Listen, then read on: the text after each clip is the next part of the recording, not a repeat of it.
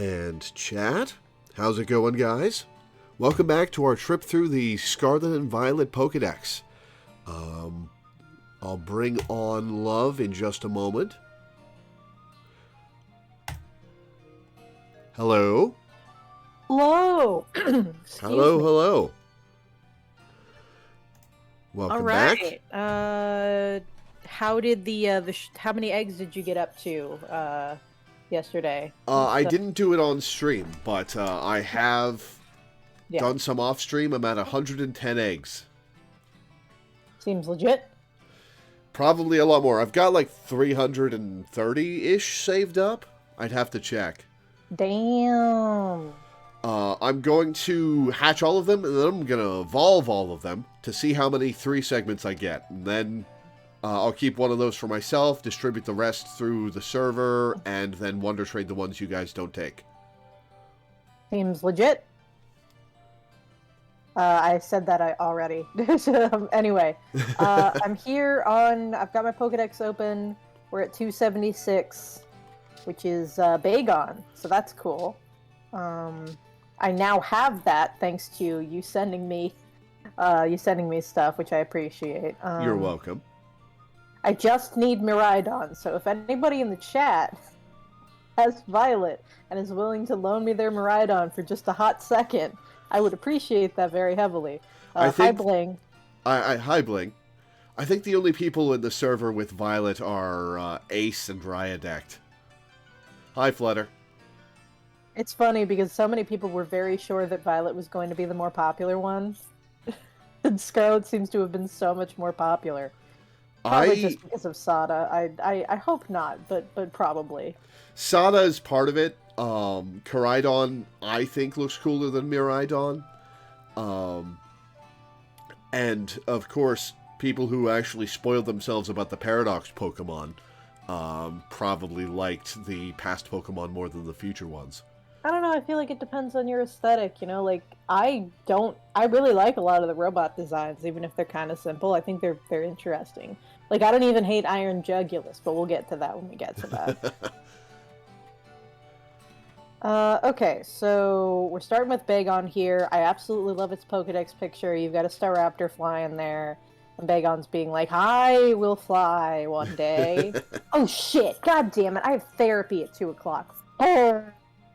Oh okay, no! It's fine, it's okay. We'll talk until like 1:30, and then I'll go get ready for my therapy appointment, and then once it's done, I'll come back. And that should be fine. Okay, then. How long is your therapy excursion going to take? Because I do have to stream the Game Awards at 7:30. Okay, it's going to be an hour. So I will be done at about 6, or not 6, I'll be done by 3, and then I'll probably then I'll be able to pop back in after that, and we can go until the Game Awards. All right, then. Okay. For now, though, I adore Bagon, Shelgon, and Salamence. I think they are one of it's very Hoenn, like we've said like a bajillion times. Hoenn just has a lot of really solid lines, and I think like the through line from Bagon to Shelgon to Salamence is honestly kind of perfect. I think it's kind of weird. Like Shelgon doesn't really fit with the other two. No. See, look, here's the thing. Okay. Bagon's headpiece is a shell that looks exactly like Shelgon's shell. And if you look at Shelgon's feet, the patterns on it, and then you look at Salamence, it's got the same like red streaks on its legs, and it's got a shell on its tummy. Is that a shell on its... Oh yeah, I guess that is armor plating. Yeah, and the fact that the Shelgon is kind of darker, I think is more just the fact that it's supposed to be tucked up in its shell, so it's like supposed to be shadowed. But Bagon and Salamence basically are like the same kind of color blue. Yeah, and, the Shelgon has the same problem I think Cloyster has, where it's clearly supposed to be in shadow, not an actual texture orb or whatever. But yeah, with Shelgon, they've colored it like its legs, which is just like a texture color, like it's its body, as opposed to its eyes being peering out from a shadowed interior. And I feel like its that. legs should be blue. I agree. Yeah, I mean, it worked fine, and it like color-wise, I think Shelgon, like, it would work. It would be a little bit weirder and like a little bit more clashing if it was blue. Like, the darker gray works because most of it is shell. So like from a character design perspective, individually, I get it, and it still works enough of the like patterning in that I really like it. And like the eyes are the same the whole way through. You know, like they're like similar enough, and I think it really works. It is like, I mean, notably, Larvitar also has a pupa form. Yes, but Pupitar looks like Larvitar and Tyranitar. Yeah, I mean, like I said, I think that Shelgon does look enough like Bagon and Salamence that it works. I've made my my case for that. But Salamence is really cool. It's a very simple I am a flying dragon. It's a Dargon. But it works really well, and it's like, I like the blade-shaped wings. I like how long, I like the big long tail that it uses to like swipe in its attack animation. I do wish the attack animations in this game were more varied, but they do a better job than Sword and Shield did. Yeah. I think this, but yeah, I think Salamence is just a really solid design, and as pseudos go, it is probably one of my favorites in terms of just design. I haven't used a ton of pseudos, like, so I don't know which one is my favorite to use exactly, but like, if Hydreigon is my favorite, Salamence is like top 3. I think it's a very solid design. Let's see, what are the pseudos? There's Dragonite, there's Tyranitar, there's Salamence, there's Garchomp, there's Hydreigon. And don't forget Metagross. There's Metagross. There's Hydreigon. There's Goodra. There's Kommo-o. There's Dragapult, and there's Baxcalibur. Mm-hmm. Dragapult is probably like also in my top 3. Dragapult's my favorite. Yeah, I think my top 3 would be Hydreigon, Dragapult, and Salamence. But it's kind of tough because I don't use a ton of them. But I did use a Dragapult in Swoosh, so that was a lot of fun. I did too. It's an excellent design. It's a fun type and everything, so it's definitely up there for me. It's my absolute favorite of the pseudos. I love everything to do with Dreepy. It's so good. It really is very excellent. Oh god, where did I put my water? Why is this my life? Give me 1 second to find my water.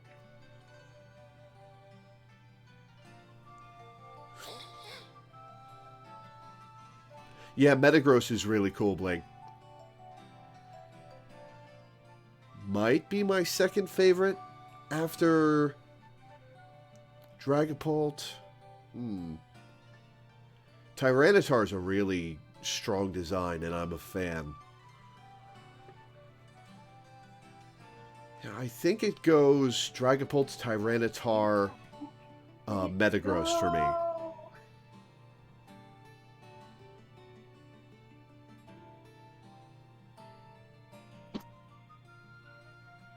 Okay, I can't find it. I'm gonna have to go get another bottle. Give me like 2 minutes. All right.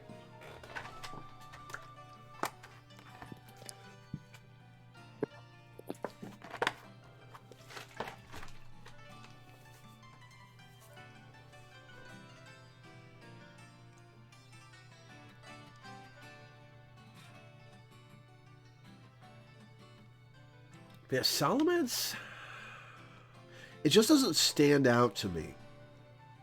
I don't dislike it, but it's got the Hoenn problem where it's a solid B.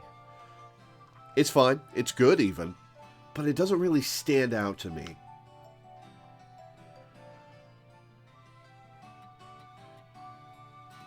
What color is Salamence's shiny? I'm going to look that up. I think it's pink. Is there be Salamence? Oh, it's green. Its blue parts are green and nothing else changes. Interesting. Well, I guess the red is closer to orange. It's a blood orange color. Okay, I'm back. Welcome back. Yeah. I got food about an hour ago, and I left my water down there when I got food. So that's a little unfortunate. Well, you've got it now. I do have it now. And I took my meds, so we're good to go. Awesome. Okay, next up is the Babe. Yes! The Bab. Yes! The best okay. Pokemon in the gen. So I first saw Tinkatink, right? And I'm like, okay, what is this strange goblin child? Yeah, I saw Tinkatink and just dismissed the line and never saw Tinkaton. I never saw Tinkaton either. I saw Tinkatink and I was like, oh, gross, a weird baby. I was like, okay, this is probably going to turn into some ogre or something. But then I saw Tinkatuff and I'm like, oh my god, it has a ponytail? Oh, wait. Oh, this is going to have a third evolution that's really awesome, isn't it? And so I caught one and I was not disappointed. Oh, I was not disappointed. Tinkaton is adorable, funny, awesome. It's a great design, and everything about it flavor-wise is delightful. The fact that it uses giant rocks to Randy Johnson Corviknights out of the sky is just so funny. All the memes and art of it is so funny. It's very interesting that it is a fairy that steals steel. It's very interesting because obviously, fairies are normally weak to steel, but this has become a steel type. And like obviously, reasons. Like originally I thought, oh, this is gonna be some kind of weird dwarf goblin thing, but it is still a dwarf, but it's like the coolest shit. It's like they've combined the idea of like a dwarf forge master with small thing with large hammer, which is excellent. It's Peak very design. good. I really like that the hammer is so large that you can't see the opponent Pokemon behind it. It is extremely funny, yes. Everything about Tinkaton is great. It really is. Also, as pointed out in chat, it has the best typing in the game. Oh yes, it is the best type in the game. Like the only reason that it has this amazing signature move, and like they had to give it 75 attack or it would just be Zacian again. I don't care, I'm still using it to take my opponents to horny jail. Oh yes, I mean I'm using it. It's on my competitive team. It's still good because it's decently bulky and it has fake out and it's immune to intimidate. So like even though it only has 75 attack, it's still amazing. So like I love this thing. It's great. There's like I love its giant pigtails. I love its anime, like its entire anime aesthetic. It's just so good. It's so perfect, and I adore it to pieces. I love its like gloves with like the way that it looks like it has like arm length gloves, but with the thumb sticking out. That's so good. It's so fun. If it had like full fingerless gloves, it would be even cooler. And I would like to point out, well, Corviknight's shiny is silver. Tinkaton's shiny hammer is the color of tarnished silver, so it absolutely is a Tinkaton that hunted down shiny Corviknights and dragged its hammer around until it rusted. Maybe. No, I must be thinking of copper. I know copper turns green. Let me look what tarnished silver actually looks like. Because I have not looked at tarnished silver before.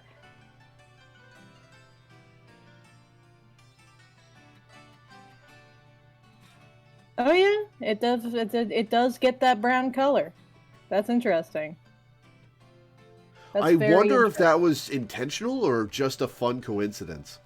Probably just a fun coincidence. If they really wanted it to make it clear, they would have given it a silver hammer, like the same color as Corviknight. Corviknight's shiny. I think they just thought that this was like a good contrast.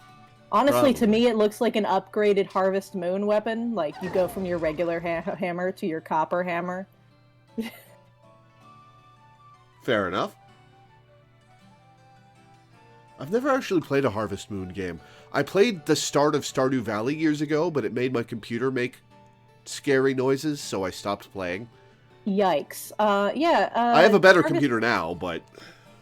Yeah, the Harvest Moon games are interesting because the things that people like Harvest Moon for really only are represented by one Harvest Moon game. They all try a lot of different things and go in a lot of different directions. And like the one that everybody really kind of likes is the most standard one, and it's the one that Stardew Valley took the most from. Which one?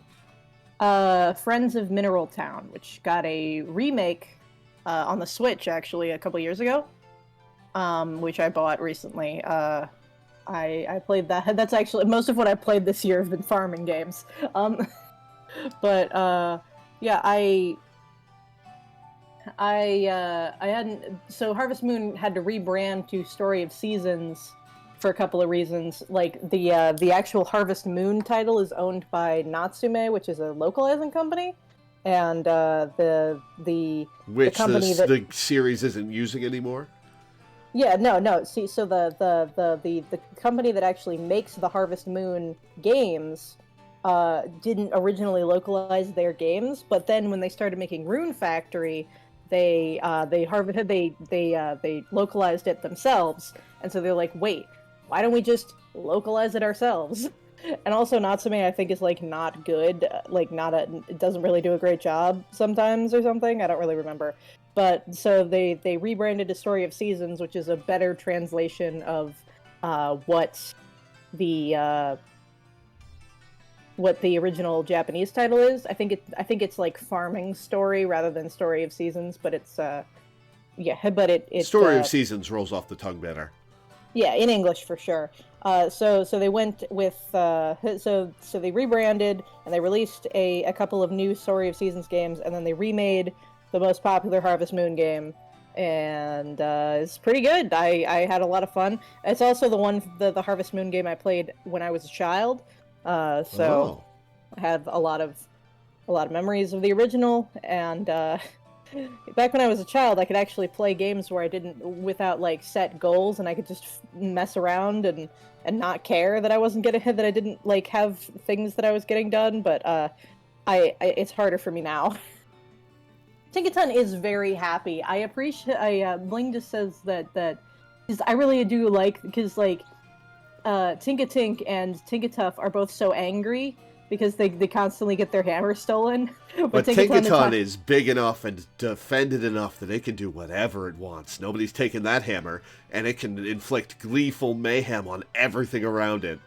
It's very good. I appreciate it very much. It's such a fun design. It really is just so excellent. Okay, Hatena is next. The Hatena line, I like Hatterene, and I like Hatena, and I like Hatrim. I don't know if I would give it an A grade, but it's very solid designs. Yeah, they're pretty solid. The evolution line is very smooth in my opinion. It's like, okay, yeah, we've got hats that are also hair. That's solid. We got some magician-y things. Sleep Kirby into a witch into an evil witch tower. That's pretty solid. I do really like it. It's also Bede's ace, so it's kind of got that story thing because I like Bede. I like that it's a subversion of the humanoid Pokemon thing, because all that you see, the curvy figure, the boobs, the hair, all of that is just hair, and the actual Hatterene body is like 6 inches long, hidden in the top of that. Yeah, it's really fun. I do really like the I like the fact that it's kind of like a weird alien piloting a magical suit of armor in a weird way. It's very funky. It's a very interesting design, and it works really well as an inverse to Grimmsnarl, who we're about to talk about. They're very good counterparts to each other. I don't know which of them I like better. I think Hatterene is more visually appealing, but also I have like personal stigma against like I thought that Morgrim was going to turn into something a lot cooler than Grimmsnarl wound up being, and also Grimmsnarl is like extremely competitively viable, so I see it everywhere, and I don't hate it or anything, but it is kind of like Tiring, kind of tired of no, seeing no, it. it's just disappointing. It's just a little bit disappointing, you know. Yeah, I think I agree about Grimmsnarl's design. I do like Hatterene's design better, I think, but that says more about Grimmsnarl than it does about Hatterene. Yeah. And I mean, like, I understand the point of Grimmsnarl, and I think it works fine, and its Gigantamax form is really interesting. Like, the Gigantamax form kind of fixes the problems that I have with it, but, Grimmsnarl like, should have stayed pink. that would probably have solved some of the problems, yeah. But like most of it, okay. So like you look at Impidimp. I guess we're moving on to Impidimp, and you get it's like this absolute gremlin, this absolute nonsensical creature, and then but then it turns into Morgrim, right? And it's got like this edgy long hair, and like it's sort of like a weird anime villain. It's That one of I the more that fitting angsty teenage Pokemon forms out there.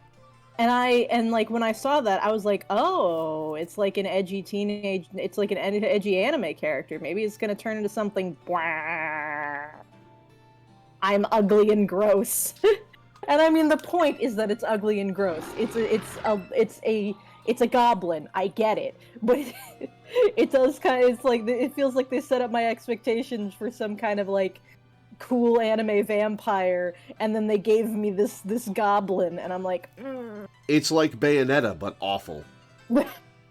Again, like it works well as a counterpart to Hatterene, who does the same thing with its hair, and like I appreciate the like again, if Morgrim was like more goofy and ugly, then I wouldn't mind. I would be like, okay, this fits fine. It's totally fine. If you'll notice, the green on Morgrim actually like is the same green as on Grimmsnarl. Yeah, So I it's just like think the that green. its primary color should have stayed that neon pink. Yeah, I could see that. I kind of wonder about like if I could make some theories Hang on. about its like. Hang on. No problem.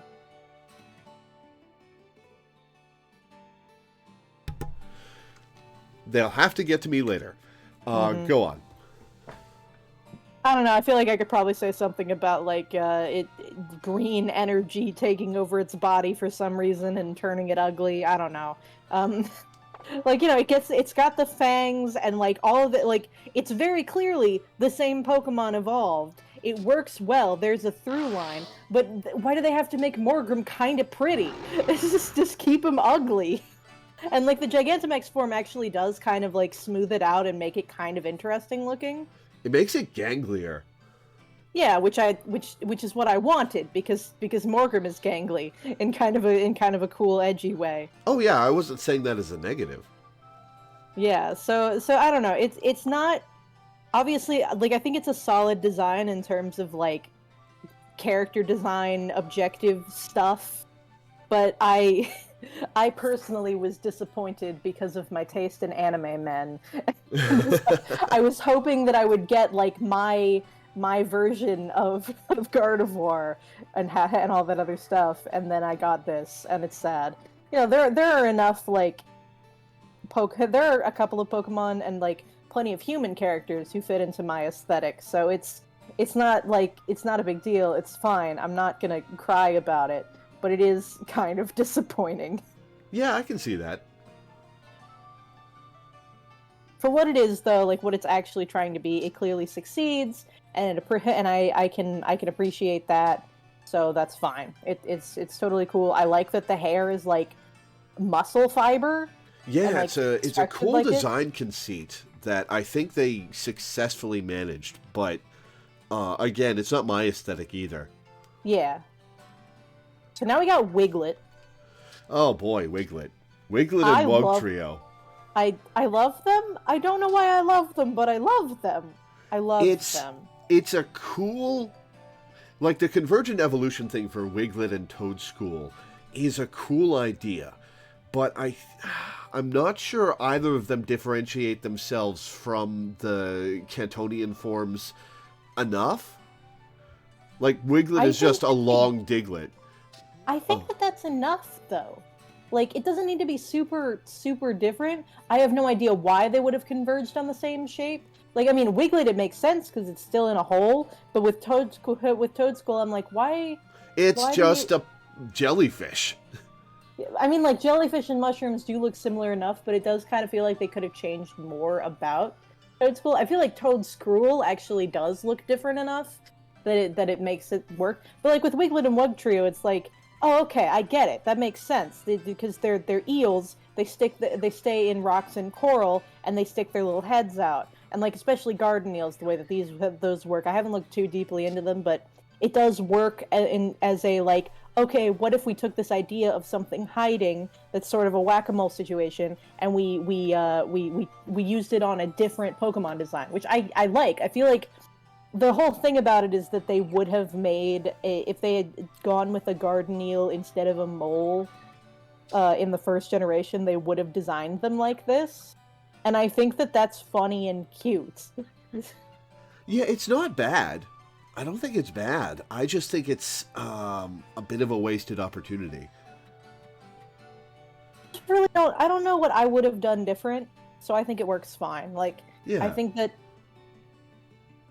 So, yeah, and I mean, Wugtrio is really fun, and, like, the idea of, like, a going so completely different in the direction of, like, their types is really interesting. I do like how Wugtrio looks.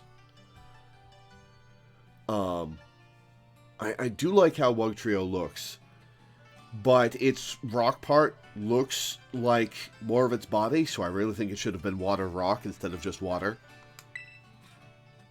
Yeah, I can kind of see that.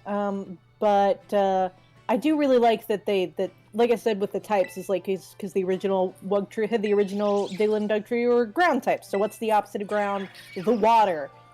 Shoutouts to Hoenn. What's the opposite of what's the opposite of water? Poison. How about grass? Ground. Yeah. What can we do with that? So it's interesting. There's clearly a bunch of different ways that they came at this. And I think that that's really interesting, and the fact that the designs are kind of simple, I think really works for the idea. Because of the fact that they still clearly came at it from a bunch of angles.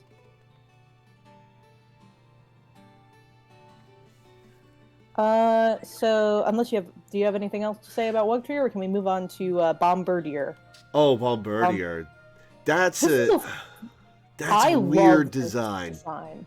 I love this design. It's a stork, but evil. It's a stork that drops shit on you. Yes, I named mine Angry Bird.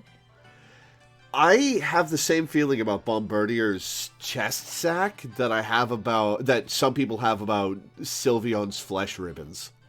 Really? It's just feathers, though. Is it? Yes. It looks fleshy. Well, yeah, that's just because of the way that animation works. But it's, first of all, pelicans are real weird, but like this isn't even a pelican. It's clearly just like a long sheet of feathers that it curls up. Like other birds do, like have really weird feathery protrusions, and it's very clearly just a feathery bib. Like, I can see that. But now. The fact that I'm really sad that it kind of sucks is the problem. Like, I think it's like a single stage evolution. It doesn't evolve or anything. I feel like its stats should be a little bit higher because it has like a special ability that gives it stab for rock type moves in addition to its existing stabs. And I'm like, why wouldn't you make it like actually viable? It doesn't really have that great of a move pool other than the rock coverage. It's just kind of there in terms of its actual stats and capabilities, which is sad because I really do like its design and its concept.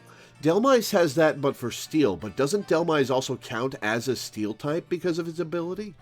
Yeah, essentially that's what the ability does. It doesn't count as a steel type. It doesn't have its like weaknesses. It just gets an extra bonus. It's I thought it had the weaknesses and resistances.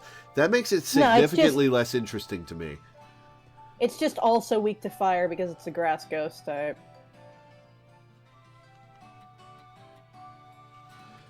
Yeah, that's kind of disappointing. Yeah, I think it's kinda I interesting. like tri-type. I like the idea of a tri-type Pokemon. It would be kind of weird to figure out. I mean, they're kind of doing that with Terra types, but like your actual resistances and stuff are just the one type. If you added 3 types, then you might be able to start getting freaking octuple damage, and that would just be weird and rude. Oh, they definitely have to be careful with it, but Like a rock steel, like a Pokemon that is rock steel and ice type would take 8 times the damage from fighting type moves. I didn't say it would be viable. Well, Yeah, it might. If it has good resistances, which steel would bring to the table. I guess the 8 times weakness might be mitigatable. I mean, a lot of Pokemon aren't viable even with decent defenses because they have 1 quad quad weakness. Really? It would depend on like speed. Yeah, I'm just looking at Camerupt. Fair My enough. poor baby. My poor baby. But yeah, I wish that Bombardier was better. I love its design. I think it's just an Angry Birds Pokemon in my opinion, which is very funny. Rock, steel, dark, ice, normal. Yeah. That would be a hell of a it's typing. dolphin time. It's Dolphin dolphin time. It's dolphin time. I saw this. I ran into a janitor and he has dolphin on his uniform, and I'm like, dolphin? And then I catch the dolphin, and I'm like, oh my god, it's so cute. But do you evolve into anything? And then I leveled it up a few times, and I was like, it doesn't look like it really evolves into anything. So then I had to look up how it evolves, and it was like with a union circle, and I'm like, well, shit. But then I finally got mine to evolve, and then I saw what it actually does, and I'm like, okay, that's a choice. So it took me a bit to cotton on to like the idea, the whole like the whole superhero idea, and I do appreciate it even if it's very goofy. Like I find Paladin form Palafin's dolphin design a little off-putting. It's just weird. I get what it's trying to go for, and it succeeds, but it just looks weird. It looks like a Yu-Gi-Oh card. It absolutely it kind of does. But I don't care because, like I said, a lot of it's got cool mechanics. Yeah, a lot of the designs in this game kind of lean towards the goofy, and so I just kind of I've like. Once I saw that a lot of them did that, I was like, okay, we're gonna lean in. We're gonna lean in. We're just gonna accept this. It's goofy, and I'm proud. The heart shape on its chest is very cool. I appreciate that. Even though dolphins are not actually that benevolent of creatures. Oh, they're awful. They're pretty I do love evil. them, though. They're some of my favorite guys. It's a dolphin Pokemon is way overdue. For real, though, like, seriously. 25 years without one. I'm so glad. It's a perfect, like, Finizen is a perfect encapsulation of an adorable little bottlenose, and I adore everything about it. And then Palafin is very weird, but, like, I appreciate the idea, and, I like that it's got, like, a jet wing. It's got like it's like a dorsal fin looks like something on an airplane, and its tail is now feet, which is like kind of perfect. It's also Wolf Glick thinks it's the best Pokemon in the generation. It probably is because its stats are fucking amazing, and all it has to do to get them is to switch. And doesn't it have like pseudo legendary stats? It has better than pseudo-legendary stats. Oh yeah, I think you mentioned it had 650. Base. It has 650 base. That's the same as Slacking, I think. Let me check, actually. Slacking might only have like 630. So, having to switch out and switch back in is not enough of a drawback, you think? Oh no, okay, Slacking has 670, so it's not as strong as Slacking, but but yeah, it's not, it learns flip turn upon evolution. It's not a problem. It's just a thing it does. I don't know, Bling, if there are any other Pokemon off the top of my head that haven't been done. Like, dolphins were kind of like an obvious one because everybody likes dolphins. Honestly, lions kind of took a little while. There wasn't really a, like, well, no, I guess there might have. I guess, like, You can Luxray is technically arguably a count lion. Arcanine.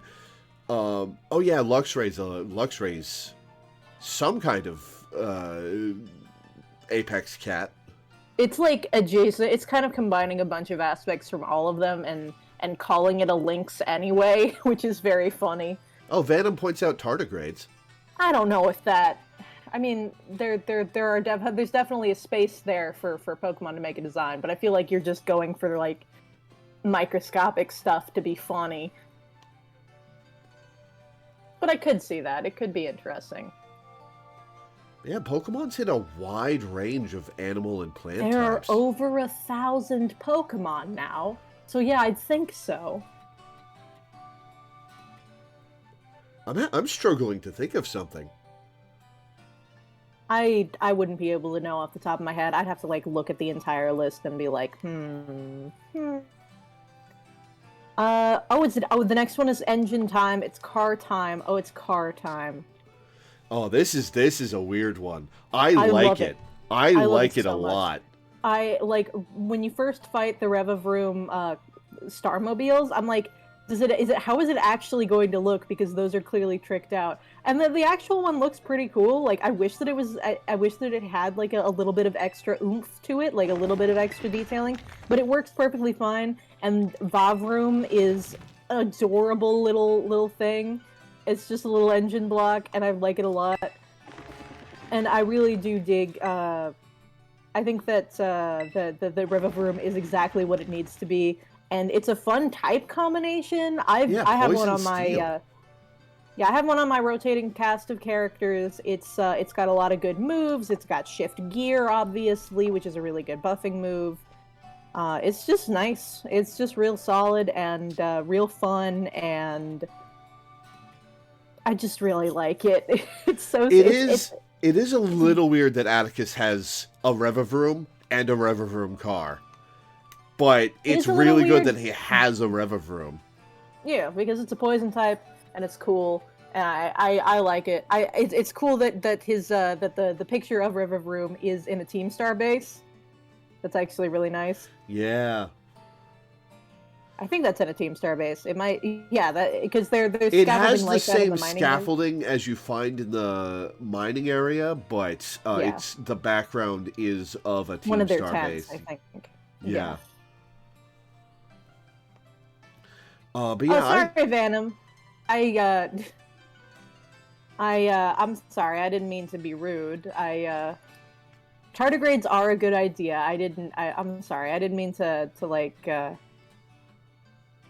To talk down on them. They're cute. I don't like being mean by accident. I'm sorry. Okay. I like that it's I like their species names too. The single sill Pokemon and the multi-sill Pokemon. I'm just looking at Revavroom's design still, and I like it a lot. It's really fun. I wasn't expecting a car Pokemon, but it's really cool. The fact that the car is rocks, and it's mostly just the engine, but then it animates these rocks to move itself around, is very cool. I do think, well, it makes sense that it's steel poison because of exhaust. I do think that the design with the cylinder on its head, with the tongue and everything, I do think it looks like it should be Steel Ghost. Yeah, or like Dark type or anything. The fact that it could be a bunch of different types works for the Starmobile thing though too, which is very fun. I really do dig it. I think it's great. Okay, who's next? Cyclizar. Oh, Cyclizar! I love this thing. It's so good. I used a Cyclizar for a while. I wish it was better. Mine never really disappointed. I mean, it gets U-turns, so you can get it out of bad situations. It gets normal stab. It's got all the cool dragon moves and dragon tricks, and shift gear, which is dragon dance, but with an extra speed bump. It's nice. And I appreciate that it's apparently been working with people for 10,000 years, which is interesting. Actually, wait, hold on.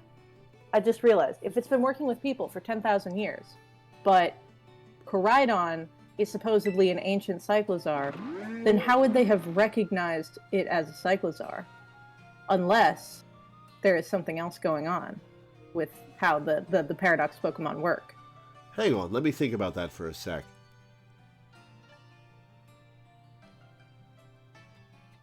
It could just be that there were a bunch of subspecies of Cyclozars, and also Koraidon just looks like a Cyclozar. It looks like a big red Cyclozar. And they do comment on that in the game, of course. So, you know, that's fair.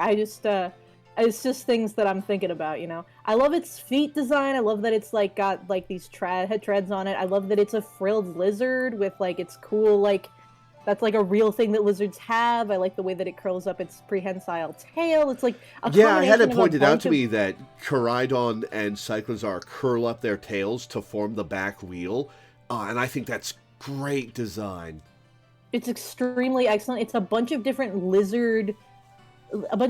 from a bunch of different kinds of lizards put together in a realistic way to make a mode of transport, and that's amazing. I love it. And the fact that it's a normal dragon type is very fun because it's got two spin-offs. It's like, oh, this is the normal friend dragon that it's all over the place, but you get to have two special versions of it. And I think that's really neat, and I really like Cyclozar a lot. I've had a problem using it in battle, but it might have just been that you had one with a bad nature. Could have been. Something like that. Could have been. It fell behind the rest of my team in usefulness. Like, I was never using it, and when I did, it went down really fast because it seemed like it was frail. It is kind of frail. It's more of a speedy little guy who does... but he always did decent damage for me, and I was able to... Once he got shift gear especially, I was like, okay, I'm definitely going to try this guy out. And you set something up, and then you U-turn out of there if it's not a good situation, and... Maybe I just had one with a 0 attack IV. That's possible. Alright, who's next? Oh my god, it's Worm! It's Earthworm! Behold the worm! I don't know what... Had we had a worm? Nope. Closest we had was Onyx. Huh, that's amazing. And Onyx is kind of more of a snake. But it's a steel worm is hilarious. But the fact that it has these little arms that pop out is a little weird. I don't know how I feel about the little arms that pop out. But it is a very solid I think they're looking... cute. Yeah, I mean, it's a very good worm, and I like the fact that you find it, like, sticking its head out of the ground, and then it runs away from you, because it's still just a little worm, even though it's a steel type. I think it's very fun. It's a little It does wiggly look boy. like a subway train bling, you're right. Oh my god, it does! It does! That's so funny! Ah, that's really funny. I don't know what the orth of Earthworm comes from. Now I kind of want to look it up. It could just be them finding something so that it sounds like Earthworm but isn't. Possibly, but it doesn't. That's not what Pokemon usually does. I'm trying to look here. Oh, it could be Or. Oh, or that would make sense. Yeah. Apparently, Mimizuzu. It's Japanese name. One sec. Okay, that's Sean's mom downstairs. I was hearing something clattering around. Sorry, go on. Yeah, apparently it's Japanese name is maybe a combination of Mimizu, which is earthworm, and Uzumeru, which is to berry. So that could be fun. It's Mimizuzu, which doesn't really feel like a combination of that, but it kind of works, and I kind of like it. But Or and Earthworm makes a lot of sense, and I think that probably works. It does look like a subway train. It even says that it looks like a subway train in the Bulbapedia entry, which is very funny. The most interesting thing about Earthworm to me is its ability. Its ability is very interesting. Earth Eater is a very interesting idea. It's the same thing as Water Absorb, Volt Absorb, but the fact that they specifically call it Earth Eater is very fun. It's a very nice little bit of flavor. And it is just kind of a sandworm, which I appreciate. I wasn't sure what type it was going to be, but it covers one of its weaknesses, which, yeah, that's great. And it's a solid. big weakness. Earthquake is a big deal. Is Earthquake a big deal in Gen 9?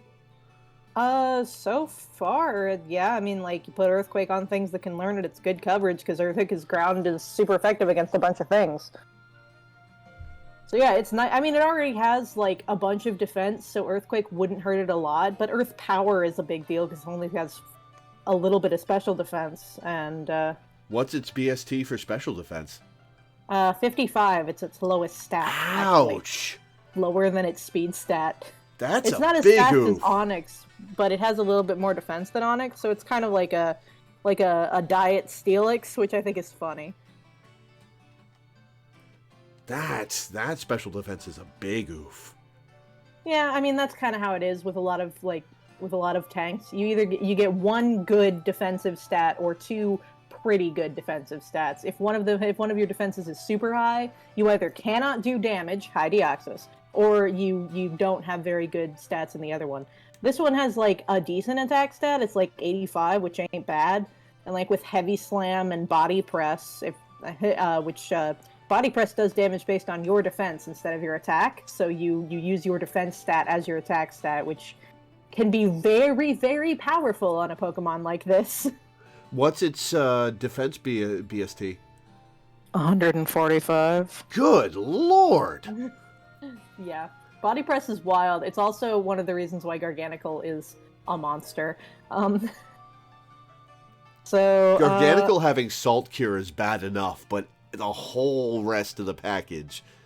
The fact that, see, here's the thing. You can use Iron Defense, and now suddenly you take hits better, and Body Press does more damage. Yup.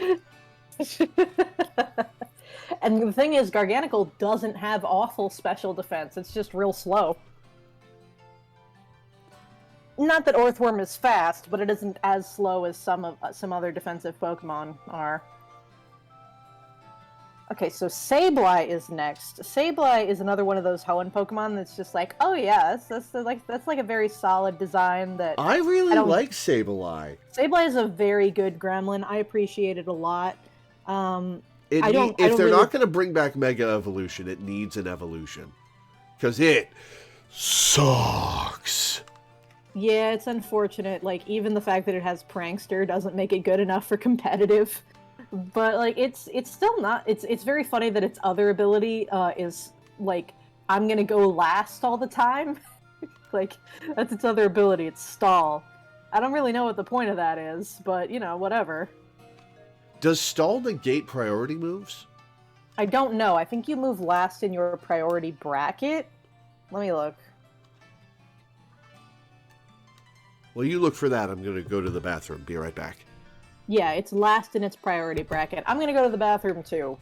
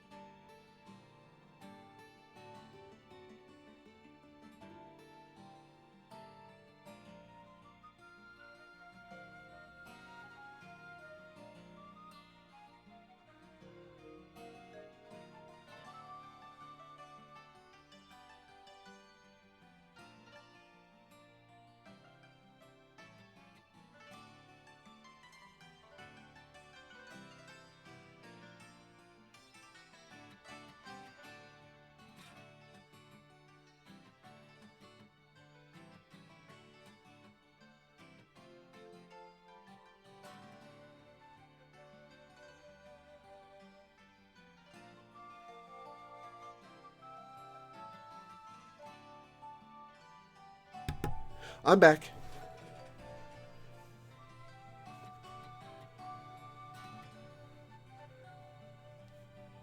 She won't be for a minute, though.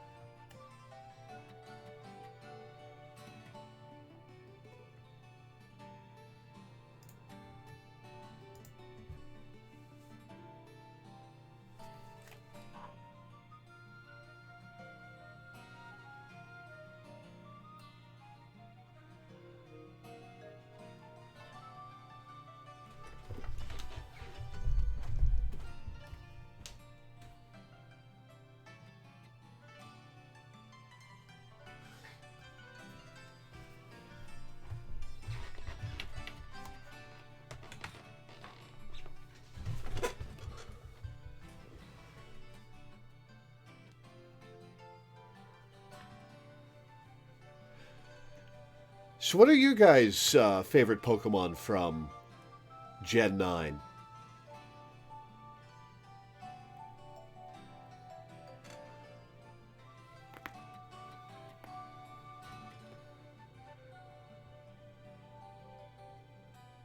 Mine is obviously Tinkaton, but up there for me is Slitherwing and well, it was Bellybolt, but not anymore. Clodsire. Yes, Brigatito is very solid.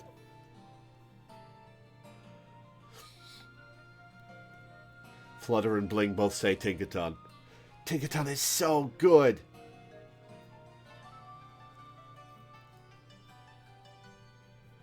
It's so funny.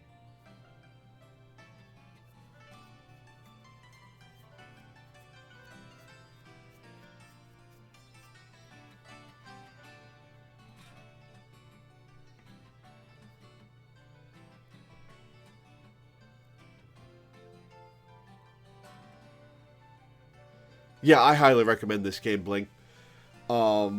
The performance and graphical issues are a little off-putting at first. But after a little while, the sheer quality of the experience, and how fun it is, and how engaging it is, and how cool it is to explore, and how good the story is, all of that makes the performance and graphical issues fade into the background. I just didn't care about the issues after a while. Just because I was having such a great time.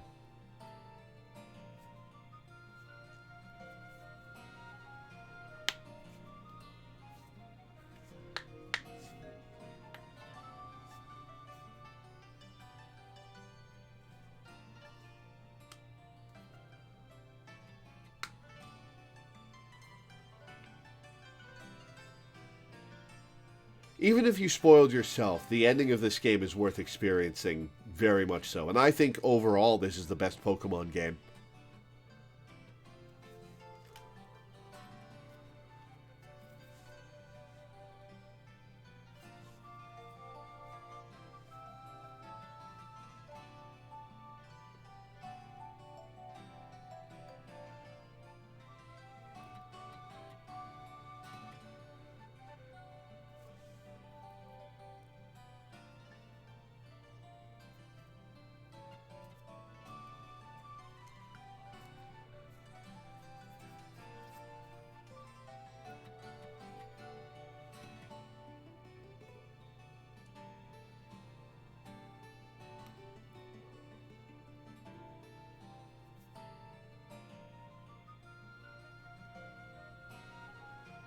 This is the first Pokemon Gen since Gen 5 that I've wanted to get both versions of.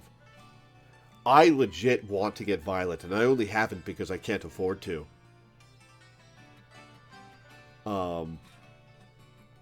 Because it's so good. A, I want to replay the game, although I could do that with Scarlet, and B, I'd love to be able to to shiny hunt the future paradoxes. Are the bikes the only legendaries in the game? No. There are 4 legendaries sealed away in shrines at the 4 corners of the 4 cardinal directions of the map. You have to find glowing stakes in the environment, yank them out of the ground, and that frees the Pokemon and lets you challenge them. And it's very convenient because if you accidentally defeat the Pokemon and don't want to reset or have autosave on, it lets you do it again after an hour. I don't know if that's an hour of real time or game time. I'm genuinely unsure about that.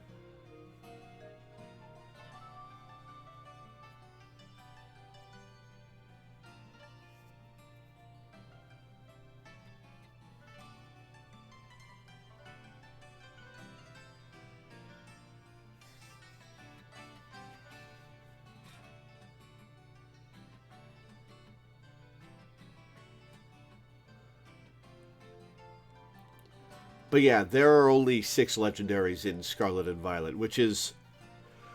Honestly, it's a welcome change from...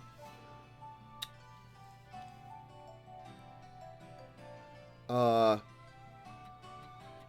last couple gens. Well, I guess there weren't that many legendary Pokemon in Scarlet, in Sword and Shield, but you saw them everywhere in multiplayer. Were there other legends besides Zacian and Zamazenta? Aside from the DLC legendaries?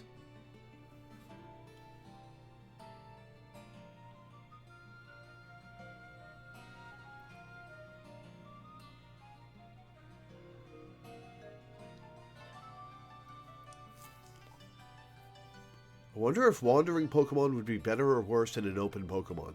You know, actually, that's a good point. I think not having, not having wandering Pokemon in this game is a missed opportunity. Maybe. Hello, I am back. Welcome back. We were just talking about whether wandering Pokemon would work better in this game than in the 2D ones with random encounters, and I actually think they would. I think that's a bit of a missed opportunity. They should have done wandering Pokemon. They kind of did that in the Crown Tundra a little bit. Yeah. Yeah, but I think you the way that find they them did it in the Crown... You find them in I feel like fixed the way that they locations. did them... Yeah, but I feel like the way that they did them in the Crown Tundra works really well. And I don't... I mean, like... I don't know. Roaming Pokemon are a subject of constant debate among Pokemon fans, and I don't really have an opinion on them for the most part. I think the games do fine with whatever. There are ways to do it well, ways to do it badly. I think it would be fine, but I don't really have a strong opinion on it either way, personally. Fair enough. But yeah, Sableye. I really like Sableye. I wish it were Sableye's a better. fun little dude. Yeah. He's just a little guy. He's just a fun little gremlin man, and I appreciate him. Okay, so we got Shuppet next. Shuppet and Bayonet are fun. Yeah, I like them a lot. Again, that's I'd say that's an A-grade Hoenn legendary. Not legendary, Hoenn Pokemon. Design. Yeah, it's a very solid idea. You know, you've got like this little puppety ghost who just kind of like, who feeds off of negative emotions, and then like an abandoned doll who is made from negative emotions. I think that's really fun. It's such a good design. It's good flavor. It's a good design. The zipper mouth is perfect. It's a very simple little doll dude. I really like its Mega. I think Mega Bayonet is an underrated Mega. I really dig it. That's got sewn up tears like the '90s Catwoman outfit, right? Huh, I guess it does, yeah. I just think of the extra, like, ghosty openings on its head, on its hands that make it sort of look like mouths, but not exactly. It's very fun. I never saw Mega Bayonet. Was that added in Gen 6 or Gen 7? They only made Mega Evolutions in Gen 6, but they added some in ORAS that weren't in X and Y, and I think Bayonet was one of them, but I don't remember. It probably was, because I don't think it... Because you said you didn't play ORAS, right? No. No, not very much. You should. You should. It's extremely good, and I like it a lot. So I hear. Yeah. So, yeah, I mean, there's not a whole lot to say about Shuppet and Bayonet. They're just solid designs, man. Yeah, just they're solid Pokemon designs. pretty good, but still not standouts. Yeah, I mean, it's interesting. Hoenn feels kind of like a watershed moment in Pokemon design. Like, it feels like they were really... Because, like, the design of Gens 1 and 2 feels very different from, like, 4 and onwards. But, I mean, each generation kind of has its own sort of, like, vibe with its designs in a certain way.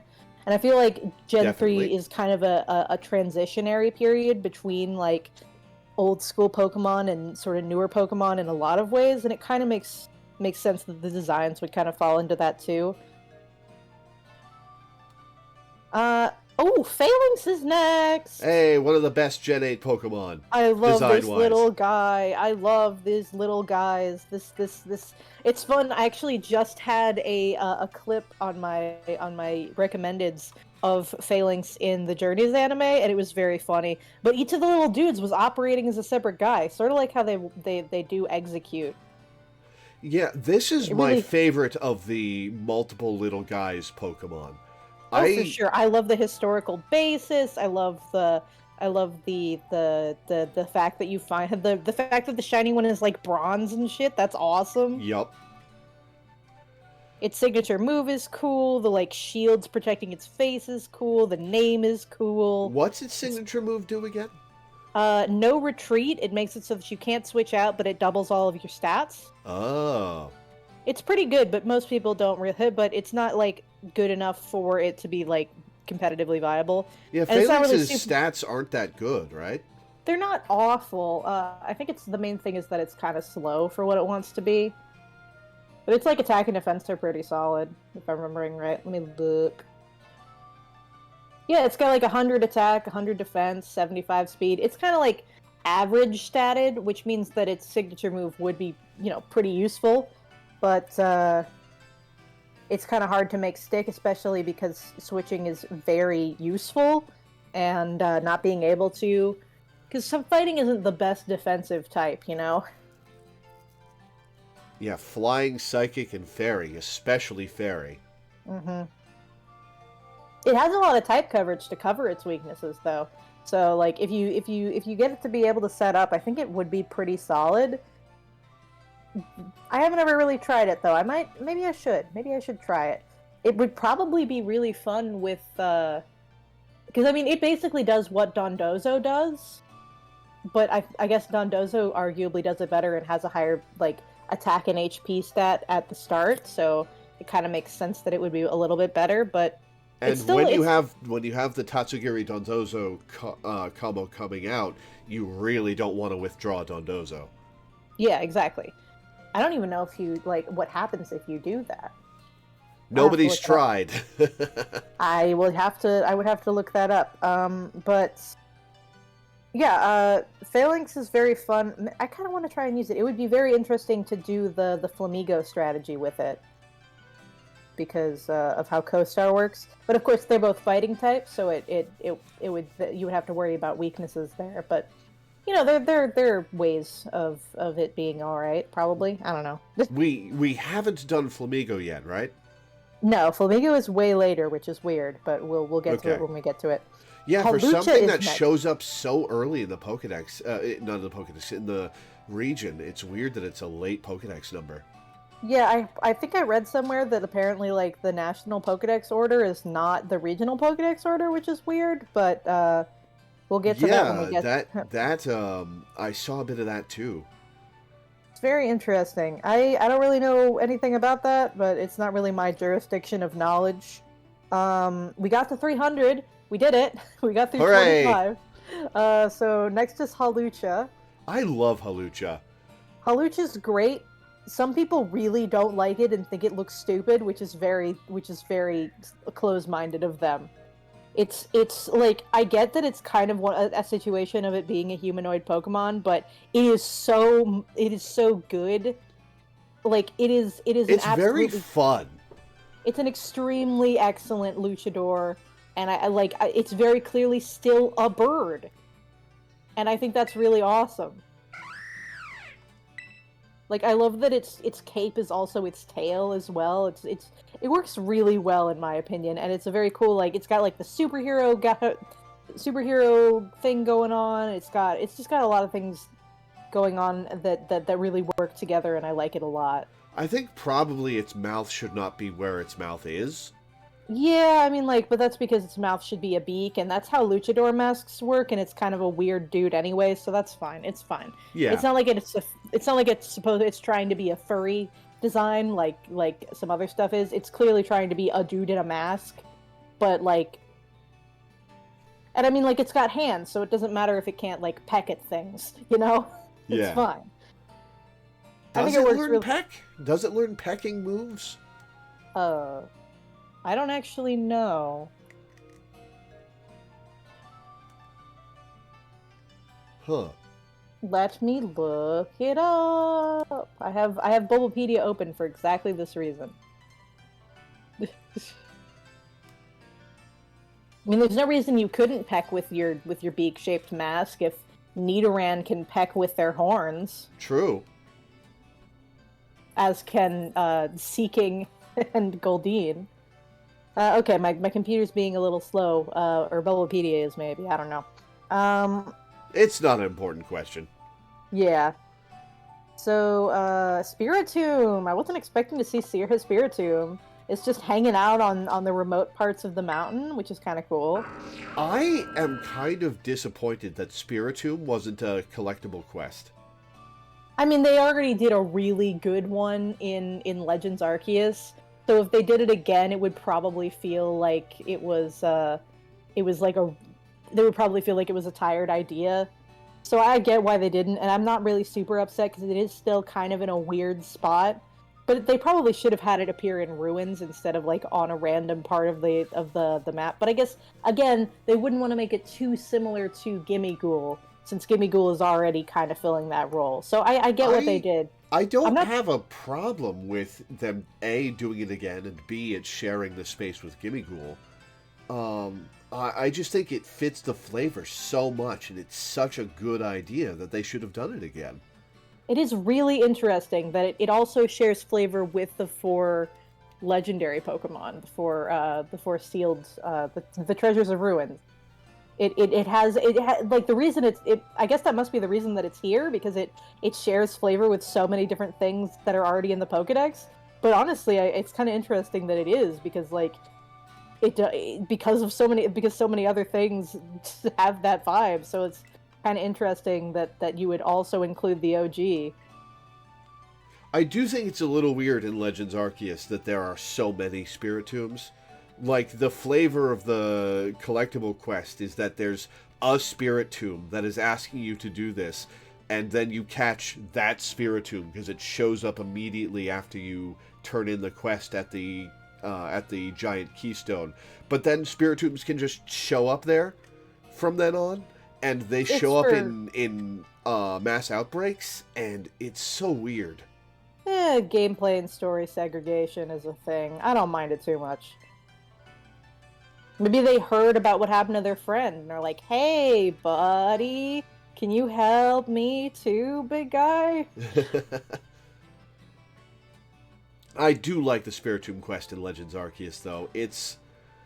A keystone, by the way, Bling, is a part of, like, an archway or a curved structure that acts as the final piece that keeps the forces that are keeping it up from tilting in each way. It's basically like...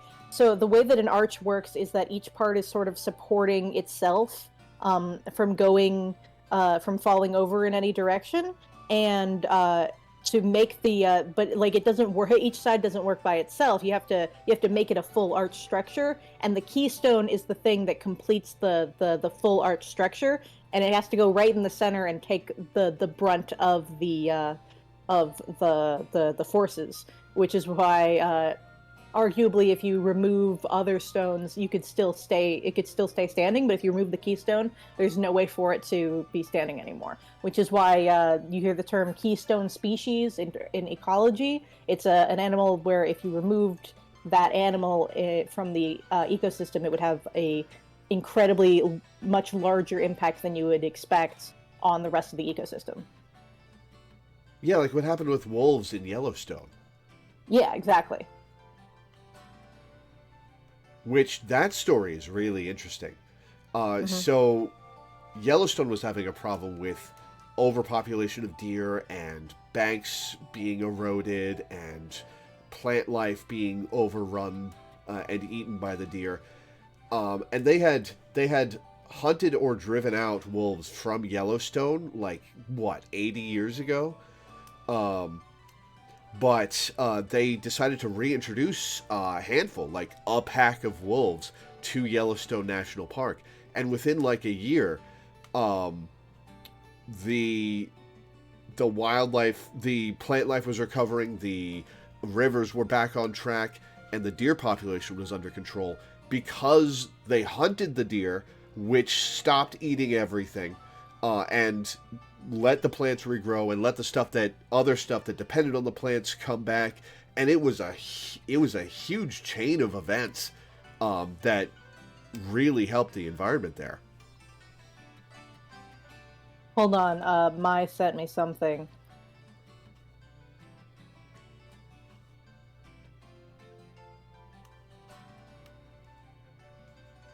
Okay, I just had to let her know that I'm busy. Yeah. Okay, so yeah, Spiritom's real cool. It is interesting that it's here with a bunch of different Pokemon that fulfill its flavor requirements, but it's still in the game. I do think that that's kind of funky and interesting. Yeah. So next up is Noibat. Noibat and Noivern are I fun. love Noibat. I love Noibat. So, oh, it's with a Flapple. That's cute. Oh, little baby dragons. That's actually excellent. Well, I mean, I guess Applin would be the baby, but it is interesting that Noibat is bigger than Flapple. That's funny. Every time we see Noibat in a game, I am happy. I love One of Noibat. Gen 6 doesn't have a lot of designs, but honestly, I like basically every Gen 6 design, I think. Like, for the most part, I dig most of them. And Noibat and Noivern are very fun. Ash has one, and it's a little babu. It's very good. It's like a little brother character, and it's really fun to watch. So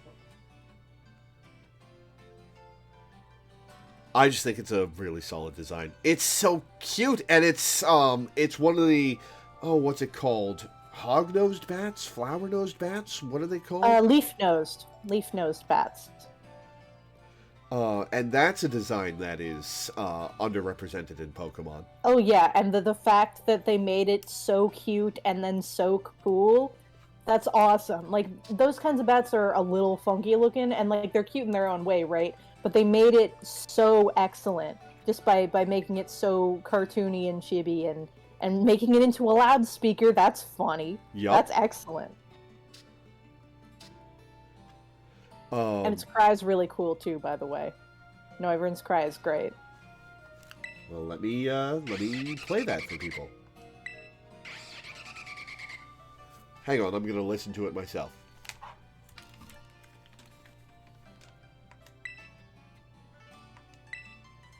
Very much sounds like a Pokemon that has a boombox for a head. Alright, I'm back. Yeah, that's a pretty good cry.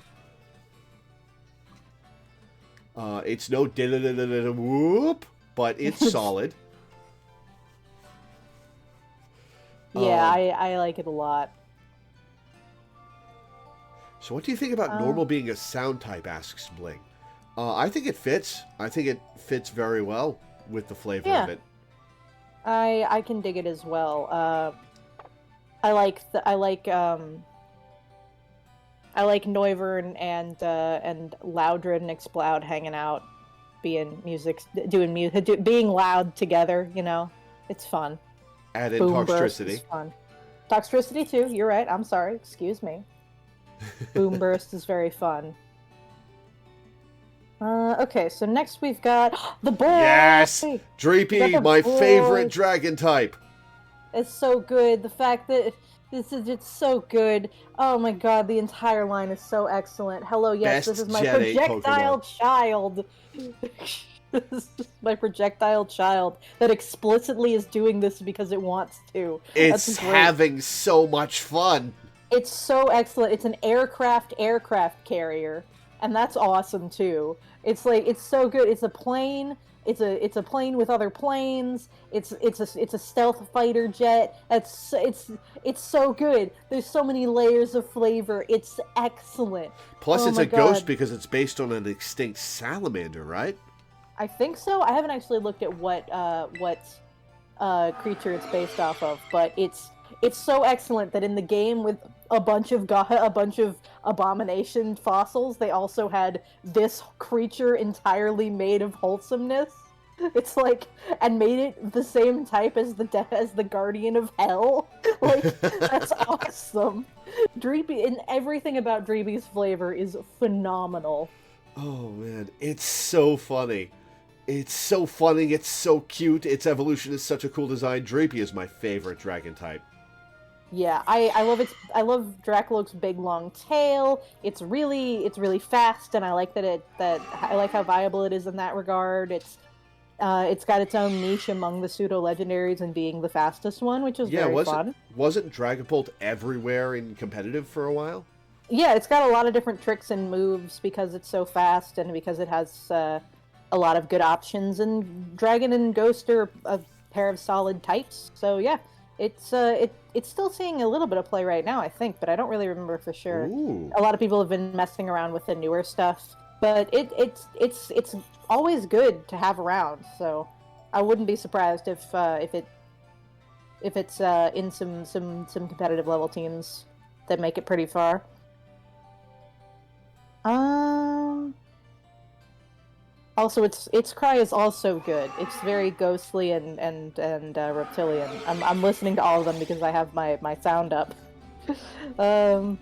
Okay, so Glimmet and Glimora are next. I think these guys are real interesting. Yeah, it's an interesting new design. I one thing I like about Glamora is that Gita explicitly has a Pokemon from Area Zero. Yeah, it's actually really interesting, and it makes In sense. fact, Because... I wish Glimmet didn't show up in the mine area at all, so that it could be, without question, an Area Zero Pokemon that Gita caught. Yeah, I think it's kind of interesting. The idea might be that Glimmet can show up sometimes outside of Area Zero because the Terra Crystals show up, but it can only reach its full power in the wild in Area Zero. That could kind of work. It's like I just love that it's like a cool design. It's like a fungus that grows like a rock, or like a rock that grows like a fungus, and it's got magic beam powers, and that's just really cool. It's just very much a cave Pokemon. Like, here's all the cool shit about caves, and we're gonna make it into a cool flower Pokemon. And its ability is really interesting. Yeah, I think Toxic it would be Debris, is that a new one? Yeah, I think it would be better in singles than doubles because hazards aren't really that good in doubles. But it is really, really interesting as an ability, and I think that it works really well. It is kind of silly that Gita's team is laid out the way that it is, but it works fine. Yeah, And I King think Gambit second and Toxic Debris last. sometimes she sends out her King Gambit third, actually, depending on type matchups, at least in the tournament. And I mean, 2 boosts from King Gambit's ability is already pretty good. It's 10% per, right? Yeah, I mean, 20% boost is still pretty solid. That's like a choice band. So I like the fact that you see a lot of Glimora in Area Zero as flowers, just like stuck into the walls. They're that cactus. They're that rock cactus. I didn't know. Oh my god, I haven't looked into the origins of like most of these guys. Oh, I haven't looked into the origin of this either. I'm just looking at it, and I think it's one of those because of the way its petals are shaped. I don't know a ton about cave ecosystems other than like the cool white blind animals. Let me see here. Oh, it's based off of the way that copper sulfate sometimes forms, and it's based off of a couple of different marine animals, obviously. But apparently, some sponges use minerals as a defense mechanism. Like they use minerals that like can break off, which is the same reason that toxic debris works the way it does. Uh-huh. And there is... So copper 2 sulfate can form a mineral called calcanthite, which, oh wow, yeah, that's definitely the right colors for sure. I'm gonna put it in the chat. Gita's not suspicious in my view. I think she works perfectly fine. Honestly, I would be surprised if I wouldn't be surprised to learn that she's related to Nimona in some way. Like, I was thinking that she might be for a while, but it turns out that Nimona's like separate in a lot of ways. A rich kid, yeah. Yeah, but like it would kind of make sense because like they're very familiar with each other, and I would like to learn more about their history. Like, obviously, Nimona's the first person to have beaten her in a long time, which is probably one of the reasons. But it's still like, it would still be fun to like see some more of Nimona's past and like her original journey. The problem with Gita, I think, is that she's a less interesting Cynthia. Maybe. Like, character-wise, she's the same cool, calm, collected, aloof, black-clad badass.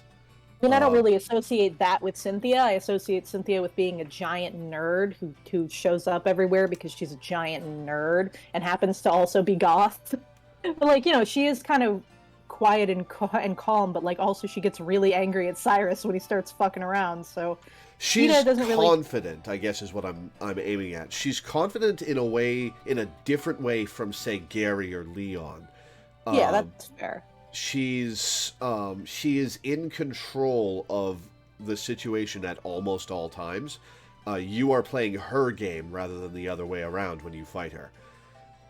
Yeah. And Gita is kind of that, but just not as much in any direction as Cynthia. She has mom energy, but Cynthia does not have. Like, she's got a lot of, okay, I've got to deal with all of these situations, and I am in charge of the paperwork and like and making things organized, and I'm kind of a little bit busy all the time, but it's okay because I care about the people I work with and I want things to go well. She's kind of like she's much more of a businesswoman, but like in a positive way to me. So I feel like they don't really feel that similar at all. Because like you see Cynthia wandering around because she's a giant nerd, like I said, whereas you see Gita everywhere because she's on top of the business and she is taking care of the bureaucracy. And so to me, they don't feel very similar at all.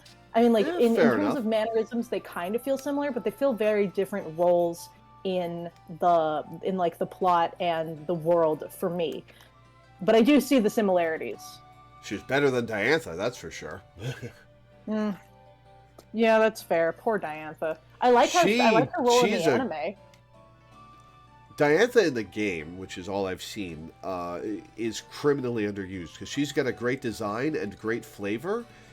And her team's pretty cool too. That too, but she shows up literally like once before the champion fight. Yeah, it's a shame. And it's in passing. And it's just a waste. That's why I had so much wasted potential. It's just a sad situation, and I'm glad that the anime exists because the anime does a lot of the XY stuff a whole lot better, as anyone who likes the XY anime will tell you.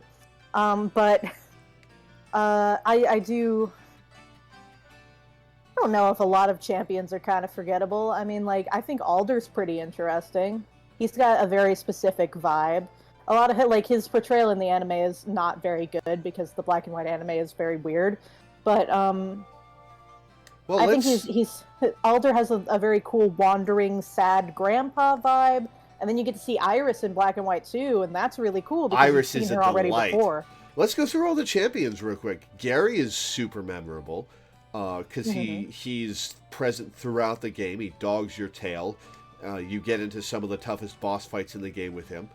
Lance is cool because he's from the Elite Four of the previous game, and you can see that he like took over. And also you see him in Mahogany Town, and he helps you like wipe the floor with Team Rocket, and he's got a level 50 Dragonite that he fights you with, like he fights along with you with, and it's like, whoa, okay. That was pretty cool, yeah. And then Steven shows up a few times, and he's pretty cool because he's like constantly like on the hunt for stuff. Steven was used well. I just didn't think he was that interesting. That's fair. I like him because he's better used in the manga. Actually, I think he's the interplay between Steven and Wallace and Winona. Weirdly enough, they have like this whole love triangle shit going on in the manga, which is kind of weird and interesting. But Winona's the flying type one, right? yeah, Steven and Wallace are gay, so the way that the manga plays out with Winona as the center of a weird love triangle between the two of them is dumb and weird, and I don't like it, but whatever. The whole like the interplay between Steven and Wallace in side content is always very interesting. And again, Steven is a lot more present in ORAS. He helps you with a couple other extra plot points. And then like there's some like post game stuff some post game character stuff that's involved, and it's pretty interesting. So I like Steven a lot, and also his fight is like he's got a Metagross, and you've never seen this thing before. You can't get it until after you fight him, so that's pretty memorable. I also don't like single type champions. Like, I think a champion should be an ace trainer. A champion should be a reflection of the player who has come in with a diverse team that they've trained up throughout the whole game. Yeah, I can see it. Go ahead. To cover weaknesses, or just be a bunch of cool Pokemon that they like, or a bunch of powerful Pokemon that they like. I think a champion should come across as a varied Pokemon trainer, because that's the most powerful archetype of Pokemon trainer. See, I can see that, but I do want to say that notably, no champion, even the three that have the 3 or 4, depending on how you count Unova, that have type specialties, actually sticks to just one type. Like, I mean, you could argue that technically Lance is a flying type specialist, but you know, like Lance has a Gyarados and a Charizard and an Aerodactyl. Steven only has like 3 steel types. Like he's got both of the fossils. He's got Aggron. He's got Metagross, and I'm trying to remember what else he has. Oh god, I don't actually remember what else he has. He doesn't have a Magneton or anything because Watson has a Magneton, and then Wallace is the one that sticks the most to his theme. He has entirely water-type Pokemon, but water is arguably the best single type because it has the most combinations with other things. So his team is actually pretty solid in terms of covering its own weaknesses because he's got all the different like multi-types, and Milotic is a pretty solid Mon. So okay, he's got he's got a Claydol, and Wallace has a Claydol? No, Steven has a Claydol and a Skarmory. Skarmory is the other steel type that he has. So yeah, he's got 3 steel types and then a ground type and 2 other rock types. But it makes sense because his team is actually it makes perfect sense for his character. Themes. What? Steel and his team is like steel and ore themed, and yeah, he's got a theme. I guess I should expand my complaint to cover themed champion teams, because again, I think Lance is a Dragon Tamer. Lance is a particular, relatively powerful archetype of trainer from the rest of the game. But were there any Dragon Tamers in Gen 1? I don't think there were. I think that came about with Gen 2. There were a couple. I think there were a couple in Victory Road, but I don't remember for sure. I know in Let's Go there were a couple, I'm pretty sure. They had whips, but that might just be... That might just be they might also have whips in Gen 2. I don't. There were tamers that had whips, but they usually had hypnos and stuff. Yeah, Vanham, I already made the flying type joke.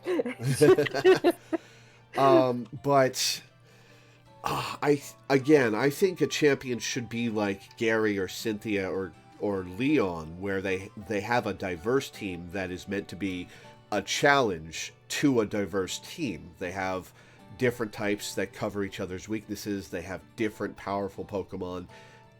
They are a showcase of some of the coolest Pokemon in the gen. And I except for Iris, who skates by entirely on character. She is a delight, and I love her. I don't like the champions that are themed. I don't really have a problem with them. I think that theming is fun for Pokemon trainers. In general, I think it's interesting to try and come up with, like, themed teams either on type or on character. And I think that, like, a trainer's Pokemon team should say something about them as a person. And I think, like Diantha has a lot of very aesthetically based Pokemon. She's got, she's got the 2 fossils, and both of them are very, like, one of them is a movie reference because it's Jurassic Park, and she's an actress, which is funny. And then she's got a Tyranitar is the best, and I wish they'd bring it back. You mean Tyrantrum? Tyrantrum, sorry. Yeah, and then she's got... Tyranitar is also the best. Yes. I'm trying to remember. She's got a Goodra, which is very aesthetically based. And I'm trying to remember her other 2 Pokemon, because she's got her Gardevoir, the 2 fossils, and Goodra. And she doesn't have Aromatisse and Spritzy, right? I don't think so. No, I think she only has the 1 fairy type. Let me look. She has a Hawlucha. That's also a movie reference. And then she has a Gourgeist, which has, like, long flowing hair and is, like, a very sort of feminine idea and aesthetic. So, like, she has a vibe and, like, a theme for her team. And, like, with Cynthia, she's got Togekiss, which is very much, like, sort of mystical ancient stuff. Spiritomb is, like, mystical ancient stuff. Garchomp is, like, in a hidden cave and, like, a very overwhelming strength. So she's, like, a mystical, overwhelmingly strong type vibe gets you onto Cynthia's team. Like, that's how Roserade kind of feels. That's how, that's sort of how Gastrodon feels. It's kind of got, like, the mystic weirdness vibe. I think that's a little bit of a stretch. Yeah. Half of Alder's theme is bugs, but which is mostly just because Gen 5 did really cool bugs. But, like, let me look at Alder's... Like, again, I am inclined by nature to read into shit and read character stuff where maybe there shouldn't have been. But, like, the vibe of Alder's team is gruff old shit, and then Vanillix is, like, it's either, like, sort of grizzled or Vanillix is his, like, cheery nature. So, like, he's got Excelgor, who's, like, a grizzled ninja. You've got Bouffalant, who's got, like, this... He's got the same big hair. You've got Druddigan, who's kind of like a loner who lives in a cave. And then you got Volcarona, who's, like, his ace and is very, like, again, very alone in this, like, mystical place and very, like, separated from other people. And then you've got a Scavalier, who's kind of like this grizzled warrior. And then you've got Vanillix, who is... like a causer of blizzards and his jolliness, but then also his jolly nature, which is very interesting. And Man, then, like, if you thought Gita having a Go-Goat was weird, Diantha having a Gourgeist takes the cake. I like Gourgeist. I think it works really well. Gourgeist is not good though. It's like it's bad. It's like it's not like a bad Pokemon. Like, it doesn't have. It's more of like a bulky Pokemon, but Ghost Grass is a pretty solid type, and it's got some good tools to mess around with. It doesn't see a lot of competitive viability, but it's a fun Pokemon. I haven't ever used one, but maybe I should. It's a trade Evo, so it's hard for me to use them. Yeah. But I like it a lot. I think it works really well for her aesthetic as well. I'm not sure what Gita's would be. I'd have to look through it again. Gita's an ace trainer. Like, that's her thing. Gita has a widely varied. Yeah, but I mean, like, what does her team say about her? Like, Glimora is kind of mysterious and beautiful, which works for her. And, like, King Gambit represents her inability to take it easy on people, like, to go easy on challengers. But, like, the other stuff, like, Veluza represents maybe her tenacity or her dogged abilities or something like that, like, focused determination, and Espathra is, again, that mystic beauty sort of thing. So I have to, for me, Go-Goat is kind of the standout because Go-Goat is Leheb, but, like, it works in a way, like, because now I'm, like, thinking about it. I work things out by talking them through, right? I am going to have to hop off for my therapy in a minute, so you can do some shiny hunting on stream until I get back. But I can think of Go-Goat as, like, because she is such a she wants to be helpful. She wants to make the Pokemon League run smoothly. She wants to educate people with this by running the school well. She is Go-Goat is representative of the grind. Infrastructure.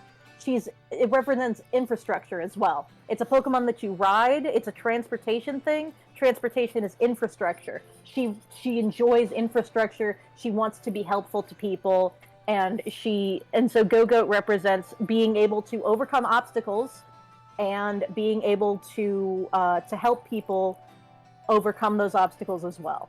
So that actually works. I like it. I've sold myself on it now. I do that a lot. I'm really good at selling myself on shit if I talk myself through it. All right, so I'm gonna go get ready for my therapy appointment, and I will be back at like 3:30ish at the latest. Alrighty. That's at least 4 hours to get through 91 Pokemon. Yeah, we can do that.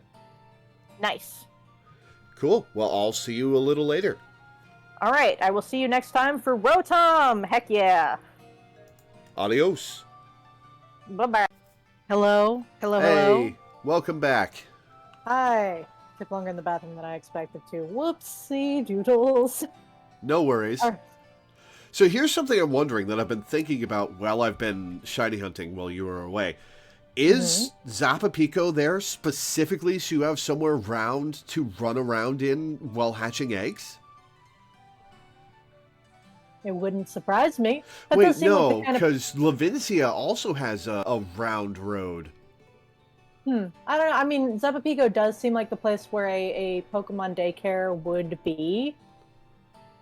Kind of an out-of-the-way sort of village type deal. So I could see that, but I don't really know. I'm not a Pokemon game designer, gosh darn it. Okay, so we were just at Glamora. We're actually closer to the other side, to the back than the front now, so I can go backwards to be faster. Up next is right. Rotom. Rotom! I love this little dude. Rotom is a cool design. I like its base design much more than its appliance designs. But I like all of them. I don't dislike its appliance designs. I just really like its base form. I do like some of the appliance designs more than others. Like, honestly, my favorite is the grass one. I just think that the lawnmower is great, and it's cool because I actually get to use. I'm actually using Mo Rotom in my current team, which is fun. Nice. Base Rotom's stats are worse than all of the appliance forms, right? Yeah, it's unfortunate. I do kind of wish that they would give Rotom an electric form, like a ghost type form that was like basically fully evolved. It would be nice. I have a shiny Rotom in Legends Arceus that I can port over to this game, actually. That could be fun. I've got like 30 shinies in Legends Arceus. I only have a few. Four of which are the Cricketot line. I didn't do a ton of shiny hunting in Arceus because I don't know. I was just so interested in the actual story part of that game. I don't know. I enjoyed the gameplay of that game so much that I kept playing it long after the story ended. Yeah, it is a fun game. I guess I moved on to other games. I don't know. I will probably be doing some shiny hunting in this game. I am once again requesting requesting the presence of a Violet player to please help me. But, you know, I just need Miraidon. Gosh darn it. Just ask Ace. She'll do it. I don't know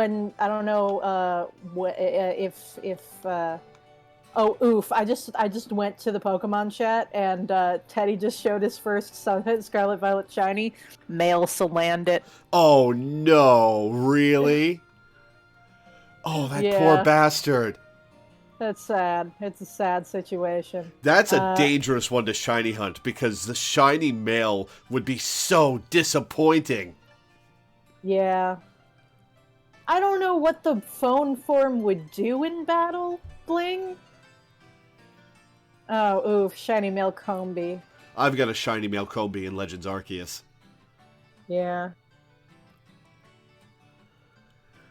I don't know how to feel about the Rotom phones. Like, I don't know if I like a Pokemon being able to talk aside from Anime Meowth. Like, I can dig it. I mean, I wish that it got to be Porygon, because that makes more sense. But I understand why it isn't Porygon, and I think Rotom works. I And I love think it's a fun Porygon, but I idea. think Rotom is a better design. Yeah, I And more mean, interesting. I like Porygon 2 and 3 and Z a lot. I love Porygon a lot. And I mean, obviously I've only grown to love it more since I picked it as my partner. But they actually do have a Porygon phone in Masters in the gacha game, which Huh. is very fun. It's I guess because since it's not the main game, they don't feel sort of tied to the unfortunate situation with Porygon.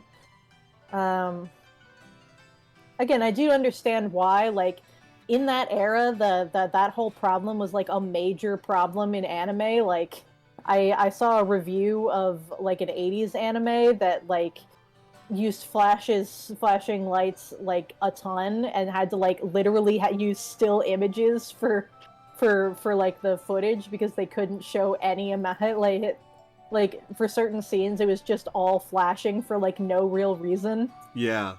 The most interesting case of that for me is actually Cyberpunk 2077, because they deliberately put in the game, as part of the mechanics of skill upgrading, I think, the sequence of flashes that is used to induce an epileptic seizure while treating epilepsy. They specifically put that in. If they had included an option to, at the very start of the game, that said, there are things in this game that can induce epileptic fits, do you want to turn them off? That decision would have been hailed as a masterful artistic stroke. But instead, it's just a game that gives you epileptic seizures. They don't give a warning? I thought I heard Nope. that they did. They may have added a warning later, but it did not ship with one. Oof. And it still doesn't have the ability to turn it off, as far as I'm aware. Oof. Yeah. I think if they had included the option to turn it off, it would be a really cool choice. I like it as a choice. But Yeah. So anyway, let's talk about something less fraught. Rotom is a good little dude, and I like the fact that he is relevant to the story of Gen 4. If you get his event, you get these two journal things that Really? imply that he was that Cyrus when he was younger was friends with a Rotom. And they like got separated due to something. But like it inhabited his like a little toy robot of his, and it's not like Aw. super clear that it's Rotom, that it's Cyrus. But in the same room, there's like research notes from the Charon guy. So it's kind of like implied, oh, okay, this has something to do with Team Plasma, because you find the room is in a Team Plasma building. So you're like, what's going on? But then, like, if you find, like, Cyrus, like, the other bits of Cyrus lore, like the one in SUNY Shore City, where they like, oh, he kept to himself and played with machines, and then, like, his grandpa in the area talks about the same thing. And you're like, oh, okay, interesting. And then Masters, like, totally canonicized it, because, during Cyrus's, villain events, he interacts with Sophocles, and like there's like an interesting dynamic there where like where Sophocles like hangs out with, because he's like kind of an introvert who hangs out with machines and a Rotom, and Cyrus meets Sophocles first, and it's like a moment of connection, and it's very interesting. And Sophocles is like, do you really have to be like a terrible person who doesn't believe in like emotions and stuff? And Cyrus seems to be like maybe having some thoughts about it, but it's kept a little bit ambiguous, because obviously it would be. Masters is such a well-written game. It's like, I haven't played it in a while, but like all the character shit in that gacha game is like, mwah. It's so perfect, like every single time.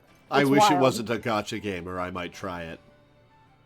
Yeah, I haven't played it in a while because I have other things, and it's hard for me to keep up with mobile games. For the same reason, it's hard for me to like play games for a long period of time. But I'm also clumsy and hate mm, touchscreens. So that's fair. Um, so the reason that I love Rotom Mo the most is because it has a giant serrated grin, whereas all the other ones just have the same like small grin that regular Rotom has. yeah, yeah, But I love Rotomo. it's just like, hi, I'm here to cut people. I do love it. It's a lot of fun. Okay, so next up we've got a very good boy. I think Greavard and Houndstone are very interesting. I like Greavard more than Houndstone, but Houndstone is Possibly the edgiest Pokemon design we've ever gotten. that's actually not what I find interesting about it. It's the competitive situation that Houndstone has been banned from singles to the Mega Rayquaza tier. Yeah, it's interesting. Its signature move is not as good in doubles because you can only have 4 Pokemon in play at a time. So you can only get up to 150, and you would have to like not have your partner. But I mean, like 100 base power is still good. It's just a very situational thing that like you would be better off using other things most of the time. So it's not nearly as good in doubles, but it is definitely a wild as heck move. To be clear to the audience, Houndstone has a signature move that gets 50 extra base power for each defeated Pokemon in your party. Which means, does it have base 50 or 100? I think it's base 50. It's base 50, yeah. Yeah, which means that if it's the last Pokemon living in your 6 Pokemon party, it's a 100% accuracy, 300 base power move. It's which is insane. It is pretty ranunculus. Yeah. Like, again, even like 100 base power physical ghost move is pretty damn good. Like it would be the best physical ghost move. So like that's even with just one Pokemon knocked out. So it's not like it's bad or anything. And I'm sure it sees some play. Like people put it on their sand teams because Sand Rush is pretty good. But I haven't seen a ton of it. Sand Rush? Yeah, that's like its base ability. Huh. It's fun because it's like it's in the dirt. So I guess that makes sense. I guess. That's a powerful ability. It is, yeah. It's a shockingly speedy dude. It's just like the Houndstone looks very much like a Digimon.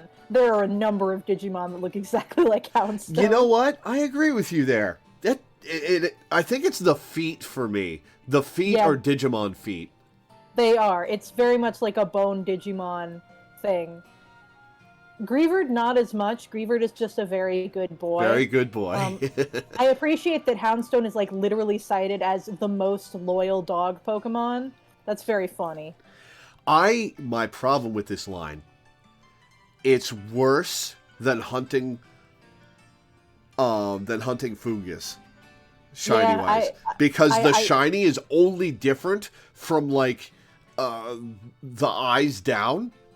Which means that when it starts out buried under the ground and you have to walk up to it to get it to rise, which means you have to stop and I think it's a funny troll thing. I'll be real, I think it's a good idea. Like, it's annoying, and I get that it's annoying, but like people who are going out of their way to shiny hunt are probably going to like it's probably going to be fine. And, like, you have to go out of your way to find these guys anyway, so I think it's kind of a fun idea. And, like, it's basically recreating the way that shiny hunting used to feel for, like, a couple of Pokemon, and I think that that is a fun idea, even if it is objectively probably a bad one. I think it is funny. Fair enough. I'm not going to change my mind. I don't like it, but I can see where you're coming from. No, yeah, that's fair. I'm not a shiny hunter, so I would probably be extremely annoyed by it if I was one, like a dedicated one. So I get it. I just think that it is funny as someone who is not actually affected by it that much. Okay. Oh, we got Oranguru and Passimian next. Oh, why? Oranguru is in the game because Passimian is in the game for Eri.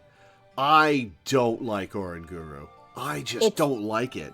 It's so weird. So here's the thing. That's literally what orangutans look like. It's the same vibe that an actual orangutan has. It's just a weird psychic orangutan that feels exactly like looking at a regular orangutan. And I'm like, yep, it's success. Congratulations, you have succeeded at your goal. Yes, it looks a little bit weird, but like, that's the goal because it's a kind of a weird psychic dude. It's actually less weird than an orangutan because it doesn't have that huge fleshy chin pouch. Yeah, that's a fair point.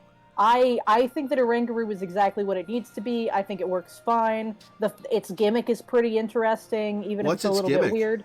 Its move Instruct, basically, it gives up its turn to make its target use the same move it just used again. So it's very interesting in double battles. You can basically use, like, if you use it on a Pokemon that hits really hard, then you can use a very strong move twice, which can be useful in some situations where, like, a Pokemon, say Torkoal, for instance. I remember Torkoal was a big one, where if you use like a Torkoal with the Sun, with Eruption is such a high damage output move, and if you give it a Charcoal as well, and especially now with like Fire Terra also, Torkoal can just output so much amazingly crazy damage. So like, you set up Trick Room because Oranguru is pretty slow itself. So Torkoal goes first, and then Oranguru goes right after and makes it do it again. And a lot of things just can't survive that strategy. Interesting. See, that makes me like it a bit more because it does something interesting. Yeah, the whole thing about Oranguru is that it is smart. It is smart enough to order Pokemon around. Like, it instructs Pokemon. It is a sage. It is like a leader of the forest community, and that actually ties into it being an orangutan because orangutan are called in a native language of that area people of the forest because they because they're great apes and they're very they seem very human-like when you watch them, like even more so than other apes. And so it's very tied into that. It's actually really interesting. Well, I like Passimian, at least. Passimian's fun as heck. It's just a sports ball player. I love it a lot. It's great. It's a very excellent lemur, and it's a very good design. I love its helmet. I love its ball. It's a very sleek design that does exactly what it needs to do. It's a sports playing lemur, and that's exactly what it looks like. It's very good. It's weird that Oranguru has two types, but Passimian only has one. It's kind of interesting though, because like normal psychic and fighting are like an interesting kind of triangle situation. So like Passimian is good against one of Oranguru's types and not the other. So I kind of like that. It just feels like for a pairing, it's lopsided because Oranguru is super effective against Passimian, and Passimian is just neutral. It is a little bit weird, but I think it works out well enough. It's sort of a brains over brawn situation where like they have similar vibes of like an ape that is similar to a person. Like that, so I think it works. Like, they definitely work as counterparts for me, even if the types are a little bit weird, and they very much like focus on different things. Like Passimian receives the ability of its ally in a battle if the ally faints, and so they both like have similar strategies where they're working together with other things, but in different ways that fit their types. And so it's a little bit weird, but I kind of like the flavor of both of them, and I think that they work really well as a pair. They were version exclusives in Gen 5, right? Sun and Moon, actually. Oh. Mm-hmm. Oh yeah, they were from Gen 7. Passimian's Sun and Oranguru's Moon. As, kind of makes sense. You can kind of tell by their color scheme, which they did a lot in Sun and Moon. Yeah. Okay, we got Kamala next. Speaking Another of Sun and Gen Moon. 7 Mon. This is a fun little dude. His base stats aren't really that great, but his ability is pretty interesting. He basically can't have a non like he can't have a status effect like a non. Yeah, he always counts as asleep. Yeah, so that's very interesting. It's funny because he learns rest and he can't use it.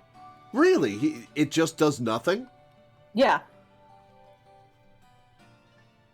Why would they do that? Is that just a joke on the designer's part?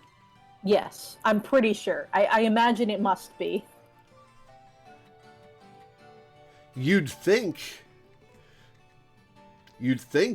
more logical thing would be able to use rest like every other turn or whatever. But that would be terrible design. I definitely remember it getting rest in a game, but I just looked and no, it doesn't have rest on its thing. So, oh well, I don't know. But like it's very interesting because also it has wood hammer, which is funny. It gets acrobatics for some reason. I have no idea what. Actually, wow, that attack stat is pretty solid. How much is it? 115. Wow.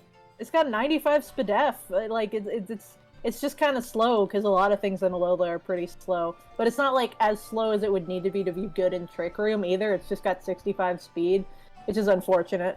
But the most notable thing about Kamala to me is that there are no shiny Kamalas. Yeah, just shiny logs. It's such a weird choice. It is a weird choice, but the fact that it's a watermelon makes it funny. Well, no, it's not a watermelon, but it's like a goddamn strawberry log. It looks like it's supposed. I think it's supposed to look like a pillow, which it does, and it's very funny.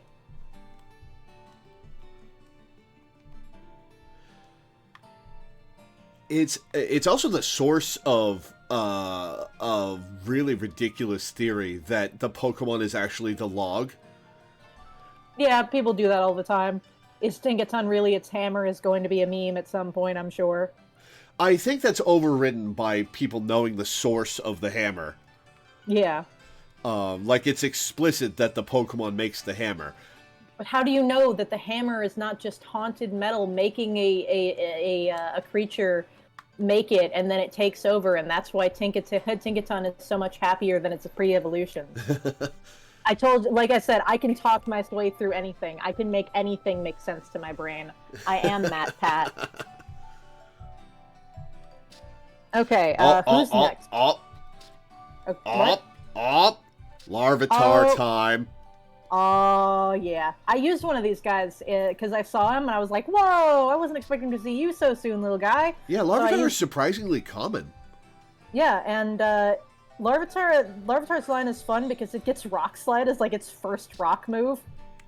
Wow. It just gets it gets it at like level 20 and it just has it as a Larvitar and it's very funny. It gets Crunch like ridiculously early too. It's like that's like Darkspun levels of what?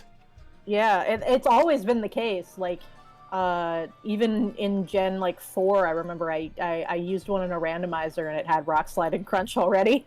Wow. That might be the best moveset of a baby pseudo period. Yeah, let me look here. I'm looking at the levels. Okay, I'm wrong. It doesn't get Crunch for a little while. Okay, no, it's Crunch at level 27. So yeah, Rock Slide level 15. Rock Slide at 15? Yeah. It technically gets Rock Throw at level 3, but like you catch it at level 15. So like Stomping Tantrum level 18, Earthquake level 31. So like one level after it would evolve into Pupitar. If you make it wait one level, it gets Earthquake. And then Stone Edge level 33. Also one of the first low basic evolutions to be able to learn Hyper Beam. Oh, basic forms can't learn Hyper Beam? It's just fully evolved ones? Mostly it's just evolved Pokemon, yeah. Makes sense. Even once it evolves, it only takes until level 33 to learn Earthquake for Pupitar. That's amazing. Oh, Pupitar is such a good design too. Like it's, Yeah, it's solid. I like that it looks like how Tyranitar's chest looks. yeah, it's very clearly a mid-stage between Larvitar and Tyranitar. Even though it's like kind of a different color and everything, it very much works the correct way. And like Larvitar has like the same sort of pattern that Tyranitar has, obviously. It works. It's really well, even though it's just like spiky rock dude. Like the reason that it kind of works, that it works so well, part of it is just that it's a spiky rock dude. But like, it's a very cool looking spiky rock dude. Tyranitar so, like, is awesome. Tyranitar is great. We love a kaiju. We love a kaiju. The original Dino Pokemon. I mean, I don't know. Well, I guess Aerodactyl is the original Dino Pokemon. Yeah. You know what I mean, though. This is the one people think about. Yeah, it is Godzilla. It's Godzilla. I love this guy. He's so cool. I was glad to see him in New Snap. Yeah, he does. They work with him really well in that. It's very cool to see him. And I mean, like Tyranitar's just a classic. You know, he's been around ever since he started setting up the weather. He's just a helpful guy to have around. He hits real hard. He could take a hit or two, though. He's one of the most consistently used pseudos. I actually have a shiny Tyranitar in Pokemon Go, now that I think about it. Nice. Yeah, I got it a while back. I think I transferred it to home recently, but I don't remember for sure. Yeah, I played Go for like 5 days, and I found a shiny coughing, and I transferred it, and then I never played Go again. That's silly. I haven't played it in a while, but like every so often I will return to it because it's good for you. Yeah, there's not a lot to say about Tyranitar and the Tyranitar line. It's just good, man. He's just badass. Cool. I love him. It's just great. It's just good. He'd be my favorite pseudo if it weren't for Dragapult. Yeah, that's just because I love everything Dreepy. That's very fair. Oh, Stonejourner and Ice-Q, the two absolute weirdest Galar Pokemon. Yeah, these are Pokemon you can ask why, but but still like them. Like, oh yeah, it's like I have no idea what the heck they were thinking when they made Ice-Q, but I love what they've done with it. Ice-Q and its ability is great. Actually very interesting. We'll get to my feelings on Delibird and the Paradox Delibird, but I kind of echo this with Ice-Q is great. Why does it exist? Yeah, I don't know, man. And then like Stonejourner is like, okay, we're in England, we need Stonehenge. What are we gonna do with it? It kicks shit. I do like Stonejourner as a Pokemon design. I like it a lot too. It's just a guy. He's just hanging out, kicking shit. And his ability makes it so that in a double battle, he like just powers up your friend. Power Spot. I gotta remember exactly how Power Spot works. But it's a fun ability. I'm gonna look real quick. Okay, so it boosts the power of moves used by its allies by 30%. So it's basically always using Helping Hand, I think. Oh, is that what Helping Hand does? I think Helping Hand might actually double the damage you do, but it might just boost I would hope it would kind of have to be worth it. It can be very, very terrifying in the right situation. I don't remember exactly. I'm gonna look now. I love research when it comes to stuff like this. Is Helping Hand a priority move? Yes, it will always go first. It's like the same priority as Fake Out, I think. It might actually be like a +4 situation. In some situations, then, it's probably a good idea to fake out the Helping Hand user. Yeah, okay, so it boosts damage by 50%. So I guess if you have that on a utility mon, it's worth doing if it doesn't have anything else to do at the time. Oh yeah, absolutely. It can boost it. Like 50% extra damage can be pivotal in ensuring like a 2-hit KO versus a 1-hit KO, or even a 1-hit KO versus a 2-hit KO, depending on like what your damage ranges are. It's definitely something to invest in if you need a little bit of extra output. I absolutely love that they took a Stonehenge Pokemon and they gave it a mystical like power boosting ability, but they didn't make it like anything other than a big ass rock that kicks shit. That's very funny. I think that that's very excellent and that it works really well. Yeah, I like It Stonejourner. Yeah, Ice Cube is very funny. I like its gag a lot. It's extremely well executed. I love how fucking sad it looks when it doesn't have its fucking ice on. It's like Its ability is just Mimikyu's disguise, but it can come back if it's raining, if it's snowing, right? I think so. Let me check. Actually, I think it might just boost its. I think it might be more like a Minior's situation, where like once it gets to a certain point of its HP, it changes like what its stats are. But I'm gonna check here real fast. No, I think I faced off against Ice Cubes in Gen 8's campaign, and Okay, yes. It's like disguise, but it only works for physical moves, and they do change. Like the forms do affect stats. okay, it would have to be not a better disguise because disguise is already busted. Yeah. So, but it can bring back its face in hail, so it's good in hail teams. Or well, it would be snow now.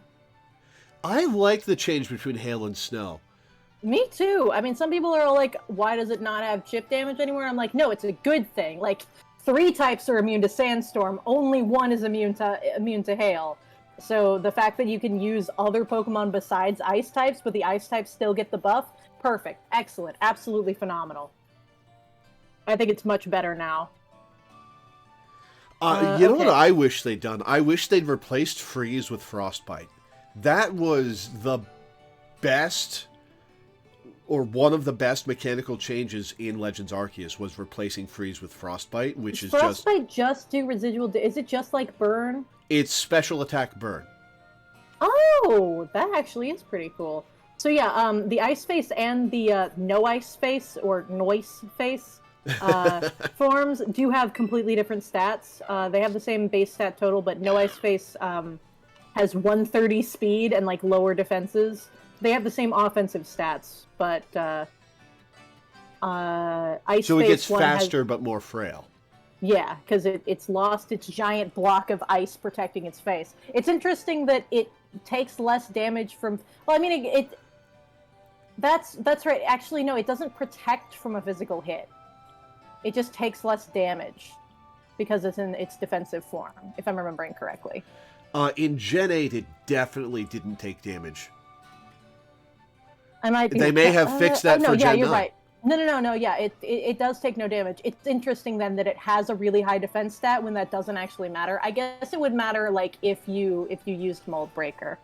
It could also just be that it's meant to be super physically tanky. Yeah, but I mean, like the ice goes away if you get hit by a physical move, so it doesn't matter that you have high physical defense. Well, because you're just gonna stop being you're gonna stop being that form as soon as you get hit by any physical move. Its defense goes down when it doesn't have the ice face. Right, never mind.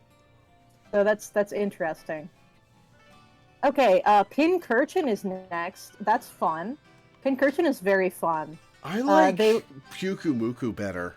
They kind of fulfill the same design niche, and I just like Pyukumuku better. But they're opposites, which I like. Pyukumuku is the defensive one. Pincurchin is extremely offensive. It's not like any. I think it's actually a decent amount faster, but it has Electric Surge, which is really good because it just ups the damage of electric moves by so goddamn much. But I don't remember how fast it is. I think it's pretty slow, but it might be faster than I think. It's very slow. But it is like it's a lot more offensively viable, and I think it's very fun to have like one of these guys that is an offensive version and one that's a defensive version. And honestly, if they had been introduced in the same gen, that would have nobody would have questioned it. But the fact that they waited a gen is why people were like, why? But no, like this is absolutely the correct thing. Like these are very good counterparts. They don't have the same base stat total though. That's weird. Well, I'll look into more of that later. But I think it's really cool. I like sea urchins. I think it's a very solid sea urchin design. Oh, there definitely should have been a sea urchin. I just like Pyukumuka better, and it fulfills the same niche design-wise, flavor-wise, I should say.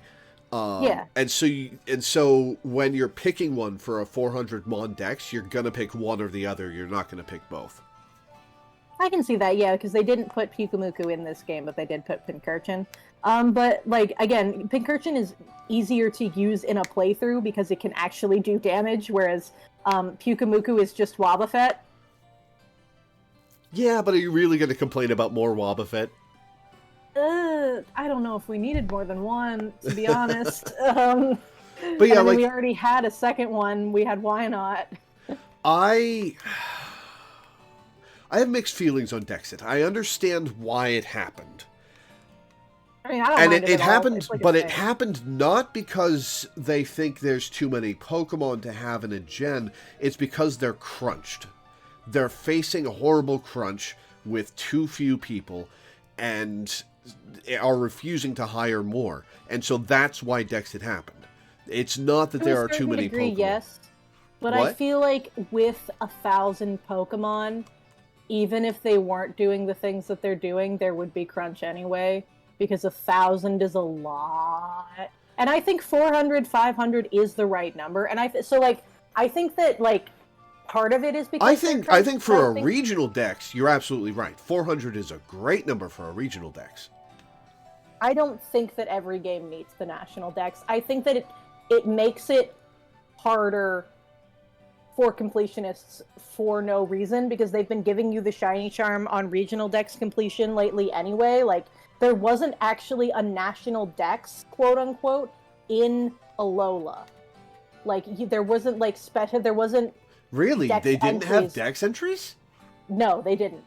You could import them, like, and there were... That's weird. There were entries for, like, the mega evolutions of Pokemon that were already there, but I don't think there was... If I'm remembering right, I might be remembering wrong, but I'm pretty sure that's that's how it worked. Like, let me look up Kangaskhan. No, Kangaskhan had a mega evolution that I remember having a dex entry. So I might be wrong. I might be going crazy, but I feel like I remember that happening in some places.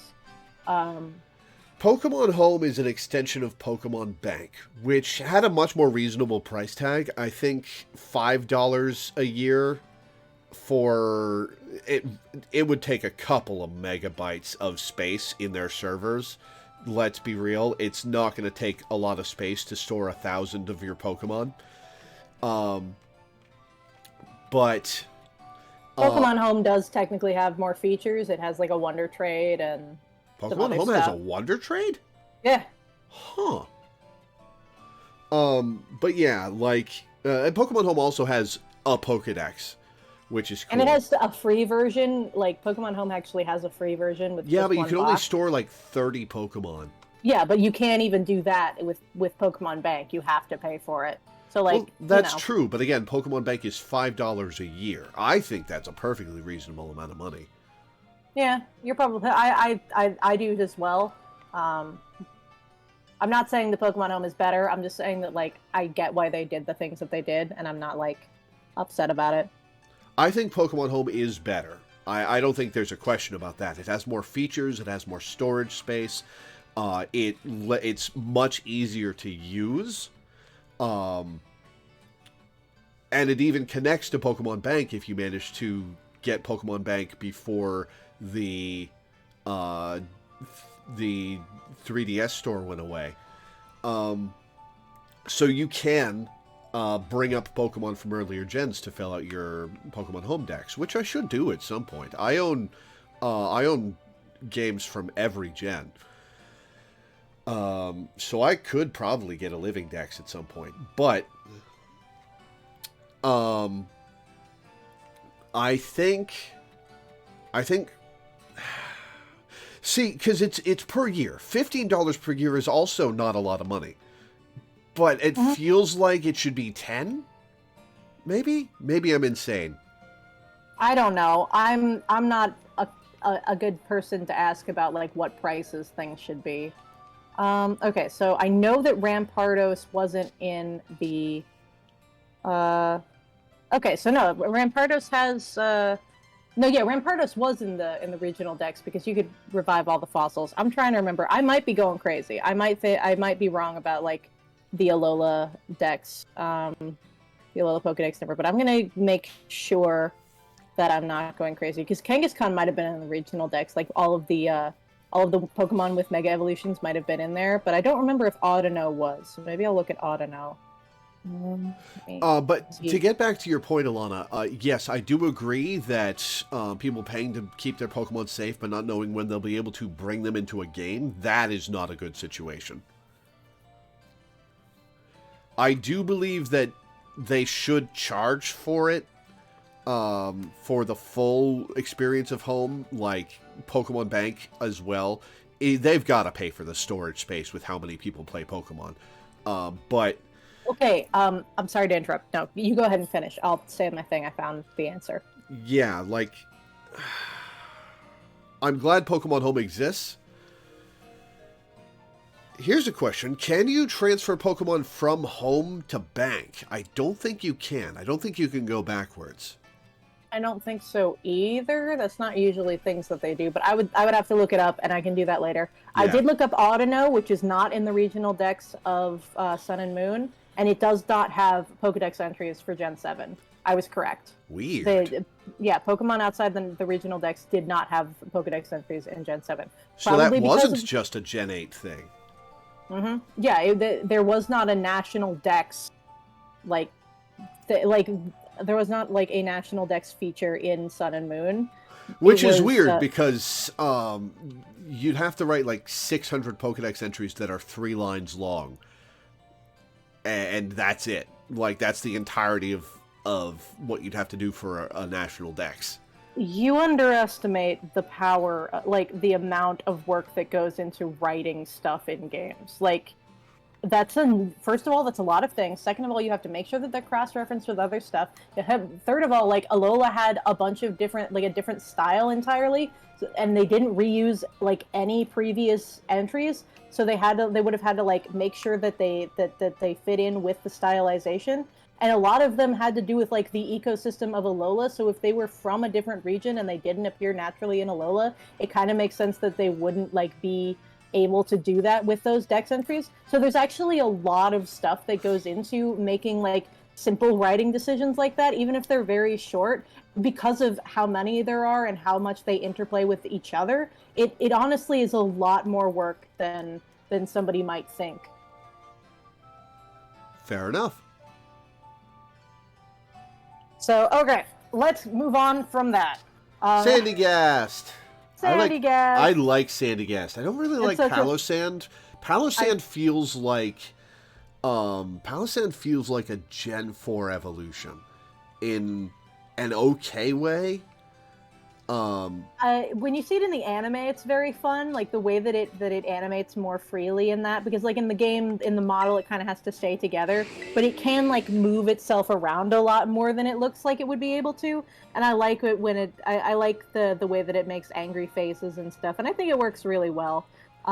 Like it's a sandcastle Pokemon. Okay, we got sandcastles. And like the fact that it has like its pillars that work as arms that it can use to drag things in. I think that's really cool. Oh yeah, flavor-wise it's great. It's just the design feels like a Gen 4 design, and I wasn't very big on Gen 4 designs. It does kind of feel like, okay, we are committing to the sandcastle bit. It is a sand castle, which some of the Gen 4 designs kind of did that in a certain way. And like, I like that its shovel revolves on its head. Also, I really like the black sand thing that they have for the shinies. That's really cool. Yeah, that one's really cool. Because Hawaii has black sand beaches too. It's like, yes, perfect. Oh my god, wait, that's a good photo. I just looked at that photo. It's a bunch of Palossand and one Sandygast yelling. Oh, that's funny. Yeah, that's pretty cute. Okay, we got Slowpoke next. Slowpoke! Classic boy. Do you think Galarian Slowbro and Slowking are going to be brought in? They probably are. I'm not sure because the Galarian Meowth is not in the code from what I saw. But it would make Yeah, sense. it is. Yeah, it is. It is? You get one from Saguaro. Oh yeah, that's right. Not Okay. Saguaro. What's his face? Uh, Starts with an S. Salvatore. Yeah, Salvatore. Yeah, you get a Galarian Meowth. Okay, well, I'm going crazy. I was looking at it because I don't remember seeing it in the list of Pokemon that can learn Trailblaze, so I might have just missed it because Persian wasn't there, and I noticed the Persian first or something. So okay, yeah, Slowbro and Slowking will definitely be in there then if the Meowth was. There's no reason that it wouldn't be. Slowpoke is just a little guy. I like Slowbro better than Slowking. I think Slowking is. I think it's probably influenced by me seeing Slowking in the second Pokemon movie and thinking that a smart Slowbro is kind of taking away part of the point of Slowpoke and Slowbro. Yeah, but I think that's the point, and I kind of like it as a result. Like, I remember the second Pokemon movie a lot, and I'm like, oh, that wasn't what I was expecting. Oh, that's kind of funky and neat. And so I kind of like the idea of it a lot. Like, as a branching evolution, like the idea of it being like a very different direction to go in. I think it works really well. It's kind of the same thing with like Politoed being so different from Poliwrath and Blossom being so different from Vileplume. I think the Gen 2's branching evolutions really wanted to go like, okay, we're going to go in a very different direction. And I think the Slowking accomplishes that really well. Venom says it's IQ underflowed.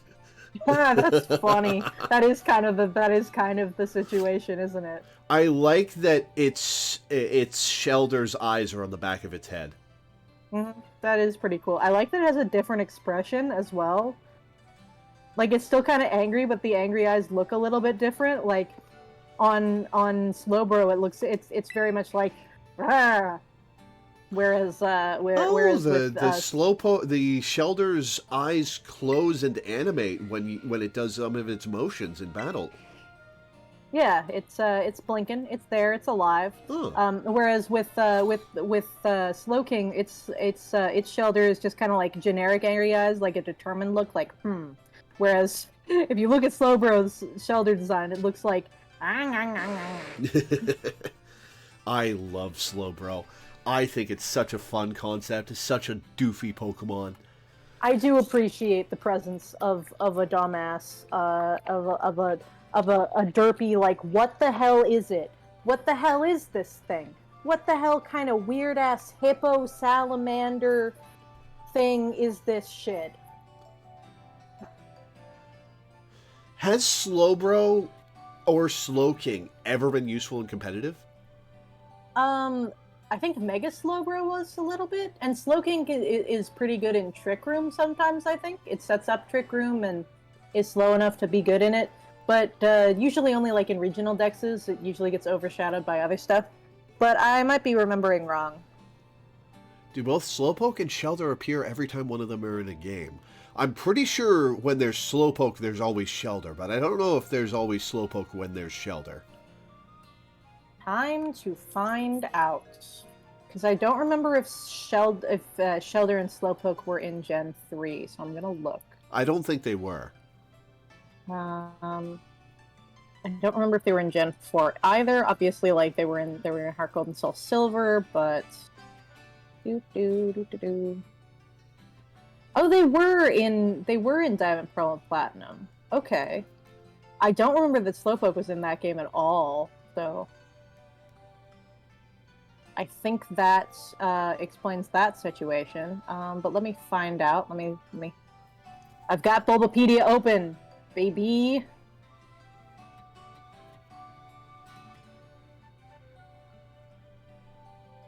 Oh, okay, yeah. Slowpoke is not native to Sinnoh, but Shelder is. So there's your answer.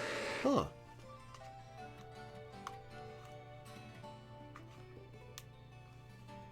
Fair enough.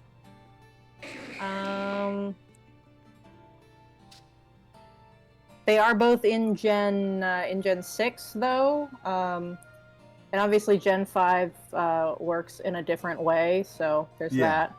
I love that in Slowpoke's Dex picture, there's a Shelder in the background lurking. Oh my god, I didn't notice. Oh my god, I have to look at this.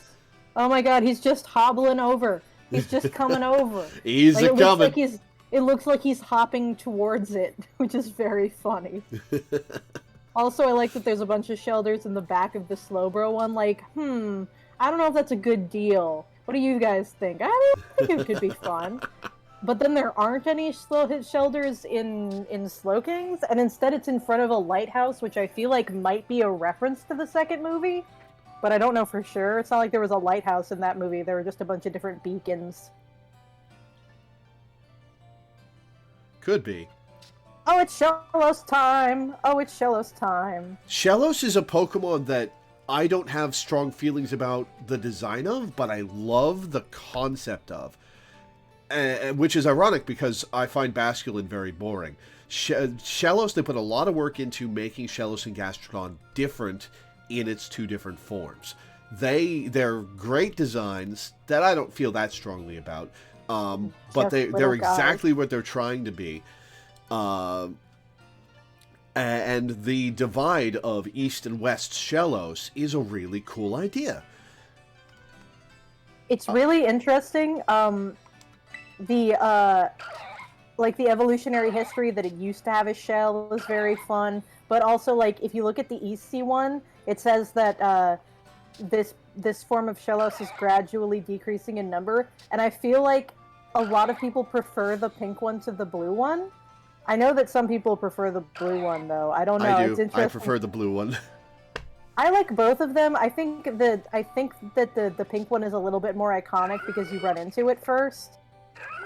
In Gen 4, but I don't remember which one you actually find in this game, because, like, I feel like I remember catching a blue one, but the pink ones are the ones in the thing. But then they picked the blue Gastrodon, so maybe both forms are in this game, and I'm just going crazy. Both forms are in. You find the Shellos, the EC Shellos in the east, and the West Sea Shellos in the west. No, I looked at their habitat actually just now. You find the Gastrodon on the east side, and you can find Shellos on the west side, which is why it's pink Shellos and blue Gastrodon. You're looking at this incorrectly. Back out to the Shellos entry. Oh my god, they have forms. Different things for forms. I didn't even know. That's so weird because I just clicked on the habitat for the the basic thing. That's so weird that they did that. Okay, that explains a lot. That's so weird. That's a choice that they decided to make. I like it.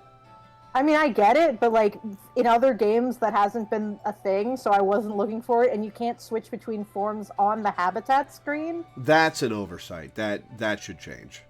Not that it will. So it's fun that Shellos is like, hey, it's related to Pokemon like Shelder, and then our next Pokemon is Shelder. Hey, here's my big complaint about 3D Pokemon design. It's the Cloyster Orb and the Shelder Orb that are supposed to be eyes in darkness, but they interpreted it as black balls with eyes on them. I mean, Cloyster works because A, it looks like a Ghastly, which is funny, and B, it could be a Pearl, which is also funny. Like a black pearl, because it's kind of a devious little dude, but it's also got like a pearl. It's very funny. I don't have like an opinion for Shelder, but at least it like actually moves like how bivalves move in New Snap. Yeah, swimming funny. Backwards.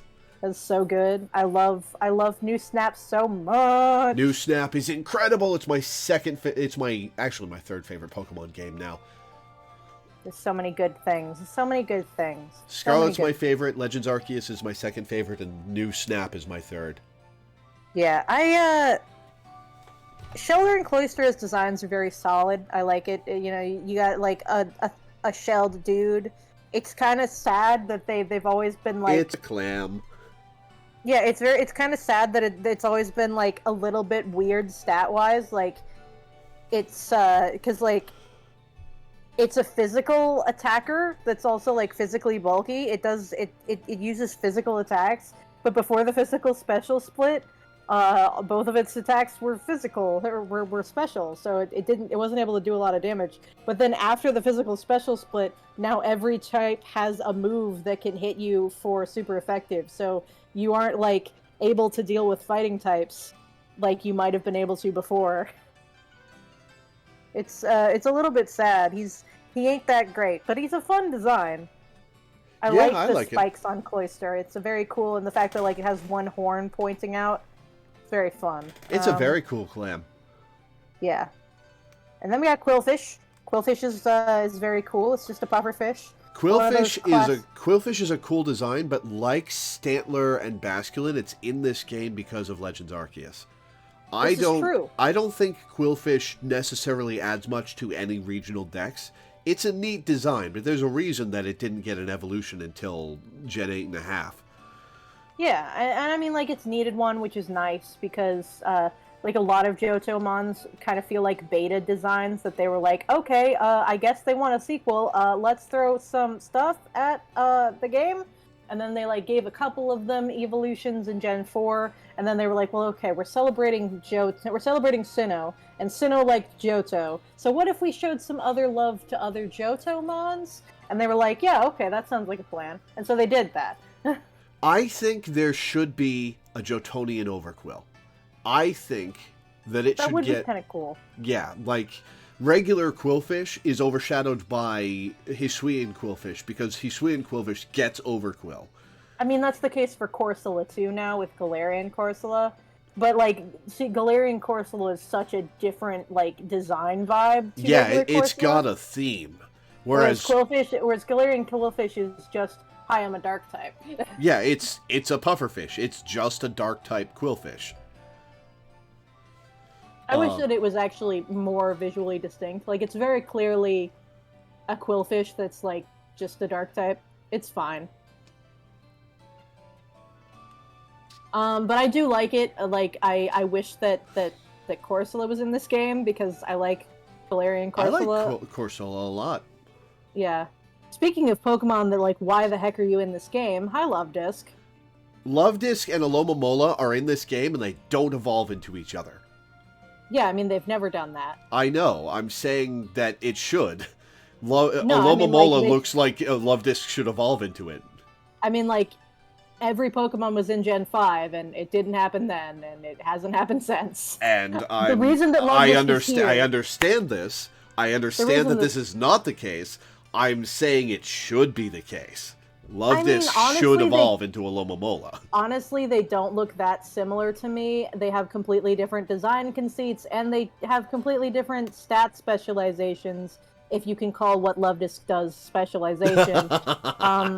Luvdisc is a joke Pokemon. Alomomola is supposed to have a role, even if it doesn't do it very well. Luvdisc is fast. Like, that's its only thing that it has going for it. Alomomola has a lot of HP, and that's the only thing that it has going for it, and it's not very fast. So, like, they are conceptually similar in that they are both pink fish, but, like, Luvdisc is not based on the same fish that Alomomola is based off of. Like, they're only connected in that they are pink, vaguely heart-shaped fish. And, like, I get that Luvdisc sucks and people want it to be better, and that Alomomola isn't very good and it would be better if it was, like, an evolution of another Pokemon, but, like, other than that, there is no connection. Alana says Luvdisc has a role, making people mad it doesn't evolve into Alomomola. That's fair. That's fair. It also, it's a flavor thing. It's in the same, like, it's very associated with flavor stuff. You know, you give a the person, heart scales, yeah. Yeah, and like, I mean, heart scales aren't a thing anymore, but like, but, like, it's still a thing where, like, you give a Luvdisc to somebody that you like, and that's very funny and interesting. And also, here, like, have a pet. I don't know if you like me back, but have a pet. Yeah, I mean, here's a pet for you. Oh, I just noticed it has heart-shaped scales. I've never seen a textured Luvdisc before, so I hadn't looked at it too closely. But look at that preview; it's got actual scales. It's good that they did that. That's good. It's a fish. That's excellent. But I do like get that Love Disc was everywhere in Kalos, and Kalos is right next door. So like it makes sense that they're here in terms of like the general geography of the Pokemon world. But other than that, it's like, oh, okay, we got a joke Pokemon. That's fine. We need to have something dumb in the oceans. That's fine. Like Love Disc is cute. It's very cute. I think that it's a good design for a joke Pokemon. I think that it's fine. I think that it's very interesting in that way. It's I like the way that it is part of New Snap again. That they do a lot of fun things with Love Disc shape in New Snap. Basically, so, like, every Pokemon in New Snap is used excellently. Oh yeah. Oh hey, speaking of Pokemon that are cool in New Snap, hi Finneon. Hi Finneon. I love you. I've tried to use you a number of times, but I have not succeeded. Oh, it's cool that Lumineon are like near the seafloor where they would rummage around for stuff in New Snap. That's great. Oh, I I haven't looked at Finneon and Lumineon at night in Scarlet and Violet. Do they glow the way they glow at night in New Snap? I don't think that they have programmed that, but they do program it like glowing when it attacks in battle. So like maybe, I don't know. Because I thought that was really cool. The glowy fish in New Pokemon Snap. I thought that was a really cool design decision. I like that it is like a couple of different fish put together in a way that feels really good. It's like a bioluminescent deep sea fish, but it's also like kind of a bottom feeding fish, kind of like a flying fish. It's got a bunch of stuff put together in a way that's actually really appealing, and I think that Finneon and Lumineon are actually really cool designs, and I wish they were better. Yeah. I know that a lot of people forget about them, but I really do like how they look. And I'm glad that they were in New Snap and really cool in New Snap, because I appreciate them very heavily. Like, Finneon is so goddamn cute. It's just so freaking cute. Like, it's just so small and cute. It's just a small, cute fish that is... When it makes happy faces, it's just like, look at how happy it is. And I'm going to celebrate the texture. If you look at the Finneon Pokemon portrait, it's got a texture. This is the first gen where Pokemon really have textures. Yeah, Lumineon has a little bit of one, but it's not really close enough for you to see it. It's interesting, like the way that the lighting works in some of these, where it's or sometimes it's closer and sometimes it's not. But yeah, I got it. Like they really did want this game to look good. It's a little bit of a shame about what happened with this poor game. This poor game wants so bad and to be good, and it is good in so many ways. But like, oh, this poor game. They've implied that they're going to be working on fixes for at least the performance and texture bugs. It's interesting. I saw the tweet that was like, we have been made aware of this, and it was Nintendo has been made aware of this. And I am always trying to... And I am always... Like, you have to... I am always trying to keep Game Freak and the Pokemon Company even, and Nintendo...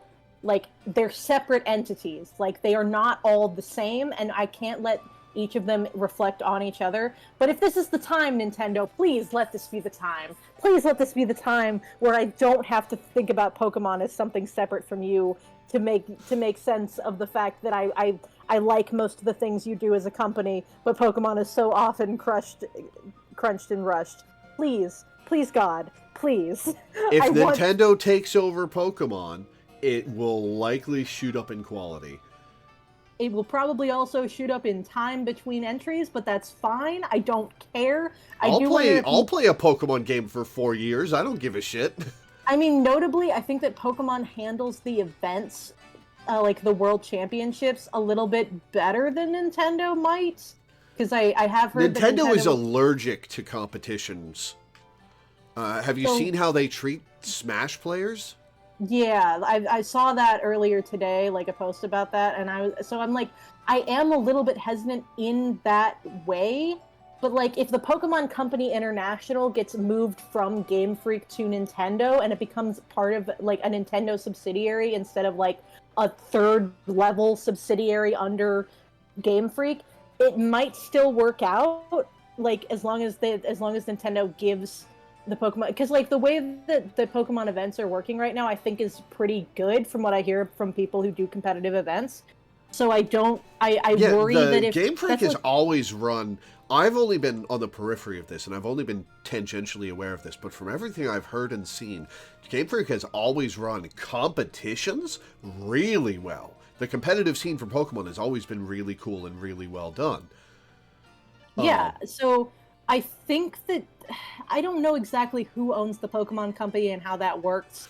I know that like Game Freak is like associated with the game. Like I don't know how much of the Pokemon Company owns like the marketing and the other stuff. And it might be that Nintendo and Game Freak both own the Pokemon Company.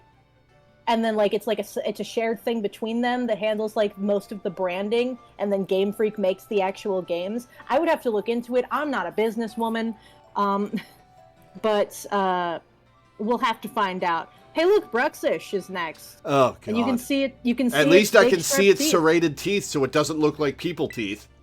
Yeah. Oh, but if you look at the Pokedex entry, it looks like people teeth. No, you can. I can still see the serration. No, I can see the serration now. You can't see the serration in previous dexes. Yeah, It looks like people teeth in previous dexes, but the face on this thing is like that's the point, and that's actually how Triggerfish look. So I'm not even mad. Like this is a very accurate depiction of Triggerfish with like. Does it have a flower thing on its head? Yeah, that's its antenna. That's where it gets its psychic power from. Wait, Bruxish is psychic type? Yes. Huh. It's why we have psychic fangs. Really? That's where it came from? It was a signature move? I don't know if it was a signature move, but it was like a move very clearly associated with Bruxish. You can tell I never played much of Gen 7. Yeah, I'm looking to see if it was a signature move, because it might have been. Yeah, it was. It was a signature move of Bruxish. That's why it's like better than the average Fang move in terms of power, and why it also like breaks light screen and reflect, because it was originally a psychic brick break move. Yeah, it's a psychic brick break, which is but it's not even a psychic brick break. I think it has more base power than brick break. I think brick break is only like 80. Let me look. Yeah, and psychic fangs is 90, right? It's 85. I'm gonna look at Brick Break real fast. Brick Break might only be 75. Yeah, I think Brick Break is 75. So like Psychic Fang is just a really good move, and like it has strong jaw and everything. Yeah, Brick Break 75. So like. Oh damn, Bruxish got strong jaw? Yeah. Wow.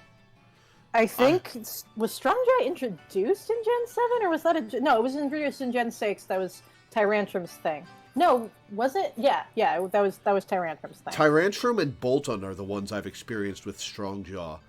And my Boltund was one of my favorite Pokemon on my team in Gen 8. I don't remember if I had one with strong jaw. Okay, so let me look at the ones that have strong jaw. So yes, Tyrant and Tyrantrum. Avalug's Hisuian form has strong jaw, which I did not know until just now. Huh. That's gonna be wild. That's gonna be an entire situation. Dracovish, of course. Boltund. I guess mine must have had strong jaw, because that's its only regular ability. I feel like my Boltund was kind of lagging behind when I used it in Swoosh. The Choodle and Dreadnought, Bruxish, and Young Goose and Gumshoos, actually, which I had forgotten. And then Mega Sharpedo. Well, of course Mega Sharpedo has it. Regular Sharpedo doesn't, so that's funny. That's actually pretty strange. I guess they didn't want to replace its existing abilities. Rough Skin is pretty, like, iconic, and then its hidden ability is Speed Boost, which is, you know, pretty good. PTSD of Sharpedo's chasing you down in Isle of Armor. Yeah. You played Isle of Armor, right? Oh yeah, it was irritating as shit. Yeah. It was irritating as shit. You had to serpentine him like a real shark. I did get a shiny Sharpedo, but I didn't get it from fighting Sharpedos in the wild. I got it from a raid den. Makes sense. Okay, so yeah, I like Brexis fine enough. It's like Zay doesn't like it because of the fact that it grinds its teeth, which is like a trigger of his. Like, it grinds its teeth to build up energy, which is very weird, but also, again, very accurate to actual triggerfish, which eat coral and, like, grind things. Hmm. It's a pretty solid design in terms of, like, based on a very Hawaiian thing. Like, triggerfish are very Hawaiian things, and it's a very solid design in that regard, so I like it. Hi, Alomomola. Like, Alomomola it's is only just cute. barely... Like, it's only kind of heart-shaped, even. It's mostly just a goddamn sunfish. The fact that they made a sunfish this pretty and cute, by the way, hilarious. They're so horrible in real life. Oh my god, what the hell? They even have a Lomomola hanging out with Love Disc. That's funny. Okay, That's a troll. Actually funny. That's a troll. Funny. That's acknowledging a meme, and I appreciate that. That's like an ascended meme situation, and that's excellent.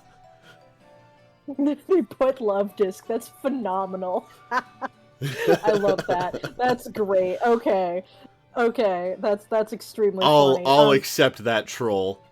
But yes, like, it's so cute and pretty, and, like, it looks kind of like a Muna. Yeah, it does, doesn't it? Yeah, and that like, might be because they're like, both Gen 5 designs by the same people. Maybe. It's interesting because doctors have, like, psychic types, and then they have a Mola in that game.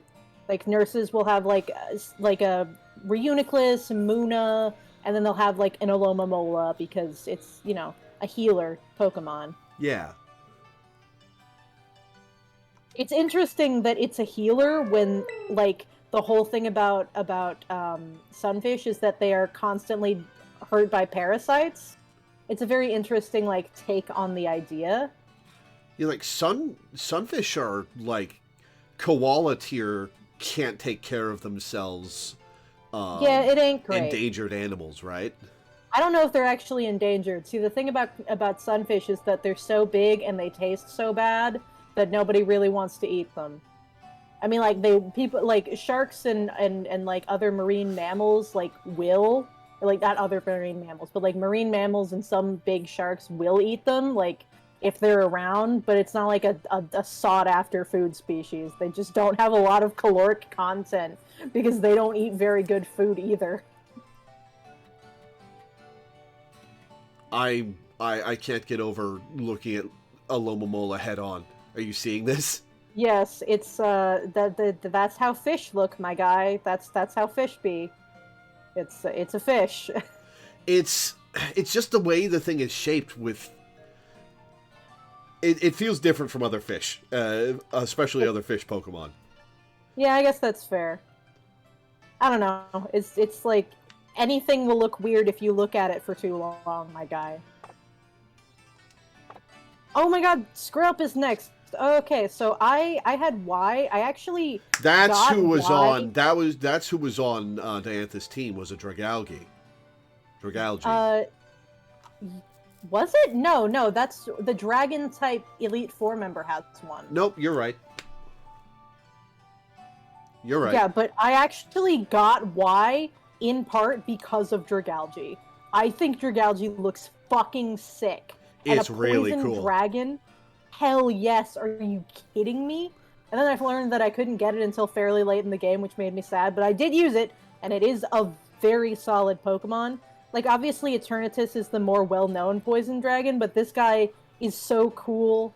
I love seahorses as sea dragons. Like, it's sick as hell, and I love Dragalge a lot. Yeah, it's really cool. Like, we'll get to Clawitzer and Clawitzer, which are also very good in a hot second, but, like, there's not a whole lot to say about this. It's just like, okay, you took the leafy sea dragon idea and made it poison type. I don't really know why they made it poison type. I guess to make it, like, different from Horsea. Because, you know, they already had one sea dragon. But, they decided to go with a poison type, and it works so well. It's so cool. I love it. It's so cool. It's like so long and like and trailing and menacing. It's great. I haven't gotten to use one recently, but maybe I will the next time I play through this game, because it wasn't in, like, I don't think it was in Alola and it wasn't in Galar, so it's very cool. I like that it's like this big territorial seahorse. It's very fun. What's its BST? Oh god, I don't remember off the top of my head. Let me go find out. I know it's more specially defensive than offensive. It's like a specially oriented guy. I don't remember how. Okay, it's really slow. It's got 44 speed. Wow. Well, that fits. Yeah. It's a very, like, slow, menacing kind of guy. It's got 123 base special defense, which is pretty damn good. And then 97 special attack, which, again, is also pretty good. And even 90 defense, which ain't bad. It has pretty low HP at only, like, 65, but, like, that's, it's still decent bulk, and, well, if you're going last, you can't afford to have a low HP. Yeah, but, I mean, that's what Trick Room is for. Well, true. Maybe I'll try it out sometime. Poison Dragon's a fun type. It gets some pretty good moves. Like, it gets like Icy Wind, which is cool. A lot of things get Icy Wind, but Icy Wind is a nice move. Doesn't Icy Wind only have 40 power? Yeah, it's like 55, I think. But is it guaranteed speed drop? Is that it? Yes. Okay. And it hits both opponents, which can be useful. Both of them? Yeah. Ooh. So, like, speed dropping both of your opponents is pretty good. It's not 100% accurate. It's like 95%, which can be irritating, but it's still pretty good. Oh, question, because I've been wondering this for a little while. Obviously, stat ups are 50% of base each time. How much are stat downs? Okay, so... Is it like the first one is a bunch, and the second one is half as much, and the third one is less? So, if I remember right, it's that it's a third for, like, the first drop, and then it's half for 2 drops. So it's kind of the same as how, like, so it's like 3/2 for, like, if you get 1 boost, and it's like 2/3 if you get 1 drop, and then it's like 2/4 if you get 2 drops, like that. If I'm remembering right, okay. I might be going crazy, and it's like it's 4/2 if you have 2 boosts, and then it's 5/2 if you have 3 boosts, and then 6/2 if you have the full shebang, 6 boosts. If I am remembering correctly, which I might not be. I might. It's it's 3/2 for full boost. No, it's 8/2 for full boost, because it's 4 times for a full boost, and it's 3 times for 4 stages. So yeah, I think I have my math correct. But I haven't looked super far into it. Dropping stats is a lot less useful, except for speed, because speed is so important. So then we got Clauncher and Clawitzer, which are rad. Like I love Dragalge, but Clawitzer is really cool too. It's like, okay, so Pistol Shrimp.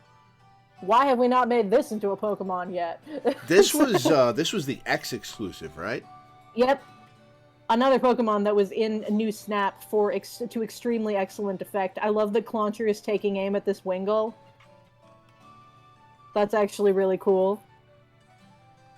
And then Clawitzer is, like, doing an underwater battle. Oh, that is cute.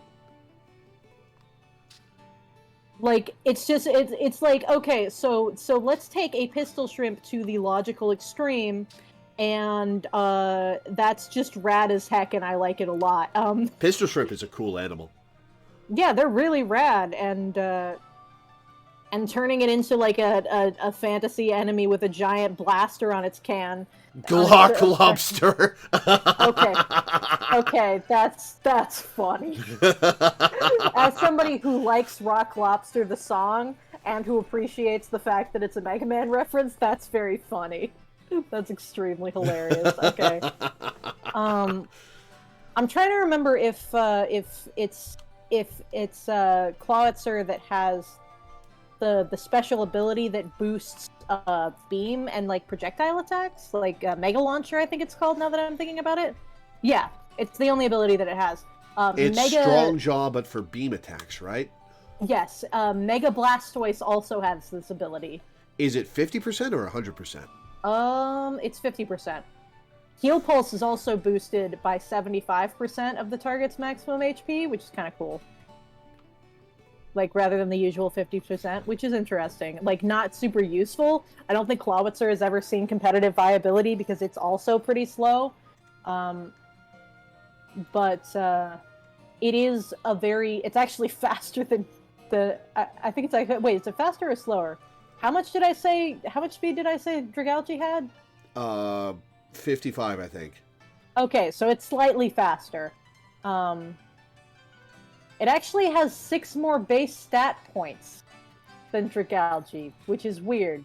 Dragalge is at 494, and Clawitzer is at 500, which is unusual, but I guess because Poison Dragon is a good type, they were like, okay, well, it's a dragon. Maybe we don't need to go Let's nerf it overboard. by 1%.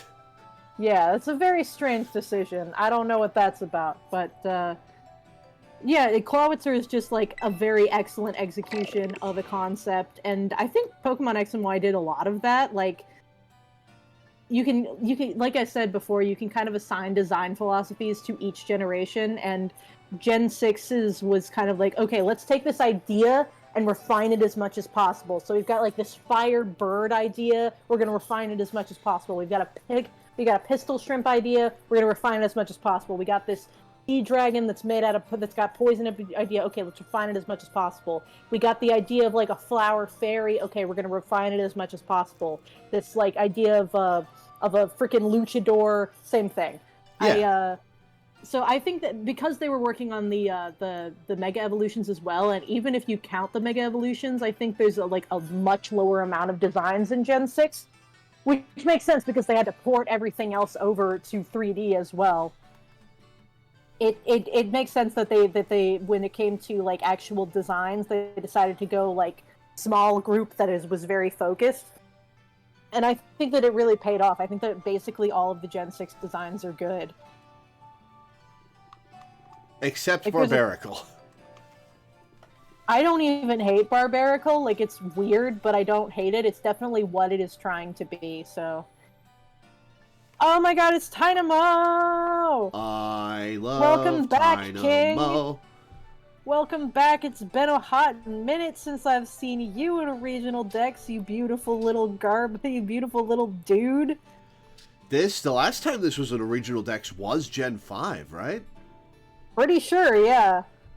And God, these guys are so weird and great. I love the way Electros looks in 3D. It's fucking coming at you, my guy. It's very good. Yeah, it's pretty cool. It's like, because like its original sprite is like, I'm on the ground, but like they decided to go like, okay, it is an eel. It is a freaking hagfish eel thing. It is, and it's floating, and we're gonna make it like this thing is coming at you, and it is creepy as hell. And they really succeeded. They nailed it. Didn't it have this animation in like Gen 6 and 7? Yeah, it's had this animation the whole time that it's been in 3D. I like how shiny it is. Oh yeah, it's a slimy eel dude, man. They got that mucus. Yeah, they did a fantastic job with this thing. It's interesting that they did kind of go with a hagfish face rather than like a moray face. And obviously, like, electric eels are not actually eels. They're, like, a separate thing. Fish are weird in general, obviously. Oh, definitely. I like that they went with this instead of a moray face. It makes it creepier, scarier, and more badass. And it looks more like an electric thing. Like, it's locking onto you. It's latching onto you like a leech and then electrocuting you or drawing electric power out of something that it's latched onto. Yeah. It definitely works better, and I think that it is very cool.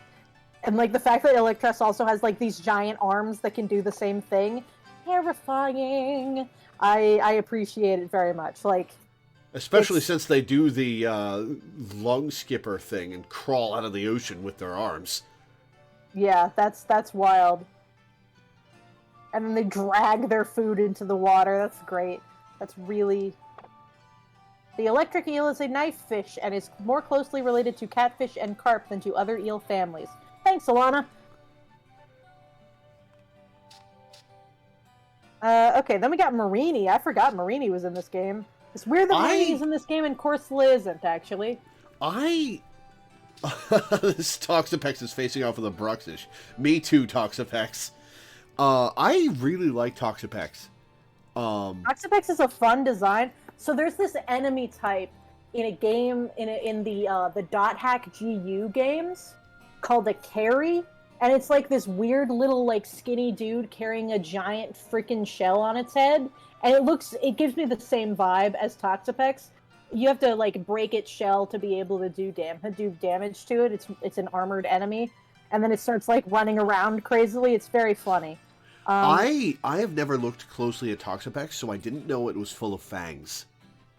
Yeah. Sharp, pointy teeth in its maw. I mean, it's the goat of thorns, the crown of thorns, sea star. It's interesting because they have Marini hunting a sea urchin, a pink urchin, and that's another echinoderm. They're related. They will eat each other, actually. Sea urchins will eat starfish, and crown of thorns sea stars will eat other echinoderms like sea urchins, which is interesting. The water areas are just like big ass oceans around the continent. There's coastline. There's coastline and there's a lake, and that's it for water, which I think is a good design decision. It's good and bad. It's a good design decision because you get surf very late, and being able to explore as much of the continent as you can without having to be locked off by surf is a good design decision. It's a bad design decision because you don't get any fucking water Pokemon for half the game. Yeah, you kind of have to like find your way to a beach, and none of them are really on the way. So you kind of have to just wander out there and be like, oh, okay, some of these are actually on the coast, and I'll try to catch them. But sometimes it's a pain because they're out in the water, and you can't like send your guys out. So it is kind of an interesting thing. But there are like enough like little islands that have like a couple of interesting things on them that it works pretty well, and I don't hate it. It is a little bit disappointing, but the reasons that you stated are also very true. I think triggerfish eat coral, but they might also eat echinoderms, so that might actually be why it's a Bruxish there. But it might also just be that they're both from Alola, and they were like, hey, let's throw in a couple of sea critters from Alola. Again, the fact that Toxapex and Marini are in the game and Corsola isn't, that is pretty weird. Because, like, Crown of Thorns sea stars eat coral, but, like, I guess they also eat other things, so it makes sense. Oh, hey, we finally got to Flamigo! So here's an interesting thing. One of the primary speedrun routes in this game uses Flamigo and nothing else. That's interesting. Like, I had a Flamigo, I was using a Flamingo for, like, a very significant portion of the early game. You get it so early, and for the early game, its stats are really good, and so is its type.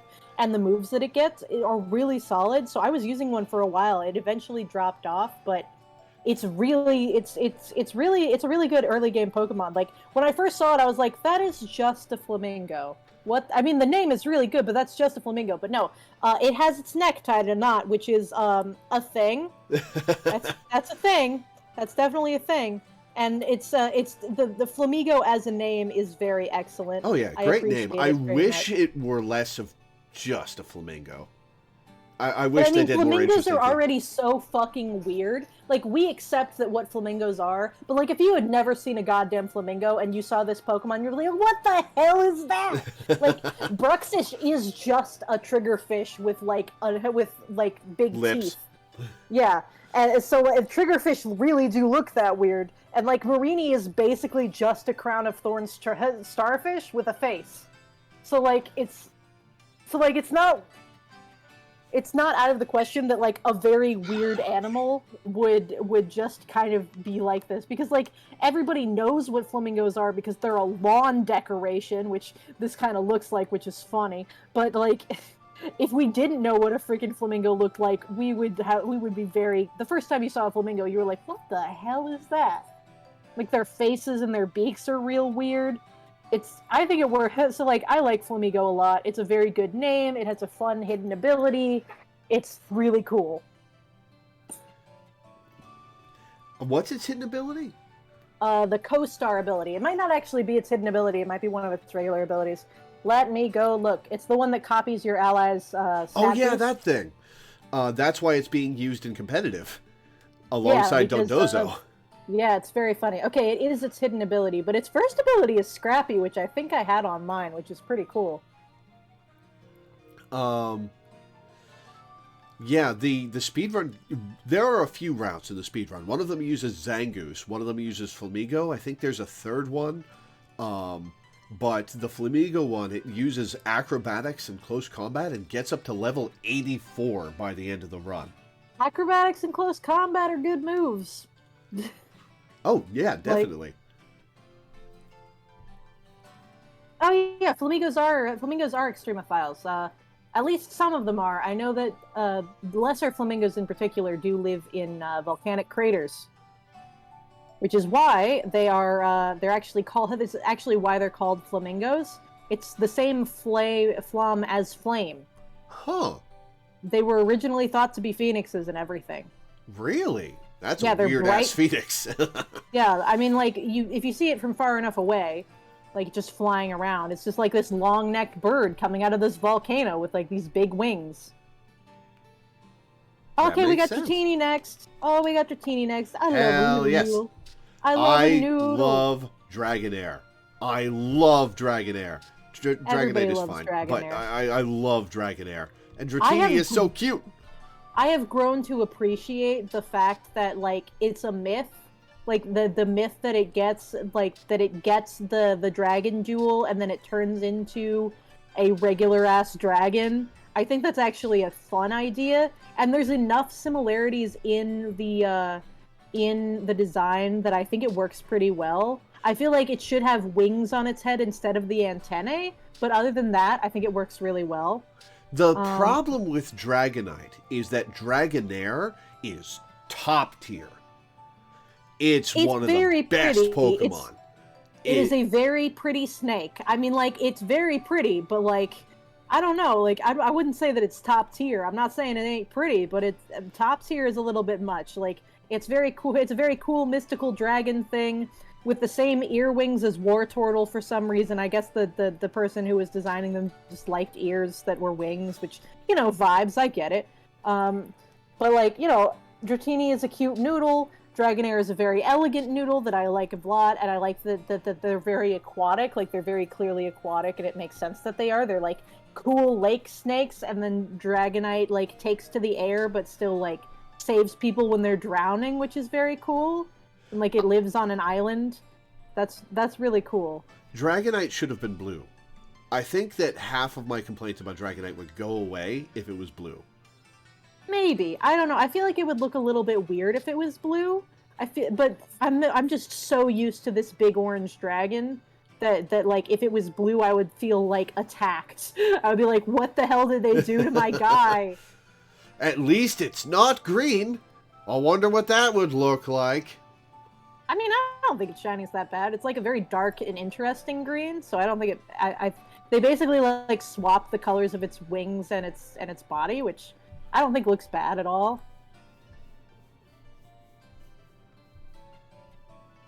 Yeah, I just don't like pea soup. I had some encounters with pea soup as a kid, and I have hated that shade of color ever since.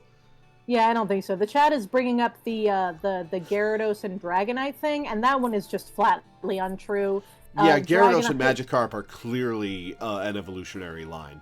Yeah, Gyarados and Magikarp absolutely look like each other. They have the same, like, frill feeler things. They have the same, like, Magikarp's fins turn into Gyarados's, like, frill fin gills. Like, they have the same crest. They absolutely go together. It's possible that Dragonite was like. It's definitely possible that Dragonite was designed separately from Dragonite, from Dratini and Dragonair, which is like definitely possible. Like they do definitely look like they were designed by separate people. But I think they work well enough, and the legend that ties them together is good enough that I don't really mind. And I think that it works well, and I used one actually in my playthrough this time. I gave him my punching gloves and and fire punch and thunder punch. What do punching gloves do? They prevent contact, right? And they boost punching moves' power. Ah, cool. Yeah, it's a fun little idea. They added a bunch of interesting items in this game. Oh yeah, tons of them. Oh, is it a known thing? I know that sometimes the designers of certain Pokemon are known, and then sometimes they aren't. But I don't know. I like Dragonite a lot. Ash has a Dragonite that's just a big goober and likes to hug people. And the episode where Ash catches his Dragonite after helping it evolve into Dragonite is extremely cool, and I love it a lot. I should clarify a little. I like Dragonite. I don't like Dragonite as an evolution of Dragonair. I really like Dragonite's design. I just wish it were its own thing. Yeah, that's a fair point.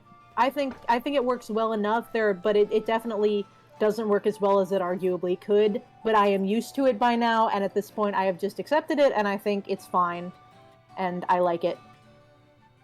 I think Dragonite would work best as like a one stage. Just a cool dragon. Dragon Tails.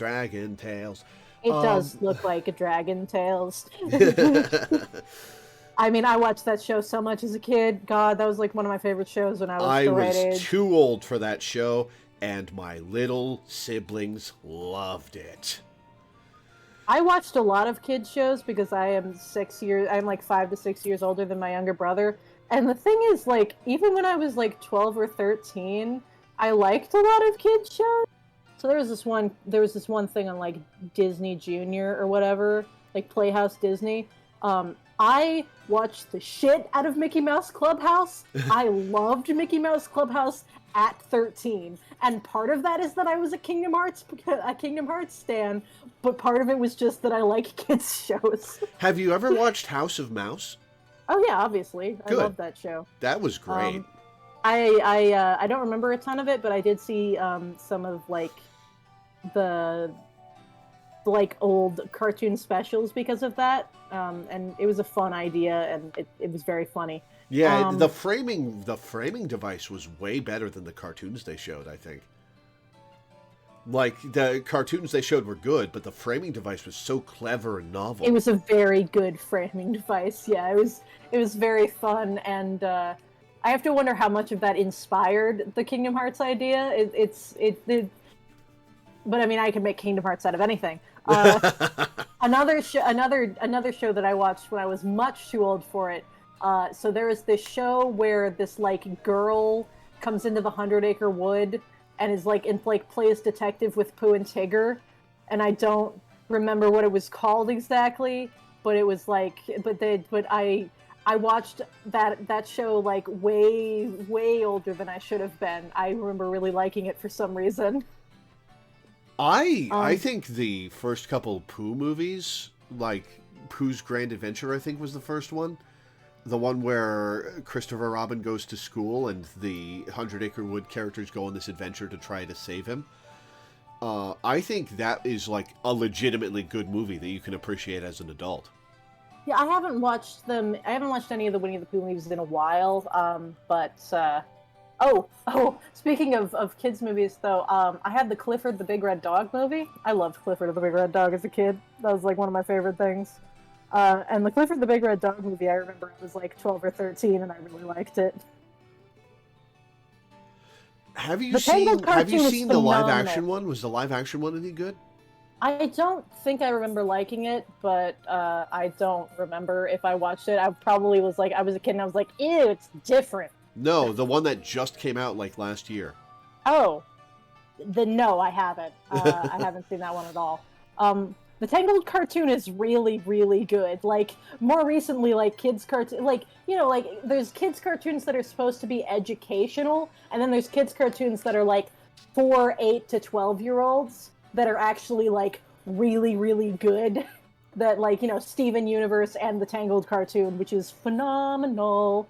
Varian is very good. He's a good guy, and, like, the songs in Tangled make the show what it is. I have not watched the show properly. I've seen all the songs and like I watched like most of the first season, and then I was just like, the Cassandra was just gonna drive me insane if I watched the whole thing, and I knew it. So I was just like, nope, I'm not gonna put myself through that. All right, let's move on with the Pokedex. We got Snom! Snom. I should Snom! shiny hunt Snom. Like Snom and Frostmoth are just kind of like a light yellowy green, which is very weird. You don't want to eat that snow, but like, you know, I love Frostmoth. I want to make a snow team specifically because I want to use Frostmoth, even though I know it's not that good. It's still very fun, and I really like it. My favorite content creator in the post game ran into a shiny Frostmoth in Area 0 while he was hunting down the last paradoxes, and I don't know if I like it. Like, it's just Frostmoth is supposed to be minty. It's supposed to be minty green, but it's a very light difference, so I get that it's a little disappointing. It's not as bad as Garchomp's shiny. Yeah, I mean, very few things are as bad as Garchomp's shiny, except, of course, Gengar's shiny. I thought Gengar's shiny was, like, pure white. No, that's only Mega Gengar. They fixed Mega Gengar. But regular Gengar is, like, 2 shades different. Huh. I don't remember if they changed how shiny Mega Garchomp looks. Let me see. Because they did that for a couple of things. Anyway, I love Snom. Everybody loves Snom. Everybody loves Snom. One of the top tier Gen 8 designs. Yes, they did change it so that shiny Mega Garchomp is like vivid bright purple. Ooh. Which is a choice. It's got like the blades on it that are normally like red are like hot pink, which is very fun and cool. Huh. I wish they would revise some shinies. Like, they already did it with Charizard's shiny between Gen 2 and Gen 3. I mean, it was like a dark purple. It was close to black. They also probably couldn't really depict black in Gen 2 outside of like Gengar. A lot of shinies changed between Gen 2 and Gen 3. Like Smeargle is a different color entirely, and then its shiny was also changed. Like, a lot of shinies changed because they weren't totally sure how they were going to render Pokemon yet. And then but they've changed, like, how they render shinies a lot across the different sprite games, because the spriting styles are so different every time. Like, there wasn't a huge jump between 4 and 5, but, like, between 2, 3, and 4, like, you could get very different. I don't think Paris ever got flipped, but Smeargle did. I remember Smeargle's tail color got flipped between its regular and its shiny, which is in Gen 3, which is funny because because Coliseum and XD used the Stadium 2 models for Smeargle, and it has its Gen 2 tail color, which is its shiny tail color now. So in XD and Gale of Darkness, it's like a little fun, weird thing. I've still got to play XD and Gale of Darkness. They're solid games. I own XD and Coliseum? I don't know if I own Coliseum. I know I own Battle Revolution. I have not played Coliseum. Coliseum is a lot clunkier than XD. XD kind of like fixes a lot of the stuff that Coliseum was like very experimental about. And it feels a little bit more like a Pokemon game. From what I remember, the people who made Coliseum basically didn't know anything about Pokemon, and we're not trying to make a Pokemon game at all, which you can tell. Like, you start at a higher level than you should and everything. It's like, what the heck is going on in this game? XD feels a lot more like a Pokemon game in a lot of ways. But each of them has like benefits and downsides. I think Coliseum is shorter in general. Well, that's not It's a like benefit. yeah, but it also has like it goes for a specific vibe. Like the vibe that it's going for is a lot more like concrete. Like it's going for this very steampunk kind of edgy vibe that XD doesn't really have as much of. It has some of it, but it's very much like a cleaned up sequel. Um, and of course, yes, Coliseum starts with your character blowing up a building. Oh yeah, aren't you like straight up a terrorist in that game? You're an ex-terrorist who quit the terrorist organization when it stopped being about when you found out that they were working with like the bougie terrorists. My, how principled. Yeah, and then you wind up like stealing the shadow Pokemon to purify them. And like part of the game's appeal is that because you're a silent protagonist, you don't actually know if Wes is a good guy or not. You're just kind of fed lines by Rui, and like Rui assumes that you're a good guy because she doesn't really know. And like she's like, "Oh, well, you're trying to save the Pokemon now," but like it's kind of implied that like there were other people stealing Pokemon, and you also were a Pokemon thief. But you know, you might have been like sneaking in there to like not to like sabotage them on purpose. I don't know. You don't get the backstory for Wes. Maybe I'll Okay, play let it me- sometime. It's... Hang on. Sorry about that. No problem. I don't know if I'll ever get to play a real copy of Coliseum because the copy... I looked up the price of a copy of XD Gale of Noctis when I was pricing out some of my old games, and it's like $200 a copy. Jesus. I mean, I guess it wasn't very popular, so not many people bought it. That's interesting. I know. I think we have a copy somewhere. I should have held on. If we sold it already, I should have held on to it. I'll have to look around for it. Well, you can also get like Heart Gold and Soul Silver cost $85 or whatever. Yeah, it's in demand deservedly because so. it's a Pokemon game. Yeah.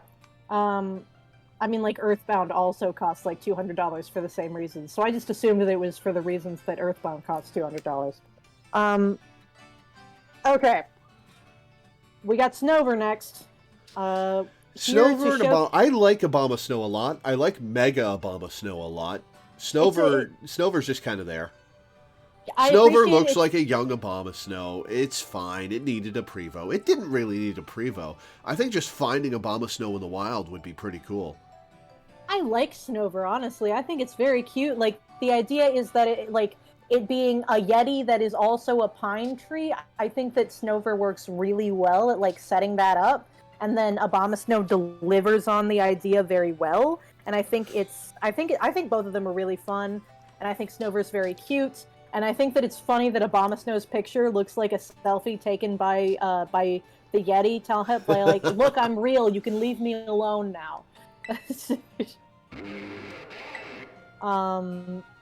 So yeah, I like it. I find it interesting that Snover has gender variance on its patterning. Really? It's kind of it's males have 2 brown segments, and the females the middle segment is white instead of brown. Abomasnow does not have gender differences, so it's oh wait, no, it does. What are its gender differences? Hold on. I was swapping between and I couldn't see. Oh, okay. Females have longer front tassel-y things. Like they're wearing a shirt. What a pointless gender difference. I mean, that's like most gender differences in Gen 4. The fact that, the female Torchic has a dot on its butt, like that's the one gender difference. It does? Yes. They gave gender differences to a starter? Yes. Female Torchic has a dot on it. I mean, like, Venusaur also has gender differences. The female Venusaur has like a little seed in its flower. Male ones don't. There's a number of these.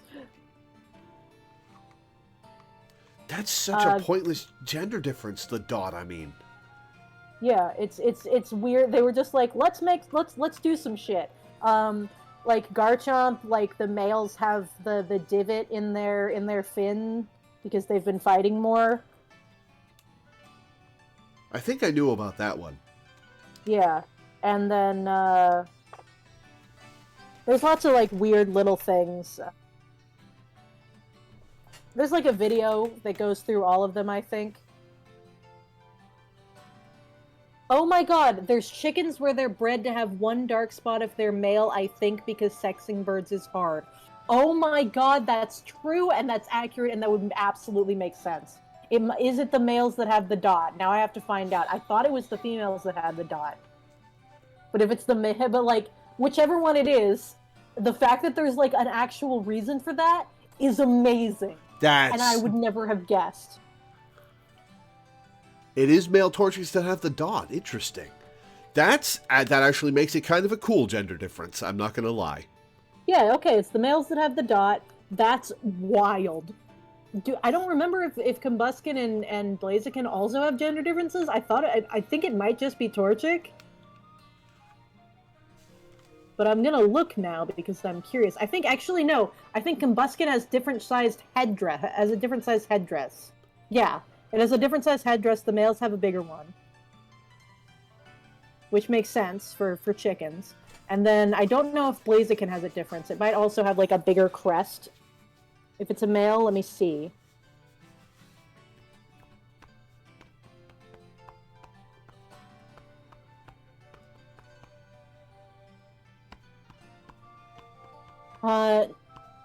Actually, no. Males just have, like, longer hair. Oh, and they have a slightly bigger crest. So, yeah. Which, again, is accurate to chickens. That's awesome. That's pretty cool, actually, yeah. Okay, now I understand. This is why I love Pokemon. It makes me learn things. Okay, now we got Delibird. Hi, Santa. Love Delibird. I love Delibird. Delibird is one of my favorite Pokemon. It's so useless, but I love its design. I love its gimmick. Oh, I love that so it's bad, Santa Claus. I love it. It's a Santa bird. I love it. It's a very good... The fact that it only learns Present by level up, but can learn other moves is funny to me. What other moves can it learn? It can learn, like, you know, generic ice and flying moves. I remember because in Pokemon Stadium 2, you've got, like, the Earl's Pokemon Academy, and one of the lesson that was teaching you about fly used Delibird to fly. Huh. Delibird can learn fly. It's got, like, Ice Beam and stuff. Here's a question. Is Present based on the attack stat, or is it percentage damage? It's based on the attack stat. It's just that its base power changes depending on the random thing. Yeah, I knew about the changing. I was just wondering if it was... Oh, hey, in this game it learns Drill Peck at level 25! They gave it moves? They gave it a move. And it's always learned stuff by TM. Oh my god, it can use Brick Break and Reversal? It has Gunk Shot and Seed Bomb because, like, it throws shit. That's fun. I like this. I love Delibird. What's its BST? I want to know how low it is. Its base stat total. Are you ready for this? Yes. 330. Do you want to know what else that's the same as? Do you want to know? Surskit. No, but you're close. Love Disc. And also, Aaron, Buizel, Chinchou, Clauncher, Qfant, Finneon, Hippopotas, Houndour, Fanpy, Skorupi, Spoink, Teddiursa, Voltorb, and Zorua.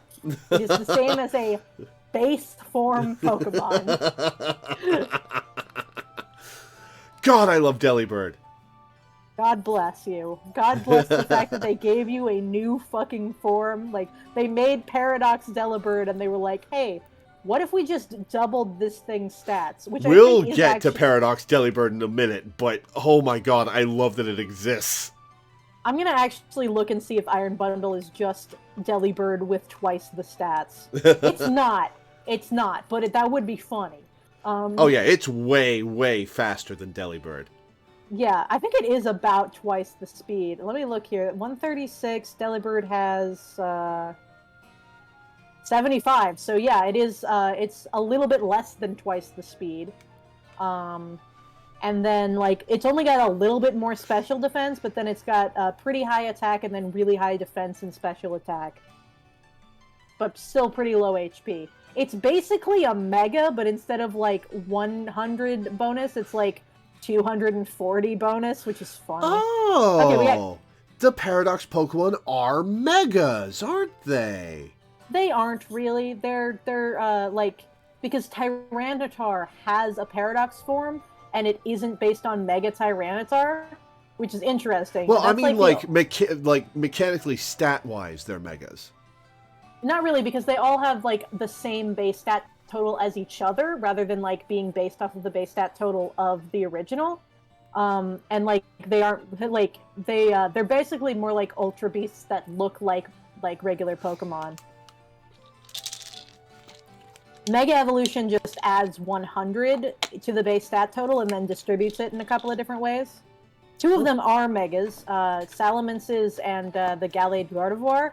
So I think it's kind of interesting that Tyranitar has one that isn't a Mega, even if it is supposed to be like a counterpart of well, no, I guess because like Iron Jugulus is already there. So I don't know what it's supposed to be a counterpart of. I'll think about that later. Okay, Cubchoo is next. Cubchoo. We're almost there. We're at 355. Beartic is... I'm indifferent to Beartic, and Cubchoo kind of unnerves me with the snot. I don't know why I can ignore it. I just can. Like, I mean, it's probably because I played so much goddamn Wind Waker, and there's that kid with the snot, and I just, like, learned to tune it out. It's just, like, a thing that I'm not thinking about. I just don't care. It's just a little bear dude. I just think the Ursaring line is better. It serves the same design purpose, and it's just better looking. Teddiursa and Ursaring are so much better than Cubchoo and Beartic. I think Cubchoo is really cute despite the nose, and I think Beartic is a solid design, but I think that it's like its fur looks really weird in this game. I mean, like, it looks fine, but it doesn't look like as fluffy as it should. So, in that regard, Ursaring looks better. I think that it's fine. It's sort of weirdly iconic for me because of how much I like Black and White, and there's only like 3 ice types in that game. Yeah. There's the Vanillite line, there's the Beartic line, and what else? Cryogonal, which is also in this game. Oh yeah, Cryogonal. Is that the next one? No, it's not. Nope, it's Snorunt, Glalie, and Frostlass, which I really like, actually. Yeah, they're fun. I think it's very interesting that they in Gen 4 they gave to Gen 3 Pokemon a branching evolution, and I think the Frostlass definitely is better than Gallade. I mean, I like Gallade, but Frostlass is so interesting. Like, yeah, it's so Frostlass very clearly, is a great design. It's definitely still connected to Glalie and Snorunt, but it goes in such a completely different direction. Like, this willowy Yukiona is amazingly is amazing, and the fact that they went with a ghost type and it had, oh my god, it's sneaking up on a dude to freeze it and eat it! Oh, that's cool. Oh, that's excellent. Well, not eat it. Apparently it uses it as decoration, like frickin' Narnia. Frickin' White Witch in Narnia. There are very few of the Gen 4 added evolutions that I like a lot, and Frostlass is probably number 1 for me. Yeah, I really just like, it's got like the horns like Glalie has, but stylized differently. It's got the diamond on its face that Glalie has. The eyes are similar, but like the mouth is different because like it's not trying to bite your face off like Glalie is. The problem I have with the Snorunt line is actually Snorunt. It does feel a little bit like a weird transition, but like the mouth is the same, and it's like still a black ball. I should clarify. I like Snorunt, but it feels like it doesn't fit with Glalie and Frostlass. I think it works with, like, it still has blue eyes, the same shade of blue, even if it gets bigger. The mouth is the same, and it's still a black ball surrounded by something. True. So I think, like, it does, like... Actually, I can see that. Complaint retracted. I can see that. I can see that pretty clearly. Complaint retracted. Yeah. Pokemon designs are fun for me to, like, analyze and look at. Oh, here's Cryogonal. Cryogonal is so fucking weird looking. I love it. It's so weird. It's a speedy, specially defensive Pokemon that folds to the slightest physical tap and doesn't have a lot of HP either. But it has a lot of, like, it doesn't have any physical attack, but it learns a bunch of slashing moves for some reason because it's a sharp dude. It's really spooky and weird. It learns a bunch of support moves that are kind of interesting. It should be ghost type. So weird.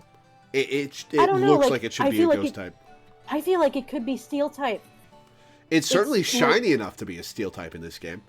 Yeah, like, it could be anything, but it's just a plain old ice type. And I think, honestly, I kind of respect it. What's its BST? I kind of respect that it's just a goddamn weird-ass snowflake. Yeah, it's an interesting design. It's just... Oh, they could have done so much more with this Pokemon. It probably should be a ghost type, but, like, it's interesting that all of the ice types in Unova are just pure ice. Like, they could have done a lot of other stuff. But, I don't know, it's like, it's whatever. I don't know, like, I understand the idea of mixed potential, or of missed potential, excuse me. But, I don't know, I just think the Cryogonal is so weird looking that it deserves, like, whatever it does, I'm okay with, because it's just being weird and it's owning it. It certainly is a weird Pokemon that they committed to. Mm-hmm. And I do like that. I would never use a Cryogonal, but... Chugaconroy used one in his playthrough of White version. And I was not expecting it. It was very interesting. It was a very interesting choice. And I don't think it wound up being super useful most of the time, but, you know... of course, it's a Cryogonal. But it wound up being more useful than his Zebstrika a lot of the time, so, like, you know, it wasn't the worst, if I remember right. That was not my favorite playthrough of his. He still hasn't gotten to Black and White 2, even though it's been, like, 2 to 3 years. And usually, he used to do one, like, every year or two, like a Pokemon game every year or two. But I guess he's been disheartened by, like, the way that Pokemon games are going. He is one of the content creators that I really respect that can't stand ORAS for reasons I can't fathom. So, I don't know, maybe he just doesn't like Pokemon anymore. Are these blind Let's Plays, or are they replays? No, he does very informed Let's Plays. Like, he does a lot of research and puts a lot of production value into his. Damn. And I mean, like, Pokemon games do require a lot of research, and he does, like, breakdowns of every Pokemon as you can interact with them. So, like, I get it. Do they require research? I've always just thrown myself into them. No, I mean, like, he goes over every single Pokemon that you can find, like their stats, their moves, how good they might, how useful they might be overall in a playthrough. Like, if they're kind of out of the way, where you can find them, and like. He goes over all of the side content, and, like, there's a lot of side content in Pokemon games, especially in Black and White 2, God, Lord knows. And, like, he covers every, like, hidden aspect of things, and, like, and he does it in, like, as, like, and he tries to do it in as orderly of a fashion as possible, and as, like, professional-looking a package as possible. Like, you should check out one of his playthroughs. Because, I was about to ask, could you send me a message to look him up? Yeah, I will, Because I won't remember. Yeah, I'll send you his Platinum playthrough, which I think is probably his best Pokemon playthrough. And then I can send you, like, his Splatoon playthroughs, which are pretty, another really good example of him, like taking a game that you wouldn't think would fit, like, a very information-oriented playstyle like this, and, like, breaking it down into this way of doing it. Okay, so Pokemon Platinum Shogun. Koga Conroy. So, okay, I will go ahead and send you this playlist. Thank you. Come on, computer, you can do this. I believe in you. Let me close a couple of my apps that I'm not using that I accidentally left open.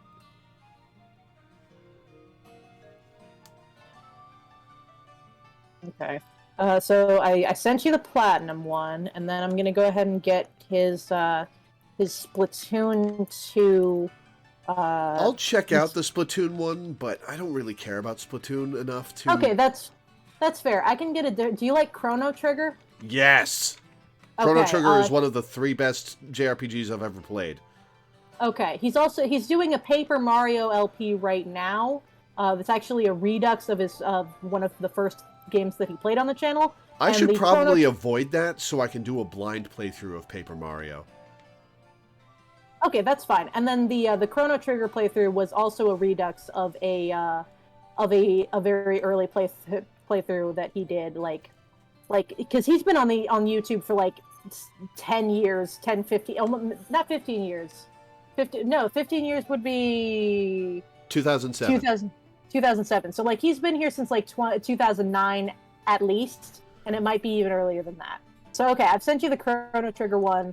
That's probably a good one for you to check out if you like Chrono Trigger. I'm not like super huge on Chrono Trigger. I don't think I like try to play it once, and it's like I tried to watch his playthrough, and I'm like, I don't get it. It's like fine. It's the same thing that I went through with Earthbound. Like I played the first like 2 hours of Earthbound, and I'm like, okay, I get it. I don't get it. I don't like. I got up. I think I got Paula on. Like I got up to getting Paula, and then I was like, why? Like it's a good game, but I don't know if I get it. I decided I wanted to try playing Mother 3, but I haven't gotten super far in it. Okay, we're just in Ice Town because it's Citadel. Citadel and Cititan are really good Pokemon design. As long as I don't look too hard at Cititan's face, which is very weird. Cititan is really cool, and Citadel is very adorable. I didn't realize that its mouth opened that way. Yeah, it's got its baleen situated in a very interesting way. But you know, like it's a very cool thing. I love whales. It's an excellent. It's like a humpback whale with but it's with spikes instead, and it's an ice type, and that's really cool. It's probably supposed to be a narwhal because no, I think you got it right the first time. I think this is a humpback. Yeah, because because narwhals are toothed whales, so it must be like a baleen whale. And Cititan's really cool. 1,500 pounds this thing weighs. It's a large boy. It's a big old thing. I mean, it's a whale. It's a big upgrade from Citadel, which weighs 100. That's still a lot for a tyke. Hold on while I look up one more time how much the Wailord weighs, because I know that Wailord weighs like 50 pounds. It doesn't weigh that little, but it does weigh a lot less than it's supposed to. It weighs... Oh my god, it only weighs 877 pounds. This thing is almost twice as heavy as Wailord. That's funny as hell. That's extremely hilarious. Yeah, Wailord is a blimp, which is why, and that's very fun. It's called the float whale Pokemon and everything. Whereas Cititan is a big, hefty, walking dude. He's actually, because Snow got a buff, people have been using him in competitive a little bit, and he's got a really solid stat spread. His attack and HP and defenses are pretty good. Like, he has so much HP that his defenses are just kind of middling, and that's fine. And then, he's just fast enough to take advantage of the fact that he has Slush Rush, which is Swift Swim for Snow. But, he also has Sheer Force as a hidden ability, which is real good. What's that one do? Sheer Force. So, Sheer Force powers up moves that have secondary effects, but removes those secondary effects. Ah. Notable users of it are the Nidoqueen and Nidoking both have it. Because They it gets rid actually of flinch chance or poison chance? Yeah, it gets rid of like the special defense lowering on Earth power, which is a big move that they use. Another notable user of it that I love is Rampardos. That's its hidden ability. And the fun thing about Sheer Force is that, so you know how Life Orb works? Yes. Everything has recoil damage of a certain percentage of your HP, right? Yes. Well, all is damage it a fixed percentage of your HP or of the damage dealt? It is a fixed percentage. You lose a fixed percentage of your HP when you use an attack. However, it's an added effect. So you can run Life Orb on a Sheer Force Pokemon with no downside? You take no damage from the Life Orb. Interesting. Yes, it's Sheer Force Life Orb is a very fun strategy. Another Pokemon with Sheer Force is the Totodile line, interestingly enough. Ooh. That's its hidden ability, which is cool. Well, I love the Totodile line. Yeah, Feraligatr has Sheer Force. I'm trying to remember who else has Sheer Force that I can think of. I have a question.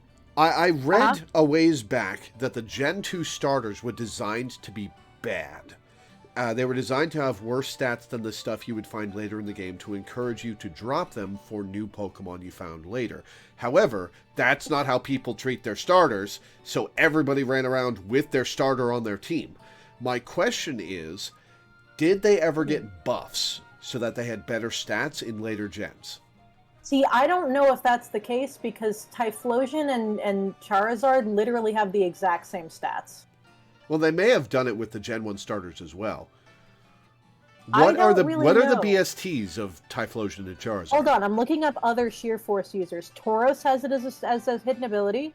I don't remember if that carried over to wait, what? 2 of the Squawkabillies? Wait, the Squawkabillies have different abilities? Really? Shut the front door. Shut the front door. Okay, they have different hidden abilities. The green and blue ones have Guts as their hidden ability, and the yellow and white ones have Sheer Force as their hidden ability. Neither of them are good enough to be to make them viable. I mean, yeah, it's a Squawkabilly, but like Sheer Force is so good that's actually like kind of interesting. But like Intimidate would be what you would use on it for the most part, regardless. Yeah. Okay. Anyway, Cleavor has Sheer Force, which I did not know. Qfant and Copperajah. Toucannon has it as its hidden ability, which I did not know. Ooh. Usually, bring back Toucannon. Bring back Toucannon. I never got to. I didn't know it was. It's one of Braviary's abilities. I always associate it with the Defiant hidden ability, so that's wild. Oh, that's right. Druddigan has it.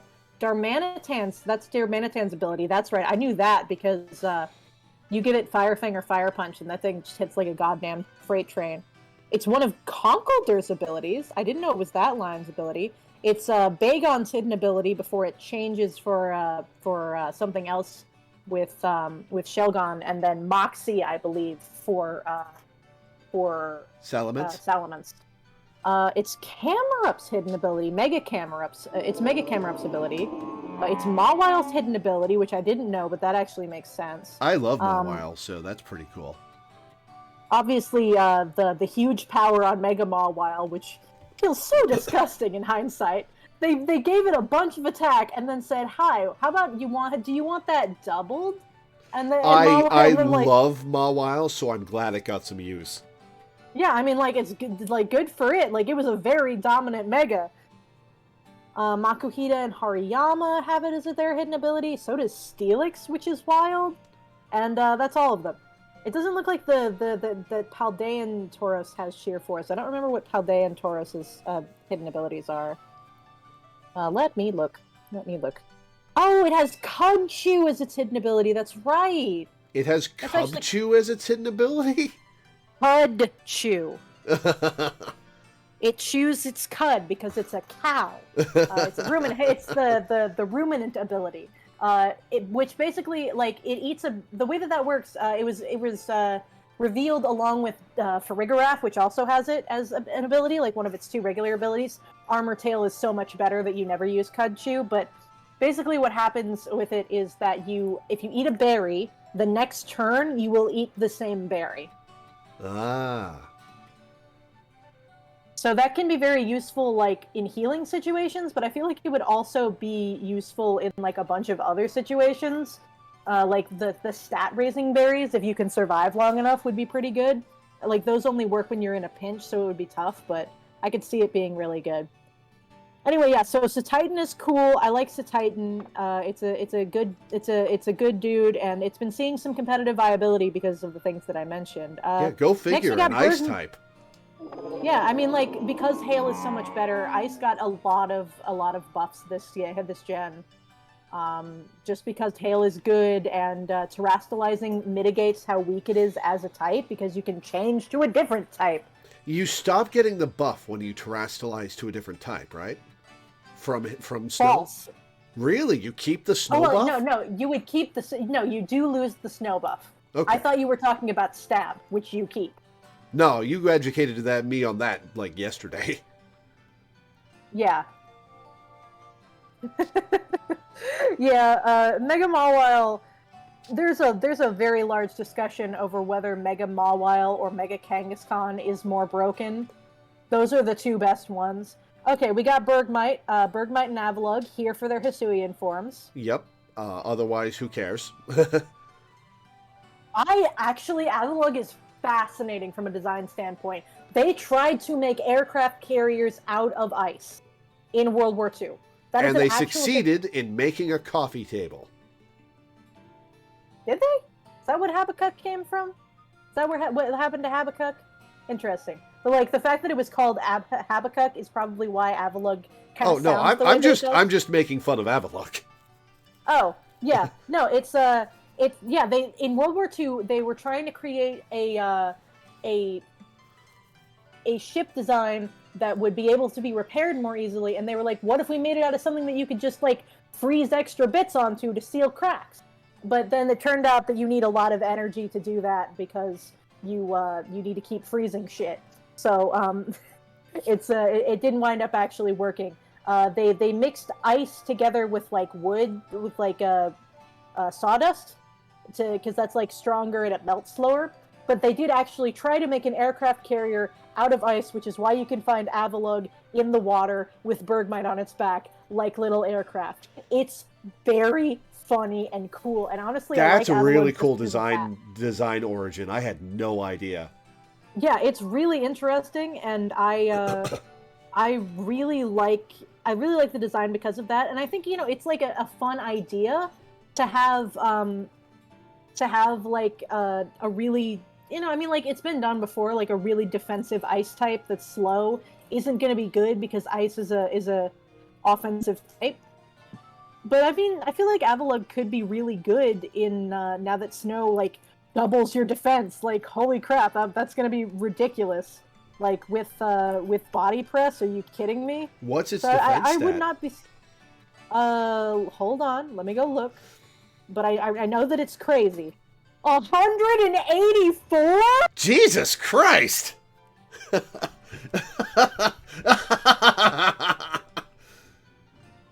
It has 117 attack, too, and like 95 HP. The only problem is that its special defense is 46. So that ain't great. You breathe fire in its direction and it melts into a puddle. 184. That's ridiculous. Is that better than Defense Deoxys? Hold on. I need to go look. If it's higher than Defense Deoxys. The cats are yelling at me because I'm supposed to feed them at 6 o'clock, so naturally they're hungry now. I'm going to yell back at them if they keep yelling. Okay, so let me look. That is higher than Defense Form Deoxys. Interesting. Because I know that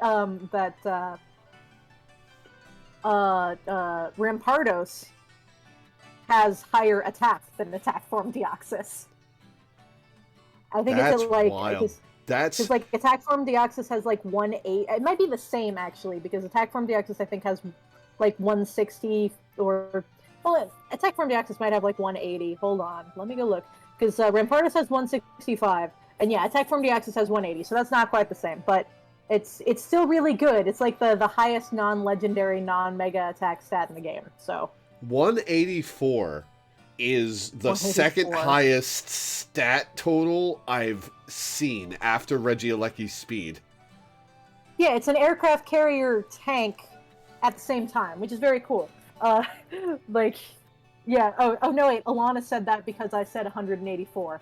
Okay, that makes sense. I need to refill my water real fast, so we'll get to Rufflet in a hot second. Sure thing. I may as well feed the cats while I'm doing this so that they stop yelling at me. So I might be a minute, but I'll be as quick as I can. Alrighty.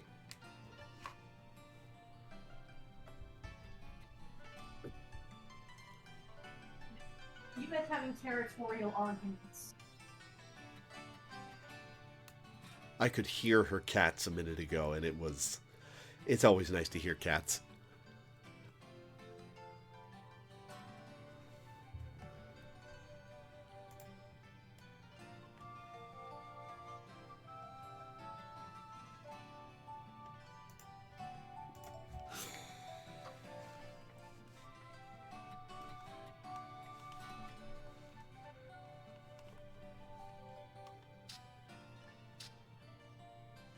Cats do know how good they are. They are definitely aware.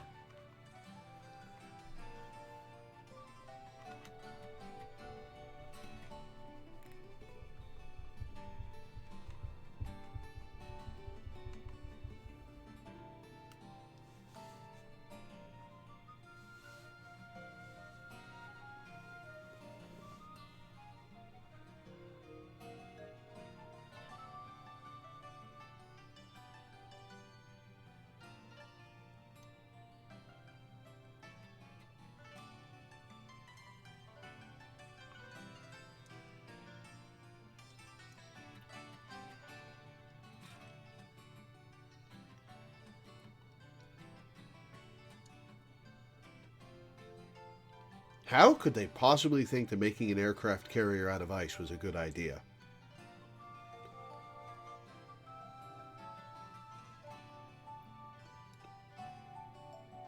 Like, where in the design process does somebody think of that and go, huh, there's a thought? Like, how do you not discard that out of hand?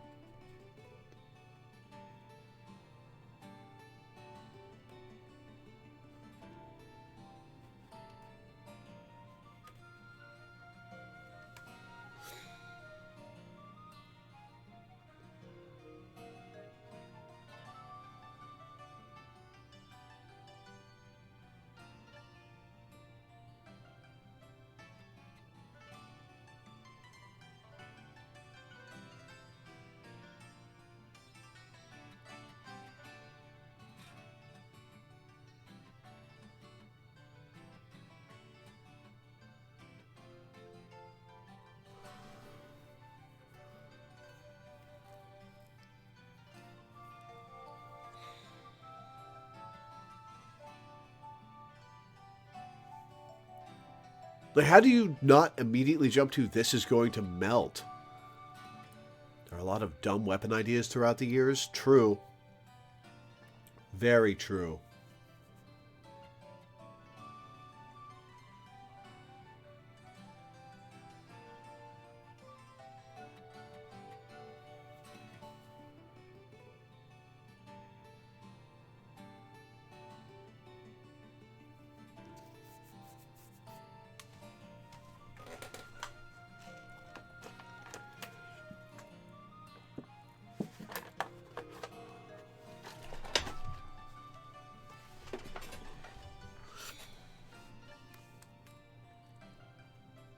I wonder how long the Game Awards are going to be tonight.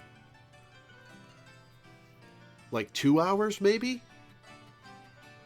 I hope it doesn't go past like 10:30. They did say it was going to be shorter than the last couple of years, but I don't remember how long the last couple of years were.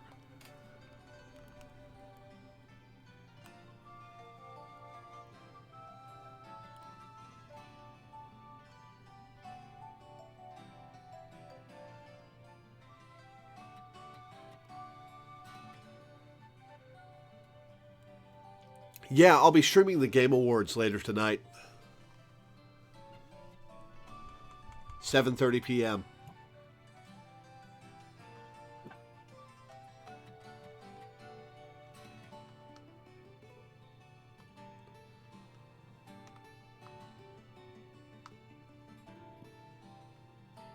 Okay, I'm back. Welcome back. Yeah, I know we have like a deadline here. I saw the chat. I had to reload because We've Twitch got an hour and a decided to be half. weird. Yeah, I think we're definitely gonna get there. We're making pretty good progress. Okay. And hey, Breviary. at worst, this is more important than the Game Awards. I'm really liking doing this. Cool. Thanks. Makes me feel kind of nice. So Rufflet and Braviary are sick as hell, and I love them. I love them. When I played Black and White, I named my Braviary Steve for obvious reasons. That's excellent. I used to always name mine Alfred because I watched this show called Italia. I don't know if you've ever heard of that one. I haven't seen it in a while. I have heard of that one. Yeah. It's been a while, but that's like the name of the America character, and I mean Steve is a better name, but I don't know. Alfred just kind of works. I don't know. It works, but I haven't used a Braviary in a while. I would have used one in Legends, but like you get them really super late, so I kind of just evolved it, and I had like most of the Pokemon that I was rotating through at that point. The problem with late game Pokemon is that you're already attached to your team by that point. You like your team. Like, you're using them because you like them, and you formed a bond with the ones and zeros that comprise your party. So having cool Pokemon at the end, you don't always swap them in. Yeah. And I mean, like, you know, because I rotate through, that happens to me occasionally less, but by the end, sometimes I'll have like so goddamn many, I'll be like, okay, I can't add more. Gosh, I have to have restraint. But yeah, it's a shame that Rufflet evolves so late, but like as games have gone on in the Pokemon series, they've been like more willing to breach that like 55, 60 range, like shockingly capable and like willing to, because like Leon is at 65, and the Elite Four and champion of this game are also at like 60 some, and or like 62, I think. And the champion is at 64, I believe, and Nimona is 65 to 66. Yeah, so like this game has, games have been more like amenable to you having these like late game evolutions, even if being stuck with a Rufflet for that long is kind of a pain. But you do get Rufflet fairly like late enough in this game. Like you get them pretty early, but then they're also there in the late game to remind you, hey, I'm gonna be evolving soon. You don't know. Maybe you want to put me back on the team. And so that's kind of fun. But yeah, Braviary is just a really good eagle design. It's got like just enough Native American inspiration to not be disrespectful. It's pretty awesome. I just think it's awesome. It's badass. It's so cool. It looks really cool. It's very excellent. Like the coloration is great. It is red, white, and blue. They were like, okay, we got an America Pokemon. We got an America region. We gotta have a bald eagle. Warp speed, Captain. It's fun that it's weird that Mandibuzz isn't in this game, because I honestly do kind of like Mandibuzz. Like, and I mean, vultures, the fact that like they have a bald eagle and then a big ass vulture, because I mean, like, condors are also very American. Like, the New World vultures are very distinctive because they're in the New World. And I mean, like, you know, the California condor and the Andean condor are both like very iconic endangered species situations, which interestingly the bald eagle kind of is too, with the whole DDT situation. Thankfully, bald eagles have been making a resurgence. Apparently they're now pests in Alaska. Yeah, some birds will attack children. It's more that they hang around dumps and raid them. They don't really attack people. Yeah, most birds are smart enough to realize that, like, why hunt when I can just eat trash? And seabirds are especially good at it for some reason. I don't know why. Because like bald eagles are seabirds. They're my dad lives in Florida, so he sees ospreys more often, but there are, bald eagles there occasionally as well. They fill a very similar niche. Okay, we got Poniard next. Oh, it's King Gambit time. Oh boy. Poniard and Bisharp were already so cool. Yeah. They were already so effective. And then they were like, okay, hear me out. Shogun. I'm gonna commit a bit of heresy here and say that I don't like King Gambit as much as Bisharp, but that's because I really like Bisharp. I think King Gambit is great. I think King Gambit is fantastic. Really good new Evo. Probably my least favorite of the 4 new Evos, but still really good. That's not a low bar to fail. But I really like Bisharp. Extremely well.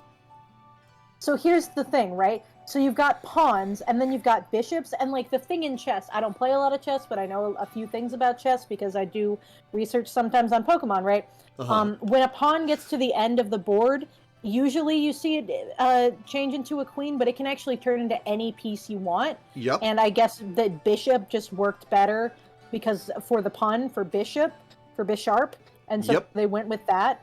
But then the idea of making a king is actually really fun, and the fact that it's very slow because it's a king piece.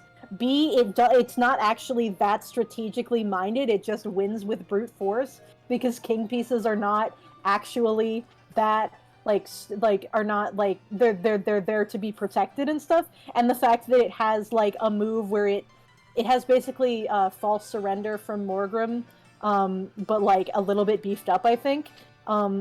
Where it like pretends to be repentant and then kills you with its giant fucking head is very fitting of the fact that it's like, you thought you had me in a checkmate, but I actually broke out of it, which is very interesting. And I think like there's I really do like its design. I like that it sits on his hair like a cushion.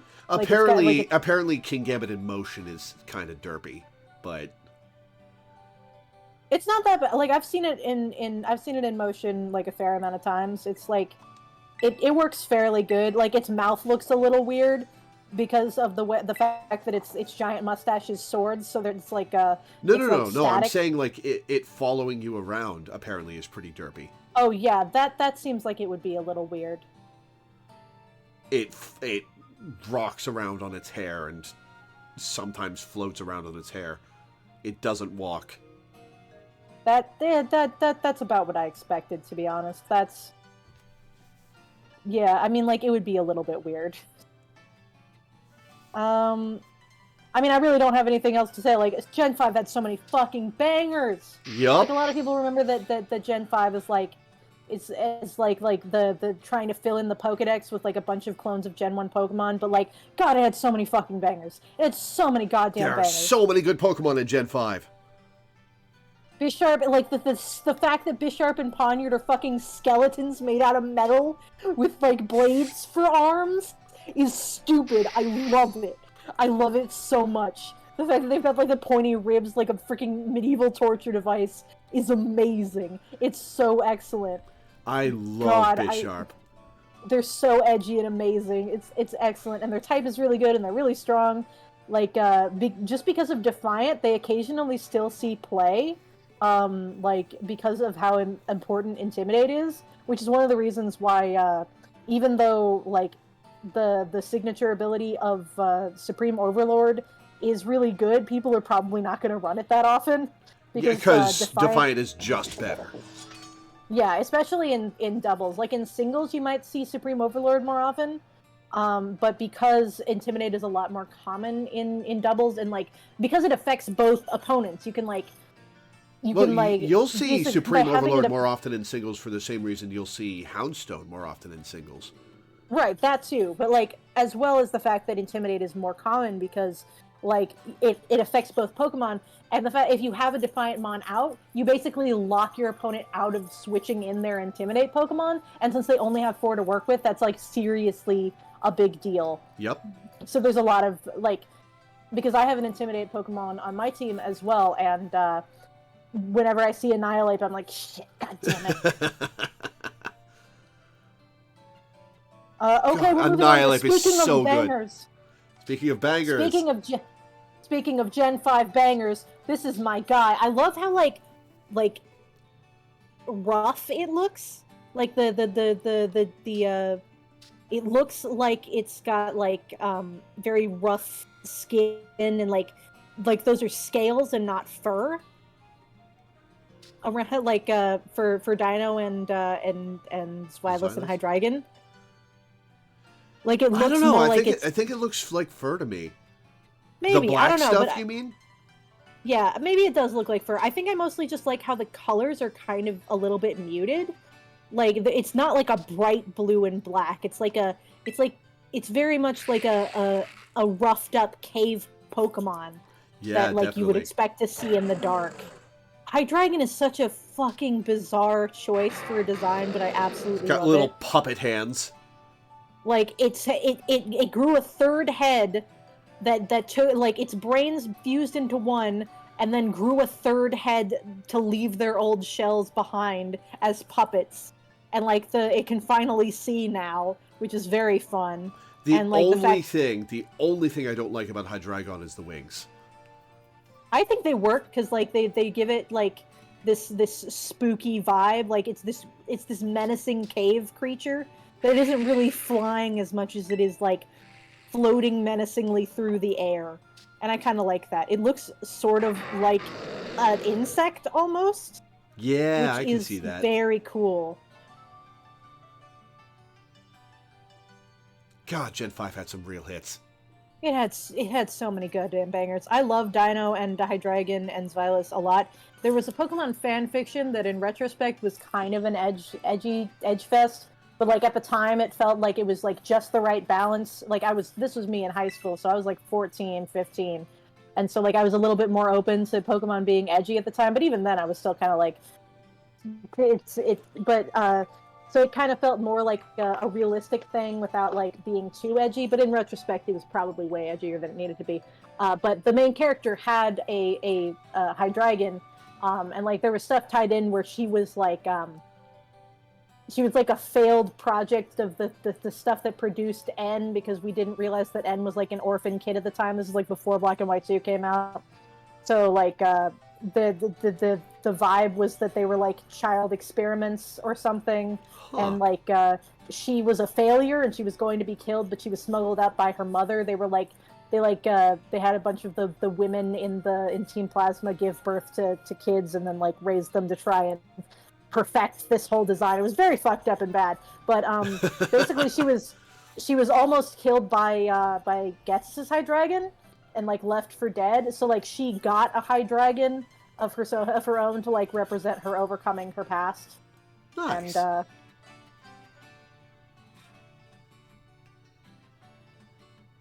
she actually caught it as a Zweilous, and it evolved like right before the final battle, so it didn't actually do that much, which is accurate.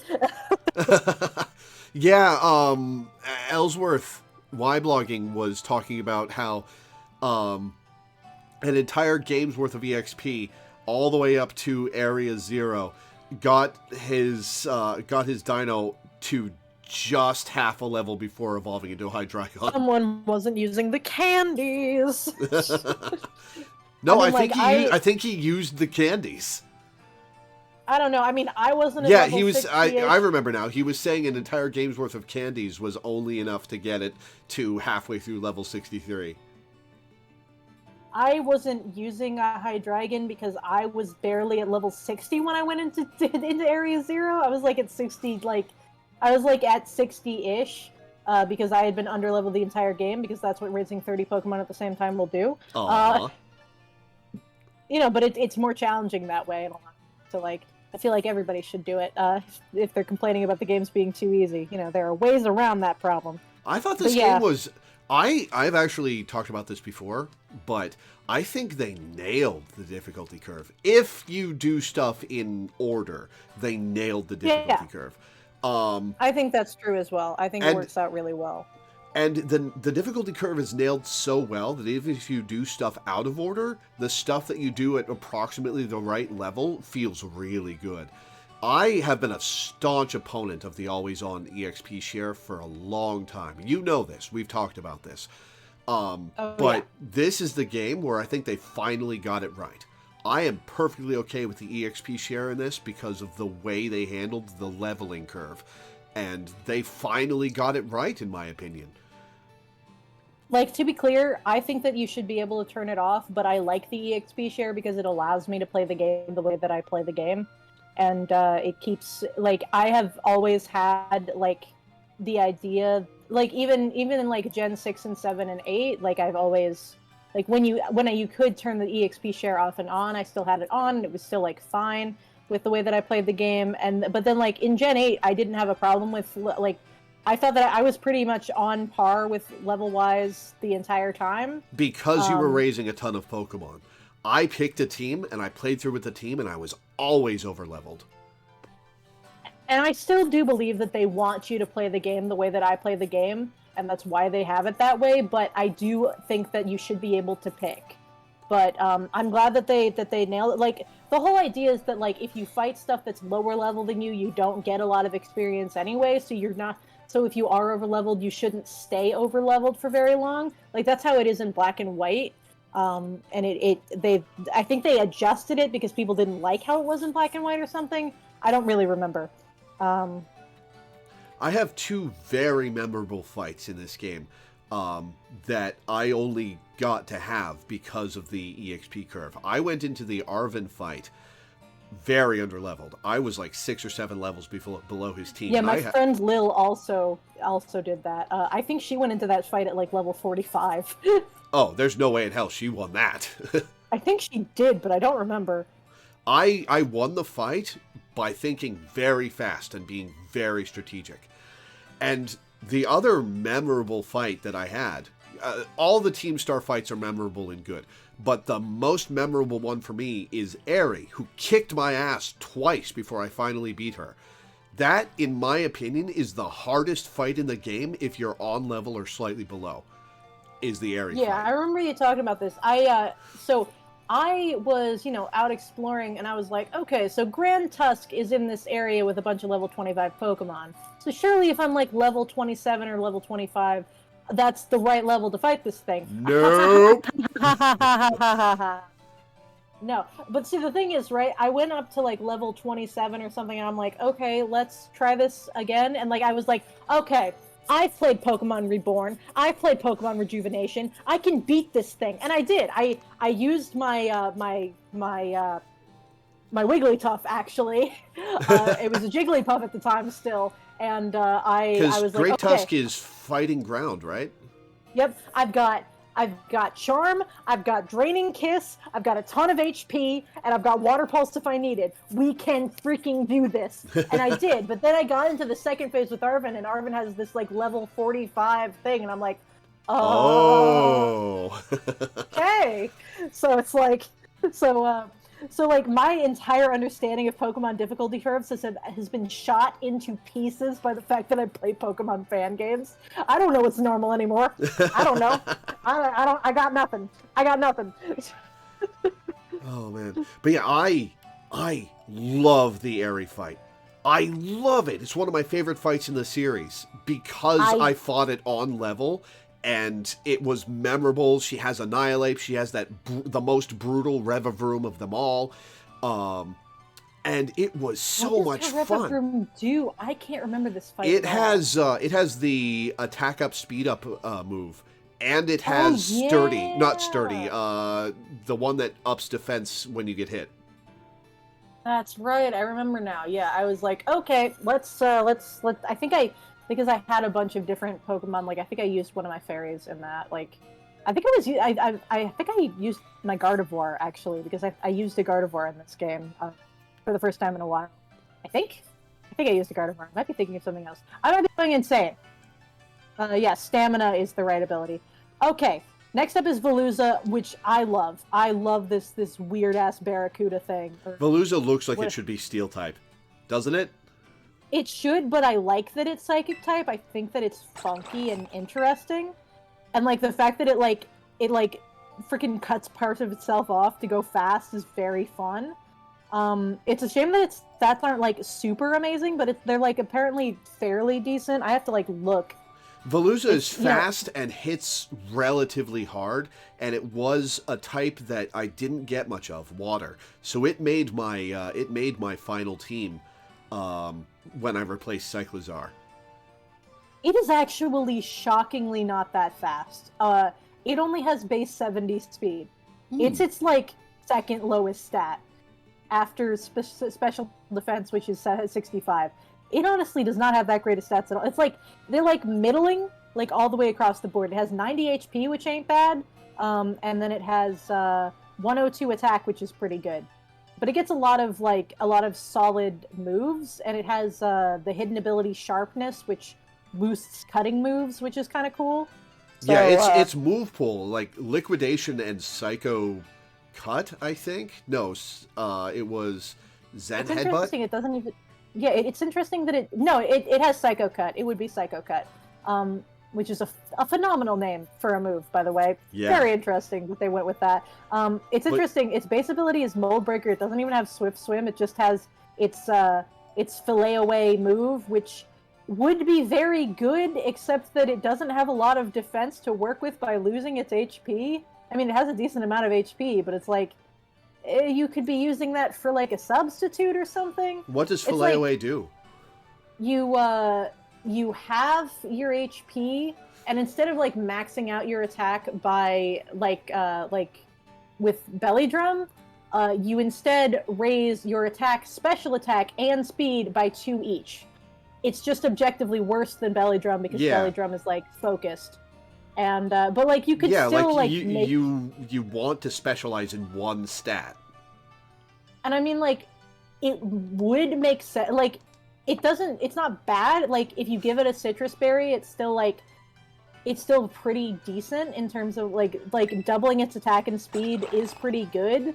And being able to come at you with, like, a special attack out of nowhere is not, like, the worst thing in the goddamn world. But, like, it's overshadowed in its role, unfortunately. Which is too bad. But, like, for a regular playthrough, I think it's pretty cool. Also, you can see it filleting itself in its art, and I had not seen it's pretty creepy. I had not seen its skeleton, which is but that's pretty cool. I wonder if it does that in battle when you use Fillet Away. I haven't seen that. I've seen it use Fillet Away a couple of times, and it didn't seem to do that. Well, that's a shame. Okay, so Hake is the kind of fish that it's based off of, which is an important. It's related to cod, and it's apparently very important in Spanish and Latin American cuisine. So that's cool. Merluza is Spanish for that. Is the Spanish word of that kind of fish, which is why it's veluza. And velos is Spanish for fast, so it's a fast fish. Okay, next up is Dondozo, baby. Can I explain this one? Because I have been doing a little research into competitive this gen, so I can try it out, and I want to explain how this works. Go for it, my dude. Dondozo and Tatsugiri are a pair. They're designed to work together in doubles. I don't know if they even have other abilities besides their doubles ability, do they? They do. It's only Tatsugiri's ability, and then it's Dondozo's move. So Tatsugiri's hidden ability is actually really good. It's Storm Drain. And I actually was hunting through raids for an ability patch to get a Tatsugiri with Storm Drain because I wanted to use Tatsugiri by itself. And I finally just got a Tatsugiri with Storm Drain from a 5-star raid. None of Dondozo has 3 different abilities that have nothing to do with its pairing up, and all of them are good. So the way it works, the strategy people have found. So the way Tatsugiri's signature ability works is if you have both Tatsugiri and Dondozo out on the field, Dondozo will eat Tatsugiri and get a double stat buff in every stat, I believe. Yep. Which doubles its stats.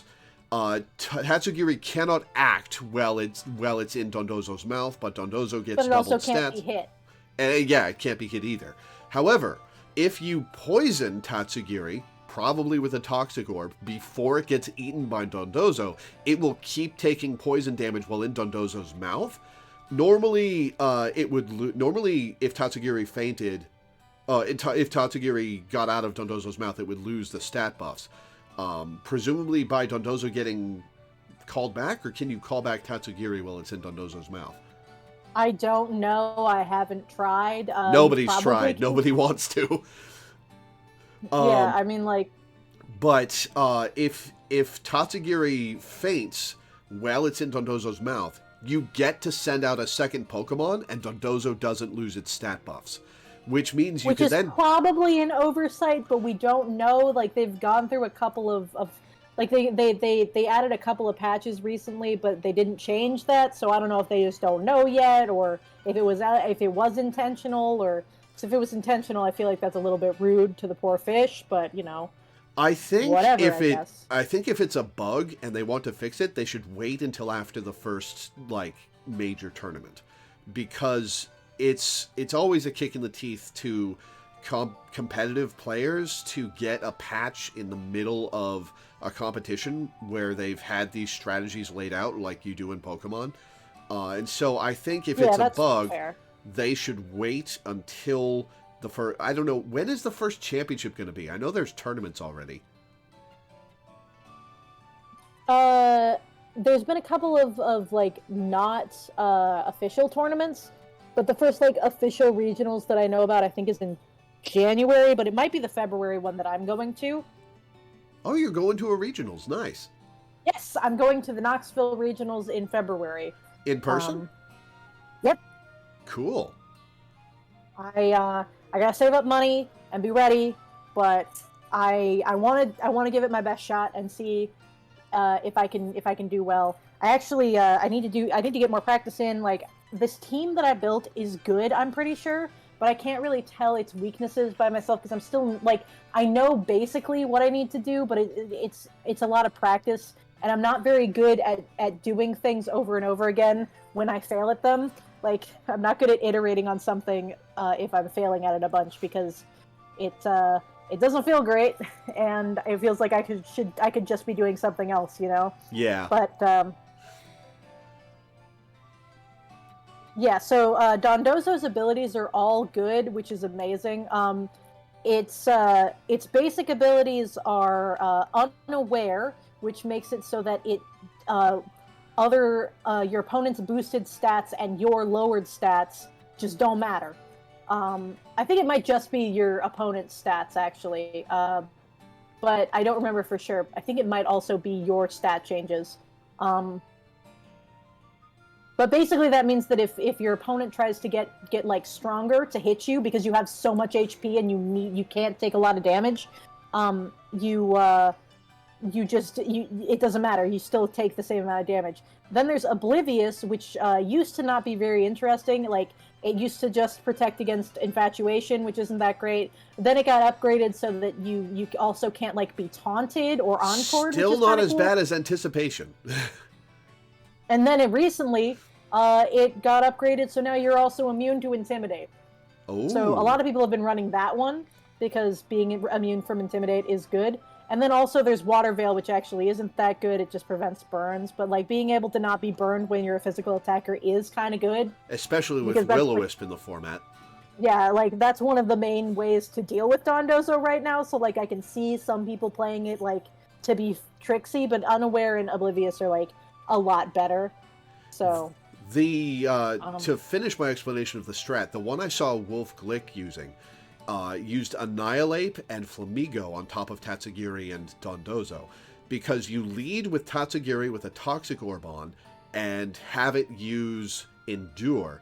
At the same time, you have your Annihilate use Final Gambit, which will deal all but one of its HP, all but one of Tatsugiri's HP to it, and then the Annihilate will die.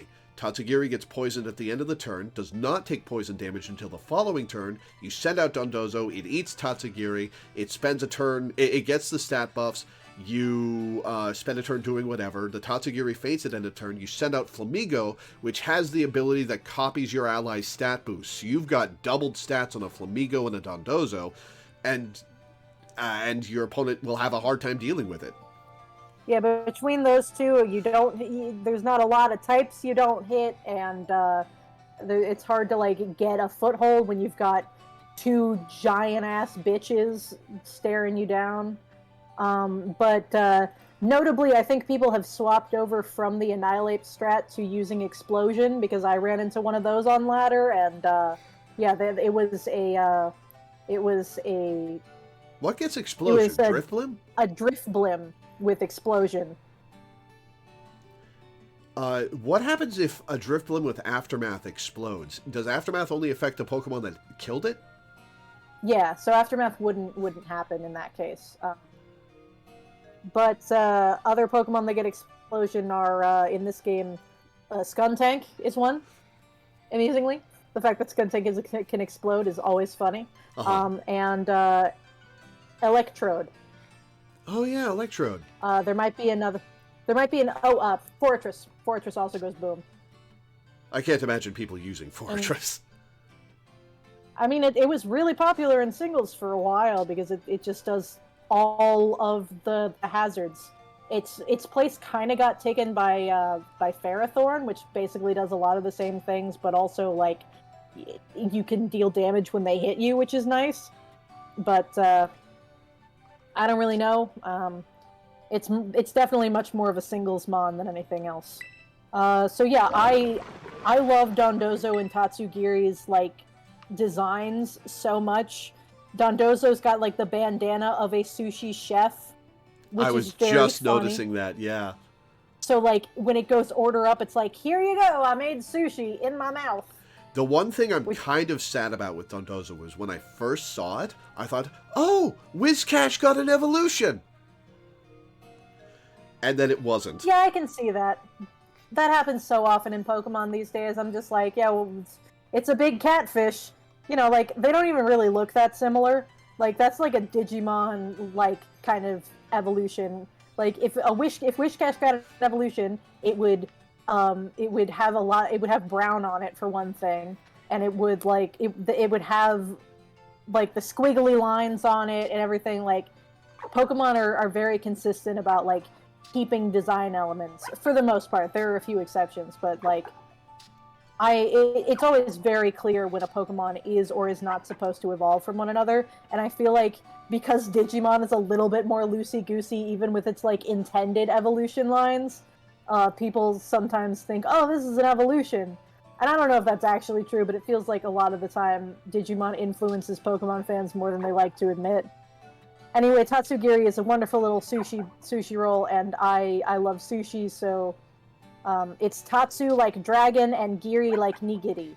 Like nigiri, like the type of sushi that it's imitating. Ah. But yeah, Tatsugiri is very cute.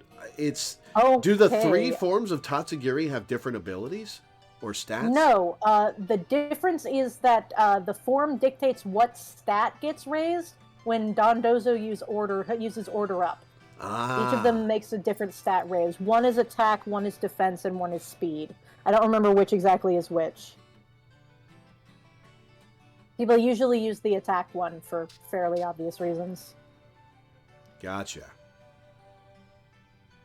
Okay, we have gotten into plot. We have gotten into plot. Okay, so Alana, if you want to avoid endgame spoilers, I'm going to give you 30 seconds to close the stream.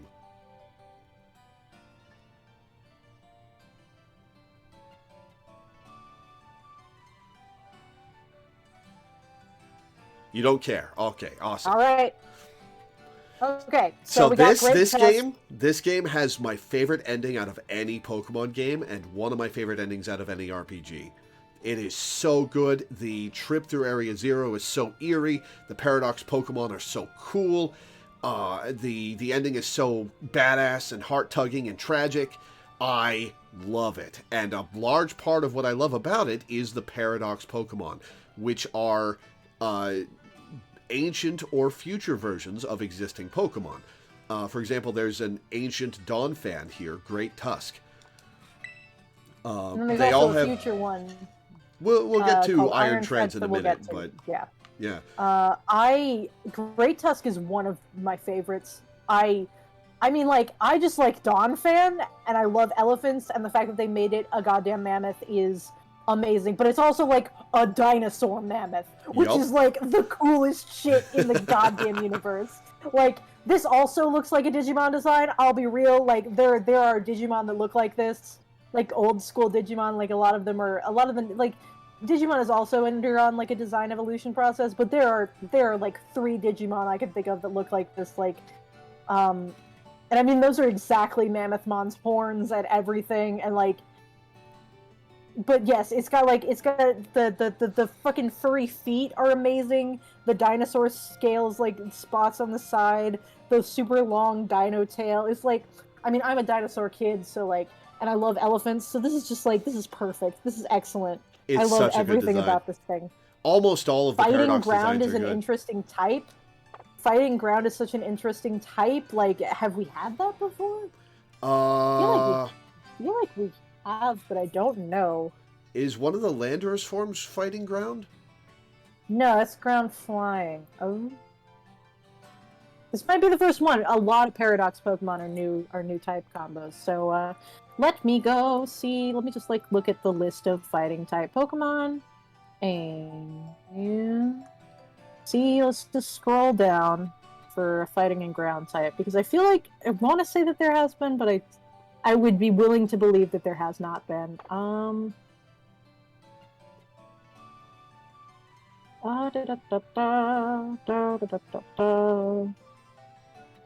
Terrakion is a rock fighting type, but yeah, there's not been a ground fighting type besides before this guy. Which is cool. I mean, like, it makes sense too. It looks like a fighting type. Like, it looks like an angry guy who fights all the time. I dig it. It's a very solid one, and, like, the fact that, like, it also helps that this is one of the first ones that they revealed. Like, they revealed the concept with the 2 Donphan forms, and they're both just really good, which we'll get to when we get to it. How many endgame spoilers did we get before release? I avoided everything after a certain point. It was just the, like, Koraidon and Miraidon were obviously revealed, like, pretty close to the start, and then, Great Tusk and Iron Treads, which are not technically endgame spoilers, because you run into them in the overworld, like, so, yeah, like, they're one of the Titans. Yes, so, those were shown off, and then, like, you could kind of piece together that, like, the past and the future were relevant, because Sada and Turo's names are based off of the Spanish words for past and future. Pasada and Futuro, right? Yeah. So, you could kind of piece that together. Plus, their designs make it kind of obvious. Yeah. This is a prehistoric Donphan. It's very obvious. No, I meant, but that's all we got. They managed to keep it in and avoid spoiling the end game. Yeah, they didn't really talk about much else other than that. Like, they even, like, I meant the professor's designs, by the way. Like the fact that Sada's design is what it is, and then, like, Turo's very future looking. Hot cave woman, I love her. Anyway, moving on to Screamtail. Screamtail is my least favorite of the past Pokemon. I adore this stupid thing. It's just, I like that a lot of the past Paradox forms are of unevolved Pokemon, like, not fully evolved Pokemon. I think that's an interesting choice, and I think it makes sense. It's like, oh, this is something else that they evolved into instead of their regular ones. It's kind of playing with the idea of evolution as a term, which I think is very interesting. Even if Alana agrees, I like its little fangs a lot. Its little fangies are very good. It's just like a punk rocker. like it yells because it's like a goddamn heavy metal singer. It's got like the heavy metal long hair, and I think that at least I think that's what they were going for. They were going for like heavy metal cave woman, and I adore it. I think it works really well, and I think it's very fun. And Psychic Fairy is a fun type. Like obviously we've seen it a few times, but the way that they it learns a lot of really good moves. A Flutter just brought up something that's a fair point. In the trading card game, ground has been folded into fighting from the start, which is true. Same with rock. They were trying to make a cohesive game when it first launched. I played around base set 1 through Fossil. And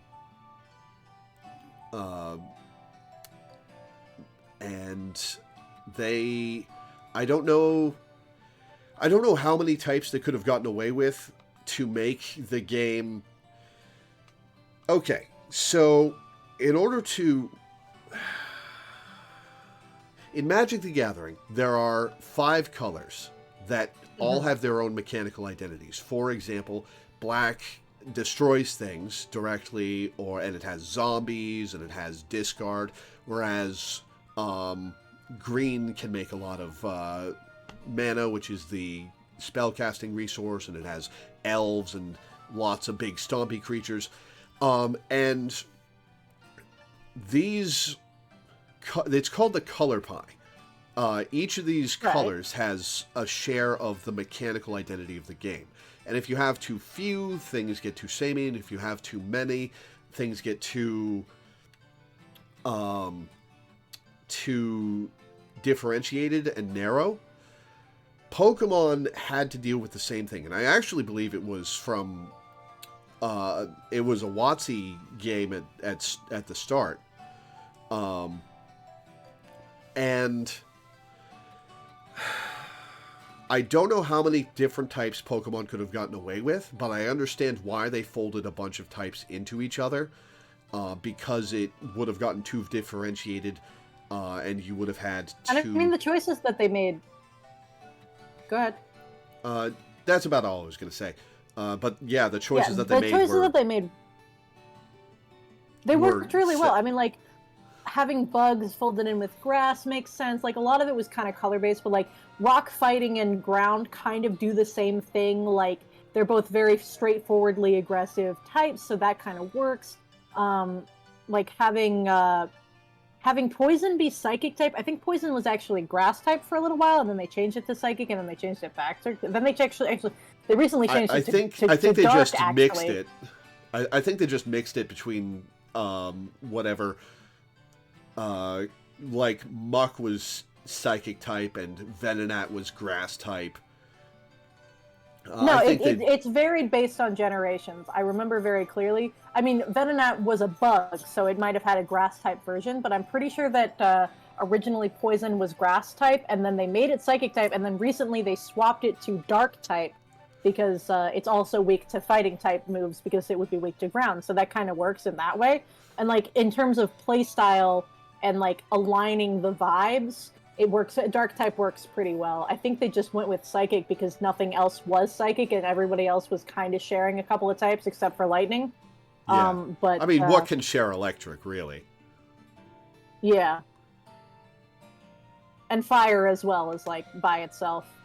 But water is also ice, which obviously makes sense. And of course, like, it's interesting because you can have, like, the type of your damage is separate from the types that you're weak to in Pokemon, which is very interesting. I've actually been meaning to get back into the Pokemon trading card game, but anyway. Yeah, what the hell were we talking about? I was talking about how Screamtail works, and then I was saying that fighting and ground was a new type combination, and then Flutter was like, fighting and was talking about the card game because fighting and ground and rock were all tied into the same thing. So okay, Screamtail is a good little heavy metal girl. Brute Bonnet is funny. Brute Bonnet is weird, and I like it. I like it, and I don't like it at the same time. I have no idea why they decided to dinosaurify Amoonguss of all things, but they were like, okay, so Amoonguss is like this very defensive guy. What if we made it so that it could dramatically looks at the camera, do damage? And everybody was like, oh. And Grass Dark is like not a unique type, but it is like an interesting one. We But got yeah, two Brute Bonnet Grass Dark apparently- Pokemon in this gen. Yeah. But Brute Bonnet is Brute Bonnet is really interesting because it on the surface it kind of can do a lot of the things that Amoonguss does, but it has higher stats, of course, and its highest stat is its attack stat. So like, it is bulky enough to do the things that Amoonguss does while also hitting shockingly hard. So I think that is very interesting. Does it get a similar move list to Amoonguss? Does it get the support moves that Amoonguss gets? Yeah, it has Spore and Rage Powder, which are the main two. It's got... Ironically, it only learns special Grass-type moves by level up, but it gets Sucker Punch, which is a big deal. Sucker Punch is great. And it can get Seed Bomb and Trailblaze by TM, so that's not bad. It can get Close Combat, which is hilarious. What the hell? That's amazing. Punching you with its Pokeball hands. Is shiny Brute Bonnet the same colors as shiny Amoonguss? I imagine it would be, because most of the shiny past paradoxes are just the same shinies, or are like very related colors to their base form shinies. Let me look. Brute Bonnet on Cerebi. Nope, that's... Because the shinies aren't on Bulbapedia yet, and that's what I have up.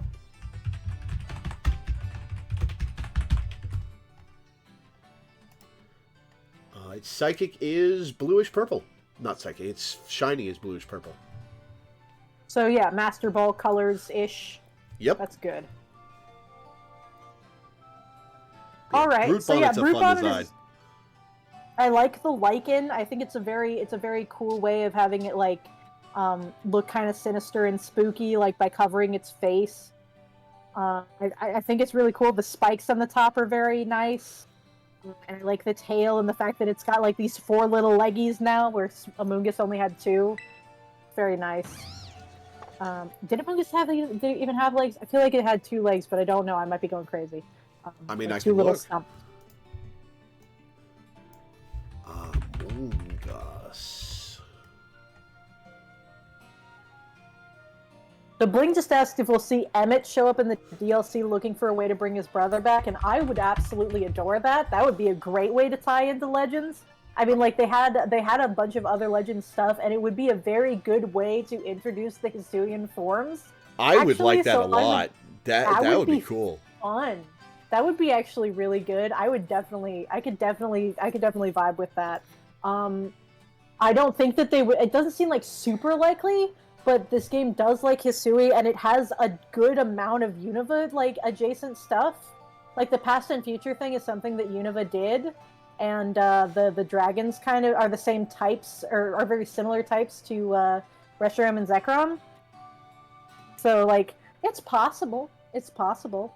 Okay, Yeah, so Fluttermane is amazing, and I love it to bits. Mischievous is my favorite ghost type, and Fluttermane makes me so happy. It's incredibly effective. It's just longer and spookier, and it's a goddamn menace in battle. And God bless America. It's exactly what it deserves. I love the like one little red One part little fang. of, like the one little red.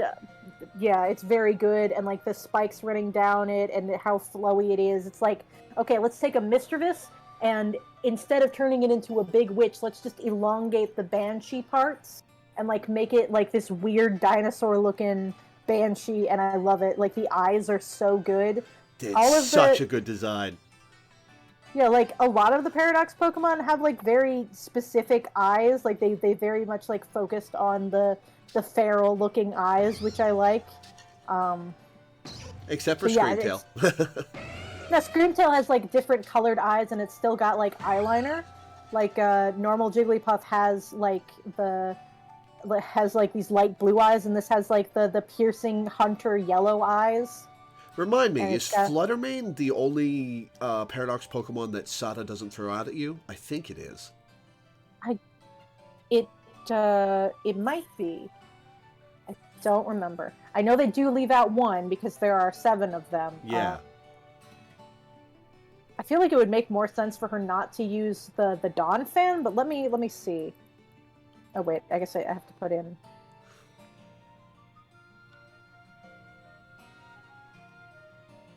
Okay.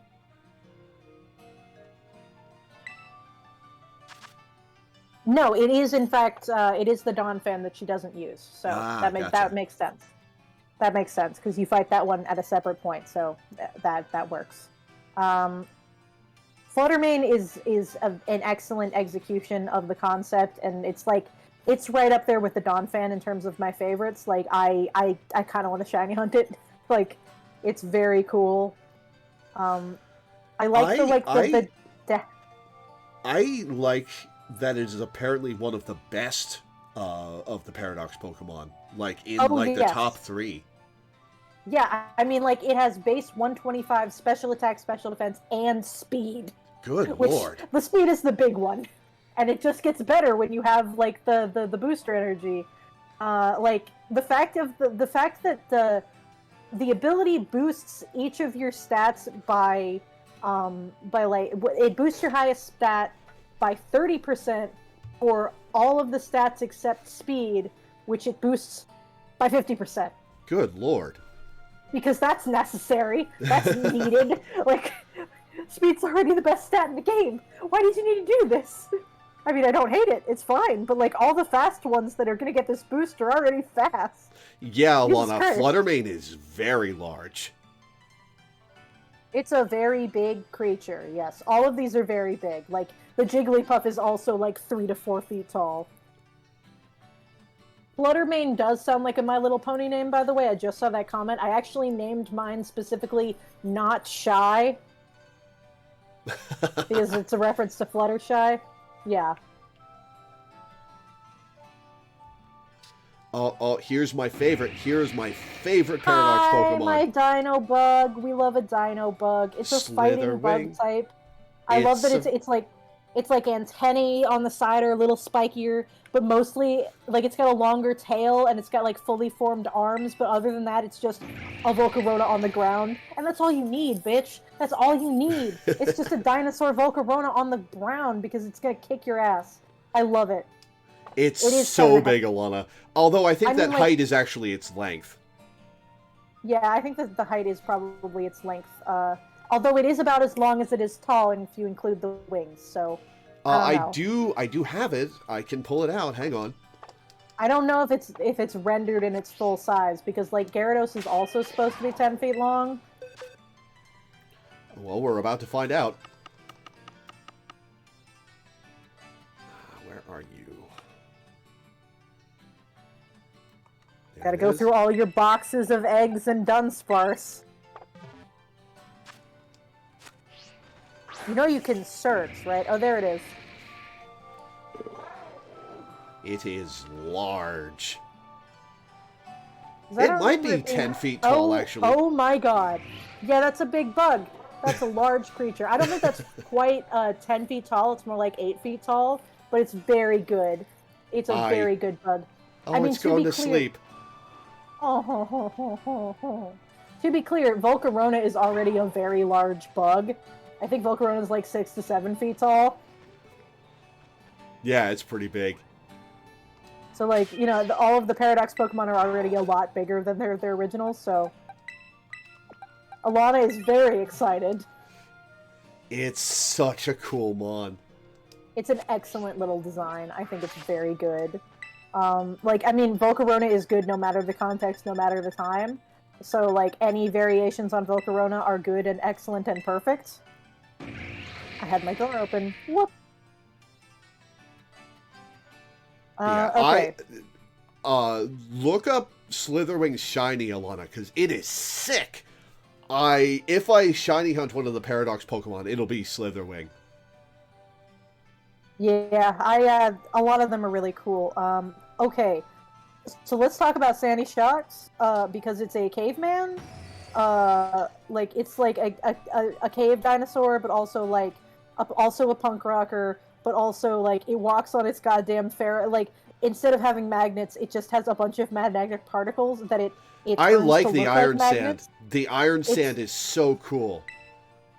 Yeah, I mean, like it's kind of the same idea as a lowland golem, but executed in like a million times better of a way, in my opinion.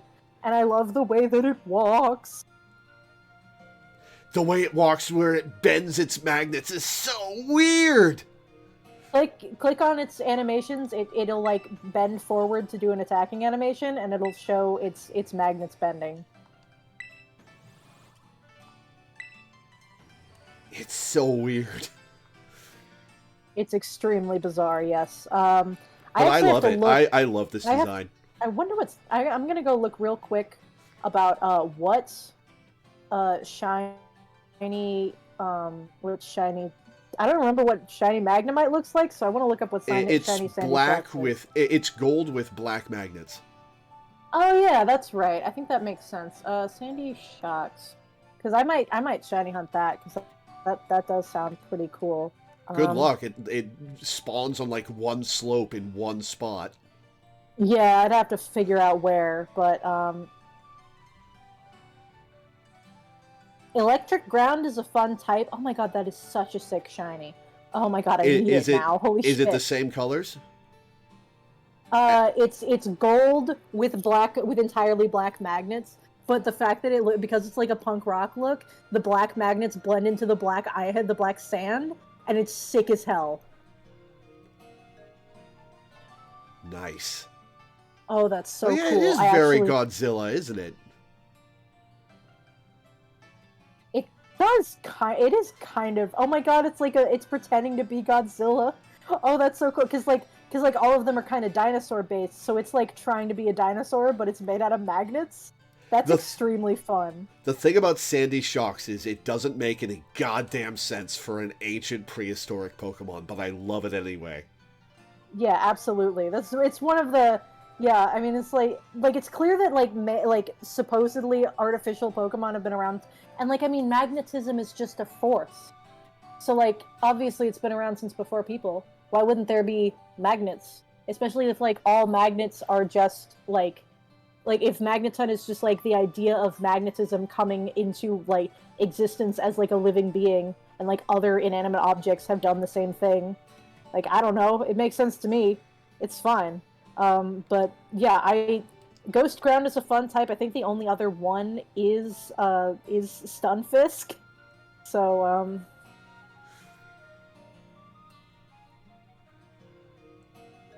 color-coded curved magnets and the screws are maybe a little man-made, says Alana, and I agree. Yeah, that's fair. That's a little bit of evidence to the this actually time travel theory.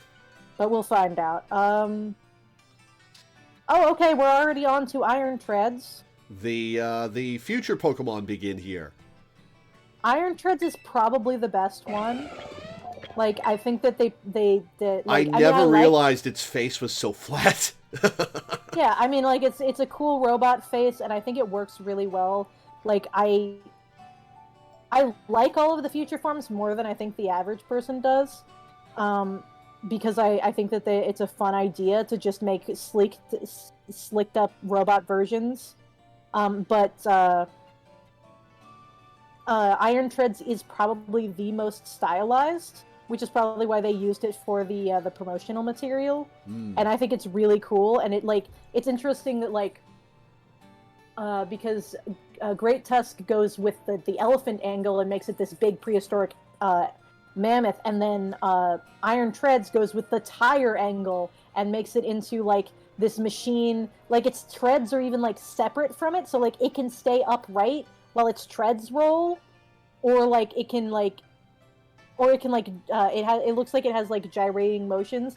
And also its little legs remind me of the Droidicas from I was just thinking that.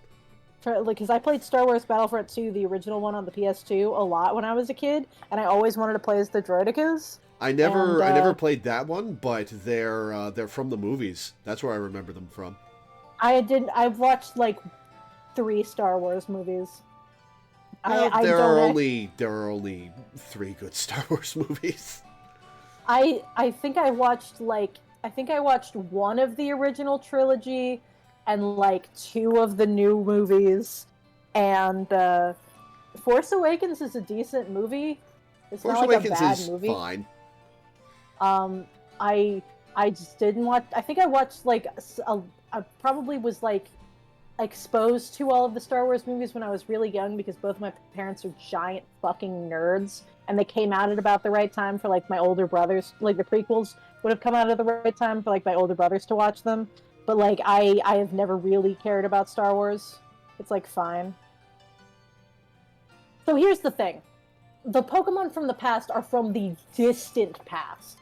So the Pokemon from the future are from the extreme future, where possibly all humans have died out. And it's possible that the world is a goddamn wasteland, and like the only thing that can survive is mechanical beings. And like everything has just evolved into like forms that can handle extreme conditions. They don't really go into detail about it, but I think the fact that they're all robots is actually kind of interesting for the idea of either like the idea of how far in the future it was, or the idea that this is what somebody would imagine future Pokemon to look like, which, you know, evidence for it not actually being time travel, which is a whole discussion we've gotten into. Yeah. I will be right back. Gotcha. I've been talking so much, guys. I had to remember to take my medicine like a little bit ago, and oh my god, lore. Everything is chrome in the future. Uh-huh. The SpongeBob meme.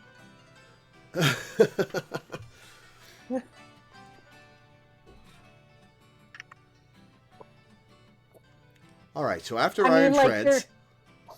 There are millennials on the Pokemon staff now. Maybe that is the joke. I have to, like, stretch because I've been sitting in one place. Okay, it's Iron Bundle. God bless you, Iron Bundle. I love Delibird. I love Delibird. Why the fuck does Iron Bundle exist? I don't know, man. I guess they were just like... I mean, like, they chose Jigglypuff and Misdreavus to give extra forms to. Like, yeah, but Misdreavus looks cool.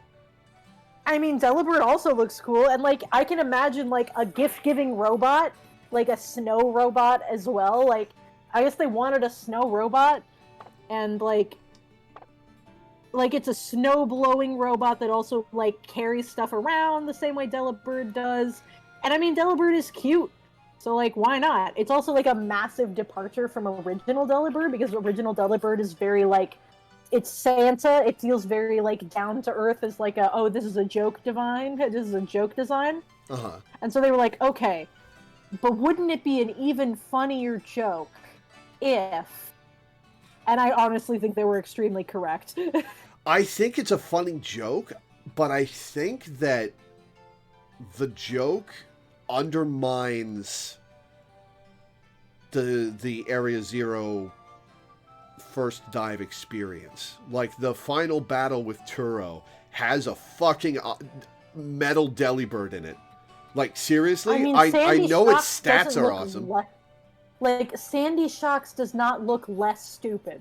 Sandy Shocks looks way cooler than Iron Bundle. What are you talking about?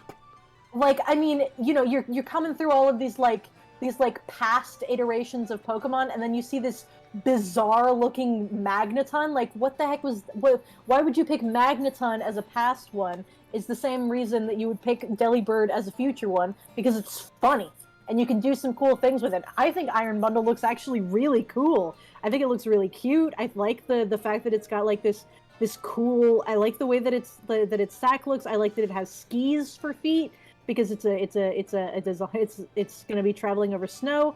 I like the fact that its little thing, like, can extend outwards to, like, help it, like, it can shoot ice or water, it can, like, use it to propel itself, but it can also maybe it can't use it to store stuff. Like, it seems like it's more like a a dispenser of things, but like it could probably store stuff somewhere else. Like its head looks like it pops open, so it probably stores stuff inside of it.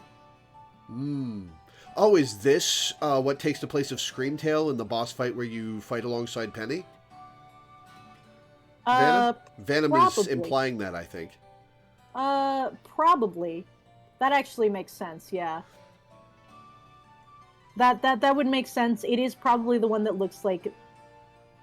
That actually, yeah, that makes sense a lot. That makes a lot of sense. Yeah, it does. Its head pops off? It pops entirely up into the air. That's wild. Okay, I didn't know that. But yeah, that makes... I think it looks really cool. Like, it looks kind of unassuming at first, and then it's, like, actually kind of wild. And, I love it because it's a Delibird, but I don't know why the fuck it exists. It exists because sometimes Pokemon puts a bunch of Pokemon it hasn't touched in a while on a giant wheel, spins it, and throws, like, 7 darts. And then, like, it picks a couple that it likes. Oh, its fainting animation is the head coming off. Oh, that's interesting. Okay, then we got Iron Hands, which I think is the Iron Hands is obviously, like, really good for raids just because it has Belly Drum and a ton of HP. It's like, you know, it does what Hariyama does, but better, which is very fun and interesting. And, like, Electric Fighting is a cool type that they did twice in this game, which is very nice. I sense a big butt coming, and I think I agree. I mean, like, I don't hate it. I think it's interesting. Like, it's a solid design. Like, the body with 2 hands thing, I do kind of... I feel like it, like, overshadows the others a lot, just because of how much I see it in raids. And, like, I mean, I don't really like Hariyama that much, so I don't love this. Hariyama is one of the pinnacle B-tier Gen 3 Pokemon. But, I mean, I think that this takes the Hariyama design in a very good direction for this idea, so I think it works really well, like, for what it is, but it's not, like, something that I'm crazy about. And I like the electric lights on its hands and around for its belt. I think it's, like, it's solid, it's doing exactly what it's trying to do, and I think that's perfectly fine. It's just, like, I'm not crazy about it, and seeing it everywhere is kind of irritating, but, like, it's perfectly fine. Yeah. Okay, next we've got... Okay, so here's Iron Jigulus. Jigulus. I'm not a fan. I think this thing is fucking awesome. Like, look, here's the thing. Hydreigon is already a banger. How do you iterate on Hydreigon? Wait, its faces are holographic projections? Hang on, I didn't process that. Oh, whoa. I didn't actually process that either. That's actually really cool. That is really cool. Its faces are screens, and I like the way that its, like, hand things can, like, open and close. I like the way it's segmented. I think the segments are really cool. Like, here's the thing. Like, Hydreigon is objectively one of the best Pokemon designs of all time. How do you make it cooler? You really can't, so just make it into a cool robot. And now it's cool and it's a cool robot. Like, you don't have to overcomplicate it. You don't have to change it. You just make it into a cool robot. Like, you don't have to overcomplicate I feel like the future designs are a lot simpler in that they're just like, hey, what if this Pokemon was a cool robot? And honestly, I feel like the 14-year-old in me is like, cool robot. So I don't even care. I think that Iron Jigulus is just somebody made a Hydreigon, but it's a cool robot. And, like, honestly, the part of me that loves cool robots and the part of me that loves Hydreigon are both shouting in unison. Well, I'm not going to blame you for that. So, like, I understand why people might be disappointed in it, but I don't care. I love this stupid thing. I love this crazy thing. And then we have... Hell the yes. Babe. Hell yes. Hell yes. Again, like, this is exactly the same thing. It's like, it's just a robot Volcarona. It's like, how do you make a Volcarona into a cool robot? You just make it into a robot. Like, it's just a cool robot Volcarona.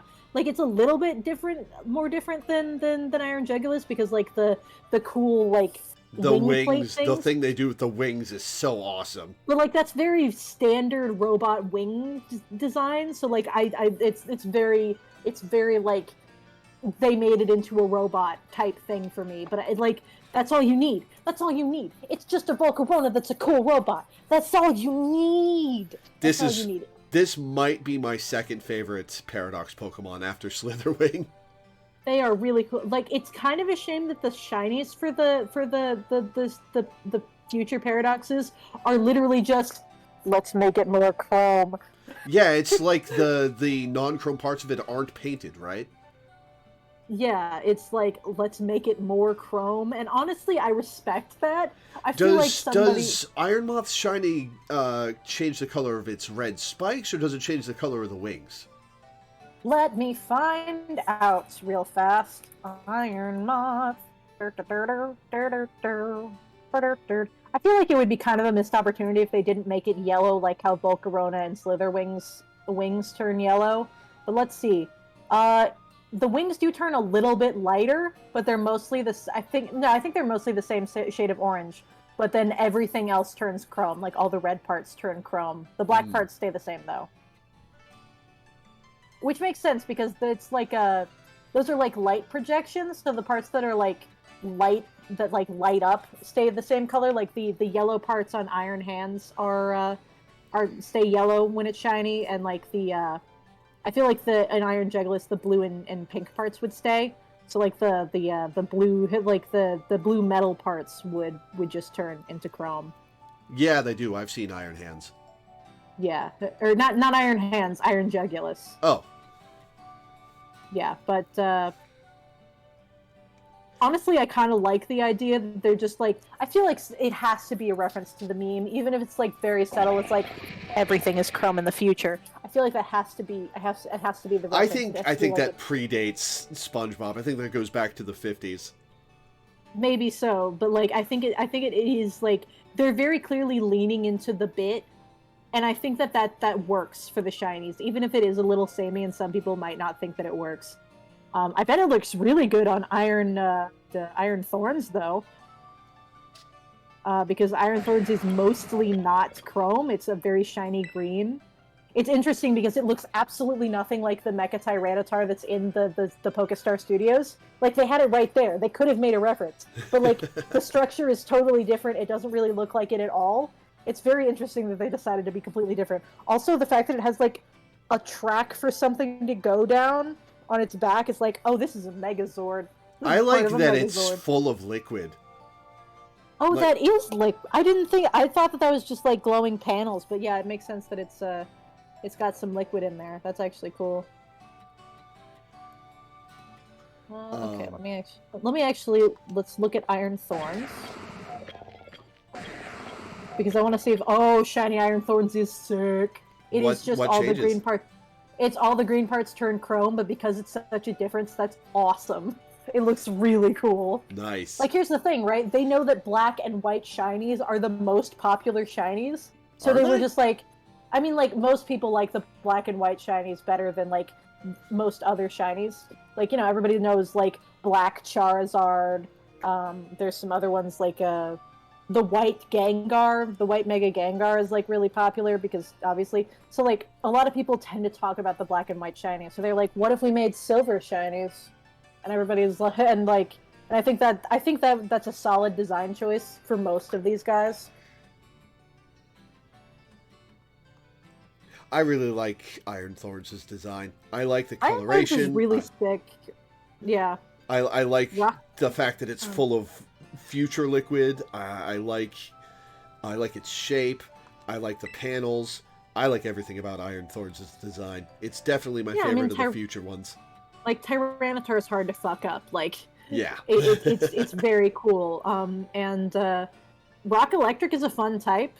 Like, it's only ever seen before on the Alolan Geodude line, and seems like it would be pretty cool. Oh my god, Future Juice. Ew. It's probably supposed to be like some kind of nuclear fuel or acid or something. I don't know. Okay, so before we get into other legendaries, we've got Frigibax, because they always Before we move on to Frigibax, I want to talk about something, and it's... Now that we've gone through all the... all but the super Paradox Mons, The Paradox Pokemon are the single most interesting and justified version difference in the series. Like, before it was all just, like, you might get a different box legendary, and there are a couple Pokemon that are available in one or the other. But in this one, there are a whole swath of Pokemon that are very cool and very different that are only available in one version or the other. And the plot, well, largely the same, involves different characters and cool character designs, and the Pokemon you ride is different. Oh, for sure, yeah. I definitely vibe with that. Like, I like the old version exclusive thing because in a lot of cases it's like two Pokemon that would fill the same niche, but you're in a slightly different world, so you have a different thing that works with it. Like Vulpix and Growlithe are clearly like two Pokemon filling the same niche of a fire type carnivore, and Scyther and Pinsir are kind of like in the same vibe. And later on, they made it so that Pinsir and Heracross were the counterparts, and those are very clearly the same vibe. And so, like, sometimes it's a little bit weird and different, but Murkrow and Mischievous are kind of similar in that they're both spooky, and they gave them both Duskstone evolutions and everything, so obviously they're the same in that regard. I like the idea of version exclusives, even if it is just a tactic to make more money. I think it's a naked and shameless tactic to make more money, which is why I'm so impressed that they actually justified it this time. Yeah, I mean, like, the idea was, like, from the very beginning, they wanted to use the link cable, which, like, a lot of other Game Boy games didn't really do that much with, and they wanted to, like, utilize it in a very, a very interesting way. And I feel like, wanting to do that makes sense. And I think that, like, wanting to encourage people to trade is, like, a decent enough reason to have version exclusives, even if it is mostly a cash grab. I think it's fine enough. I think Pokemon would have taken off less if you weren't encouraged to trade. If the only Pokemon you had to trade to get were the starters and the EVs, I don't think it would have taken off quite as much. Yeah, I can honestly agree with you on that. Like, I think that's a fair point. Like, the two different versions thing has been tried by other franchises, and and sometimes it does work, but because Pokemon is about the social aspect, it's not just that there are differences, it's that you can share them with your friend. And I think that's actually, like, a really solid marketing strategy, and it's an interesting gameplay choice. And I think that the way that they play with it in different ways. I mean, like, Sun and Moon do a fair amount with their version differences, given that it's literally like a 12-hour time difference, and like a lot of the stuff is different. And I mean, like, Sword and Shield, you have different gym leaders to fight. Yeah, the different gym leaders were cool. There aren't different gym leaders in Scarlet and Violet, though, Bling. So, like, I think that they've gradually been doing more with it as the time has gone on. I mean, like, Black and White were very different depending on your version, depending on, like, how much you read into the story, and, like, there was an entire, like, the entire post-game area of Black City and the vastly superior White Forest. Black City's so bad. But in Black and White 2, they changed that, so, like, they worked the same way. Because they recognized how bad Black City was compared to White Forest, I guess. But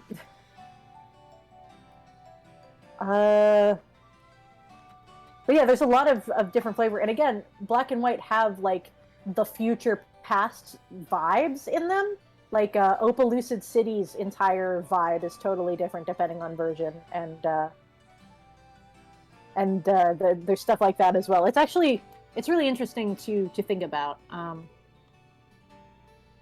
My voice is starting to go, though. I've been drinking my water and everything, but... Yeah, we're almost done. Yeah. So the Frigibax line, I don't like it. I hate Frigibax.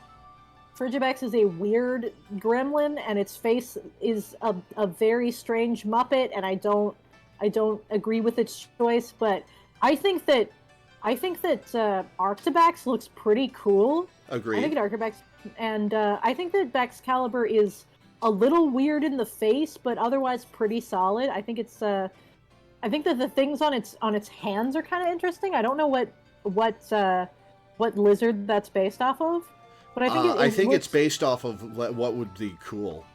The thing I don't like about Baxcalibur's design, I think, is the blade on its back. I think that that's too big, and I wish there were smaller, multiple ones rather than I could see one that. big one. It also like kind of makes it look like it's supposed to be a Stegosaurus, which I don't love. But like, I mean, I think that the blade is decently sized. I feel like you could like, I feel like it works well enough for what it is. Like, it is a sword. It's not supposed to have a bunch of little swords. It's just supposed to have a sword. But like, I get that that is kind of weird as a choice. Yeah, it's a less interesting Tyranitar. I don't know. I don't think it really is that similar Tyranitar. I think it's arguably like a weird cross between Tyranitar and Tyrantrum that, like, honestly, I feel like it's a less interesting Komodo. I feel like it's closer to Komodo in design conceit because it's like it's clearly leaning into its like secondary type of ice to like inspire its design. And I feel like maybe it should have gotten Steelworker instead of its new ability, but Thermal Exchange is a solid ability. What's I don't know, do? it feels... so basically, I don't think it doesn't prevent damage from Fire-type moves, but if you get hit with it, it increases your attack. Hold on. Let me check one. Let me make sure. Thermal Exchange. Okay, when a Pokemon with Thermal Exchange is hit by a Fire-type damaging move, its attack is increased by 1 stage. It also prevents the Pokemon from being burned, which is kind of nice, but it doesn't prevent damage. Well, it is neutral to fire, so there's that. Yeah, so it can take a fire hit, and I mean, it's a pseudo, so it's got pretty good stats. And there's like... Is the red on it anywhere besides its hands? I don't believe so. Let's nope. look. It's just its hands. That would be a big fat no. I mean, I don't hate the tiny pop of color, but I feel like if the blade was also a little bit red, but I guess they probably couldn't do that because then it would look like blood or something, or people would say that it looks like blood. Yeah, that's fair, I guess. I mean, I guess it's got the red there to indicate that it doesn't mind being hit by fire. Like, it's like a little bit of a design thing. No, I think it's just we thought this would look cool. I don't think there's any design reason behind it. Like, it's not the worst design I've ever seen. It's not that bad. I think it's fine. Frigibax looks a little bit... It looks like a weird goblin, and I don't know why they did that, but I don't... Frigibax reminds me of something in particular. It looks like a squished Yoshi. Like, I think it looks like an owl. It looks like a Mario enemy. Yeah, it looks like a Mario enemy. It looks like a weird... Actually, no, that is exactly the facial expression that Koopas have, but squished a little bit. Yeah, like I can see that. Like somebody took a hammer to its skull. Yeah. It's like somewhere between a squished Koopa and a squished Yoshi, which is unfortunate. But Arctibax looks pretty cool. Like, yeah, I like Arctibax. It's one of the cooler middle stage evolutions, even if it does just kind of look like something from Fossil Fighters. I don't know what that is, so. It's the game where they were like, Pokemon has this fossil digging system. What if we did a fossil digging system and made it so that you could revive a bunch of dinosaurs and then fight with dinosaurs like they were Pokemon. It's a pretty interesting game. Jaden Animations has a video on it. Yeah, I mean, I guess of the people who would be taking hammers to skulls, Mario is a candidate. All right, so it's Gimmighoul time. Gimmighoul's a fun idea. Gimmighoul's a great idea. Gimmighoul is a great idea in the same way that Spiritom's quest in Legends Arceus was a great idea. It's a collectible that's all over the map that you have to find a whole shit ton of in order to evolve a Gimmighoul. And I do appreciate that they respawn and you don't like miss one and you can't get it because they are actually like fairly well hidden. So I appreciate that they respawn. The chest versions don't respawn, but the little ones do. Yeah, which is good because like the chest ones give you like 30 each, which is pretty solid. Like you need like 1,000, but that means like there's like 10 to 15 chests, and then like you see the regular ones. So like there are 23 chests. 23 chests. That's awesome. So like it's not really that hard to get up to 1,000 because some of the chests gives you 30 and some of them give you like up to 60, and I don't know what the logic is on that exactly. But I think I got 80 out of one once. Apparently you can catch the roaming form somehow. Like there's a Pokedex entry for it and Pokemon stats Go. and stuff. Oh, that makes sense. It's going to show up in Pokemon Go as the roaming form, and presumably eventually you'll be able to import it. That would make sense. And then Golden Go is interesting. I think that it's a very good direction to take the idea. It's like, okay, we got all of our coins and we stopped fused them all together. The fact that it's surfing, like snowboarding in its photo is phenomenal. It's like it's just a teenager. It's like, okay, so we made enough friends with people who returned our coins to us that it restored our faith in humanity, and now we're just a cool like dude hanging out. And I think that's awesome, honestly. I think the concept of it is good, but the execution leaves something to be desired for me. It looks too much like a cheese stick mascot. I mean, I guess I don't know. I like the fact that it's got like the dreadlocks, and it's kind of also its signature move is hilarious, and like it's just objectively one of the best Pokemon to be released this gen. Yeah, because, it's a little busted. Its ability and signature move together are fucking ridiculous. It's unaffected by any non-damaging moves, right? Yep. Any move classed as a status move has no effect when targeting it. It's technically still like affected by Rage Powder and Follow Me, thank God, but its signature move is a spread move, so it doesn't even matter on that front. Surprisingly, I haven't seen Wolf talk about Goldengo much. He actually his latest video goes over like the top 10 best Pokemon released, and Goldengo is like or Goldengo, or however you pronounce it, it's like number 4 or 5, I think. Oh. It's up there. Yeah. Well, it certainly is a Pokemon. Yeah, I mean, like, I think it works really well. I like the idea of a treasure collecting ghost turning into a pure gold thing, but I really like the idea that it's just I don't know if it's just it doesn't care anymore now that it's gathered all 1,000, so it's willing to be friendly, or if it is because like it had to gather those 1,000 coins by having someone else's help, and it restored its faith in humanity, because that's very fun. It's not a payday, which would be funny, but what it is a spread move overheat, but it doesn't drop your special attack by 2 stages, it only drops it by 1. So it's a better overheat that also does damage to both opponents. I don't know if it has as much power as overheat, I think it's 120. Might.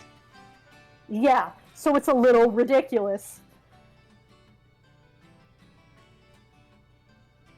Overall, I'm just not a fan.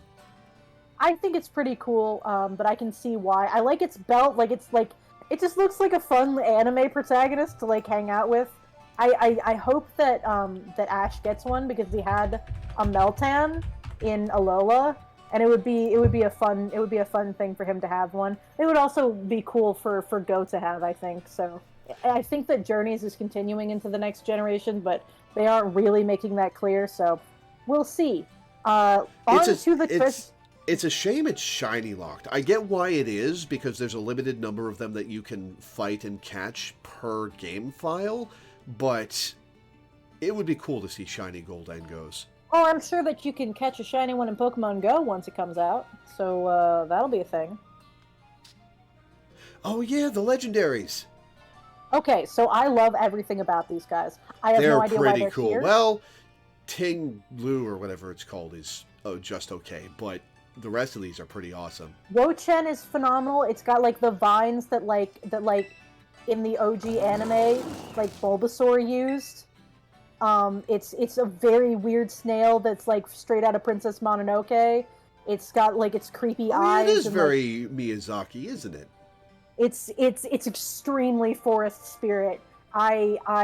It's like a giant pile of dead leaves and mud, and it's got like this thing is very weird. It's the first one that I found, and I was like, what the hell is this? I had to look up guides to find all the stakes. Yeah, But I I did too. find like 5 or 6 of them on my blind playthrough. A couple of them are startlingly out of the way.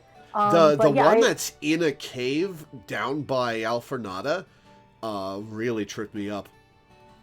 oh, see, I found that one because that's the way that I got to Alfornada the first time. Like that's the back path that leads you through the cave that lets you just go there when you're at like level like whenever you want.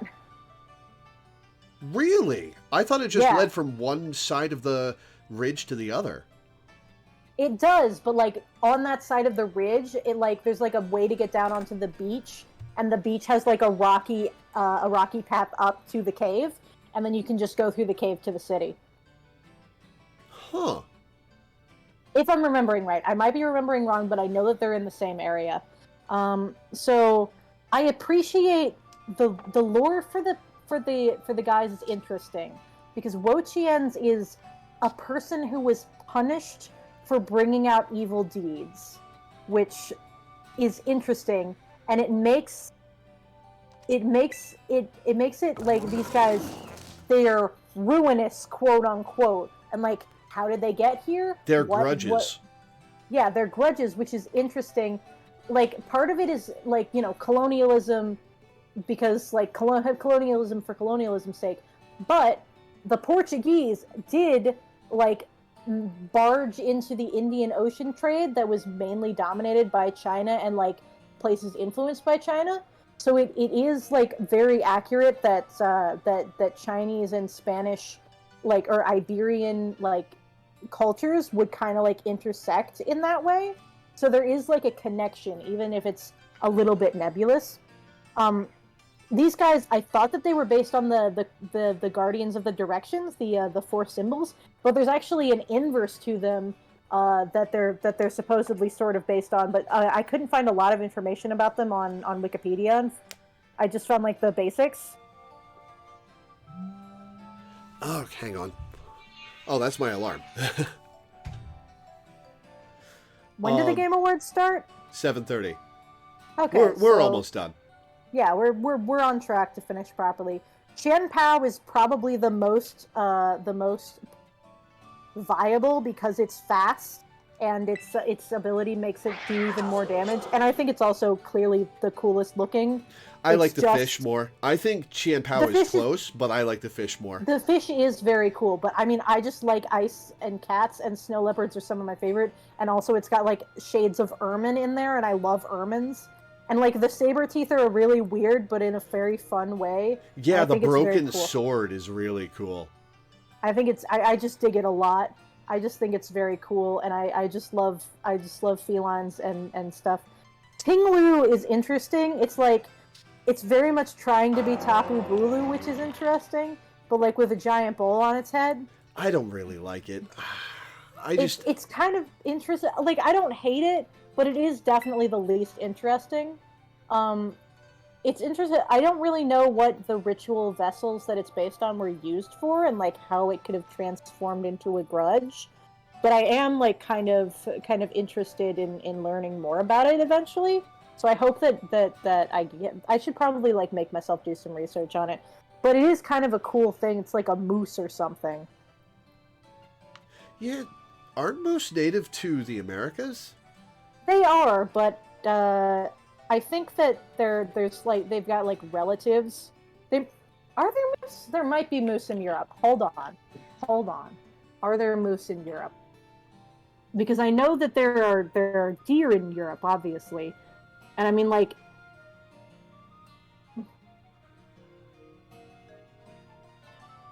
Okay, yes. Mook is known as elk in Eurasia, which is interesting because I thought reindeer were known as elk in Eurasia, but I guess that they do appear in Eurasia. So yes, it's a moose. Huh. They don't quite dip into China. I don't. Well, they might. They might like dip very close to China, but they're very much associated like with the Mongolian era, the Mongolian like area. Chiyu is very cool.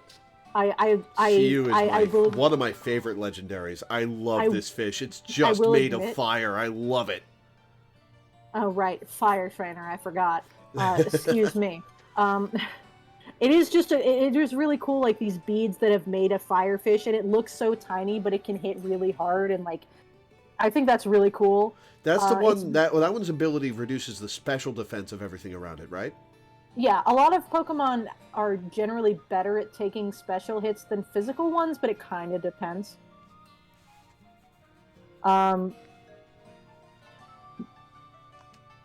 Okay, so I'm right. I actually was just reading the Wikipedia page. Elk is moose in British English.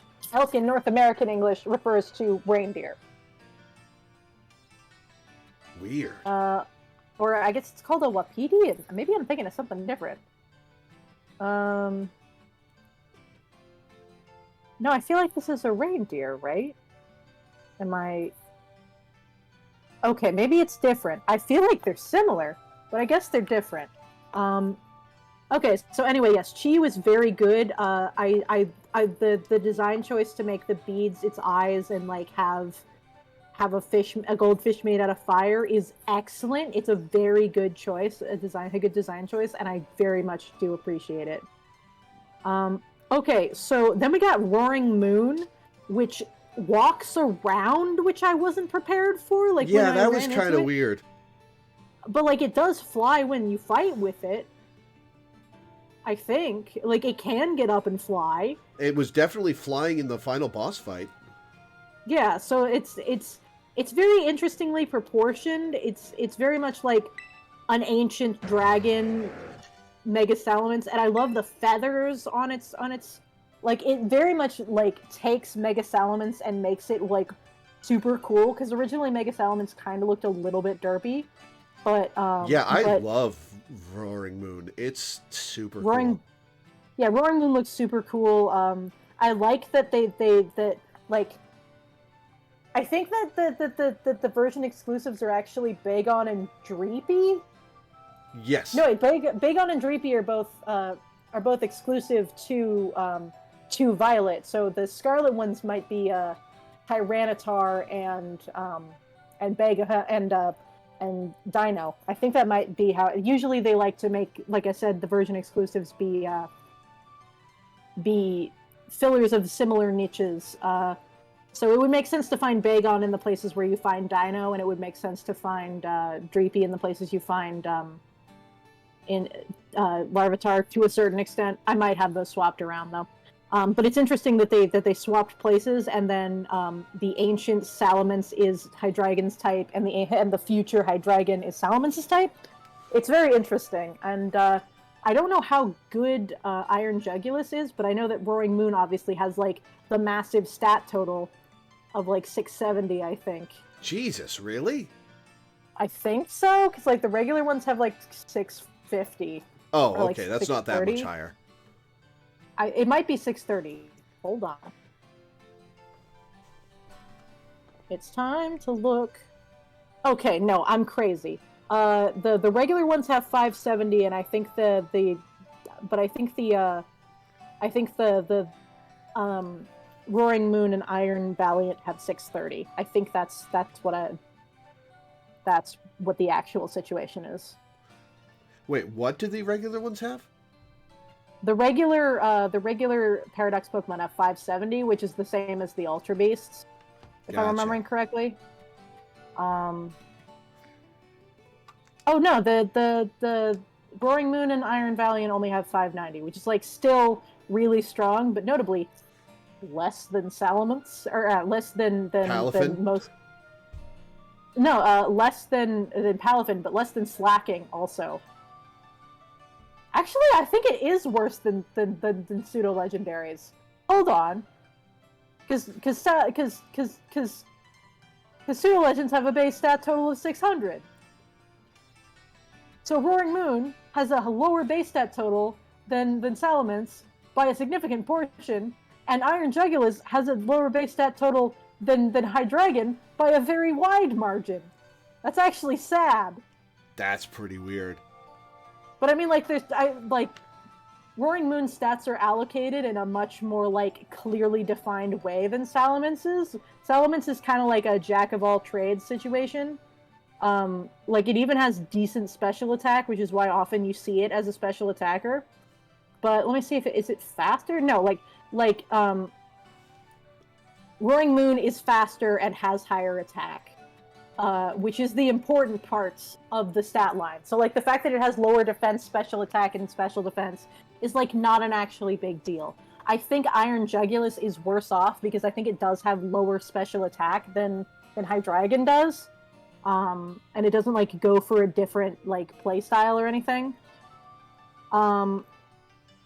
Okay, Iron Valiant. Iron Valiant is one of the coolest future mons. I do really like it. And the fact that it turns its arm blades into a freaking, like, dual spear is unnecessary, and I'm not sure why they did it, but I love the fuck out of it because I love polearms. Oh, that's a cool animation. It's one of the motions that plays when you go into its motion cry Pokedex entry. Yeah, also its other thing is, like, the animations are them, like, being ready for battle and then them, like, receiving attention at a picnic, and it's a receiving affection one is like it shakes its head. It's like wiggling, and it's very funny and cute. And, like, I appreciate that, like, this is absolutely a 14-year-old's, like, I want to make the coolest Pokemon ever. I'm going to make a robot that's a Gardevoir and a Gallade at the same time. Yeah, it's a mix of Mega Gardevoir and Mega Gallade, right? Yep. It's awesome. It's got, like, the big-ass hoop skirt, but, like, the basic body plan is more Gallade. It has a lot more Gallade than Gardevoir, but, like, a lot of the face is more Gardevoir, and, like, the skirt is closer to Gardevoir. So it's very interesting. It also has pigtails for some reason. I think it looks more Gardevoir than Gallade. It's very feminine, I think, but it does have more Gallade elements than Gardevoir elements. There's just something about it that looks more Gardevoir than Gallade. It's the fact that it's got pigtails, so it's supposed to look feminine. The fact that the lore behind it is that it looks like the rumor about it is that, like, a mad scientist made a robot is like, okay, yeah, I wonder what he made the robot for. Yeah. Anyway, we don't got to get into that right now. Again, it's like every 14-year-old Pokemon fan's, like, absolute, like, most requested idea, like, and it's a fairy fighting type, which is a really cool type. Wait, it is? Huh. Yeah. Also a new type combination.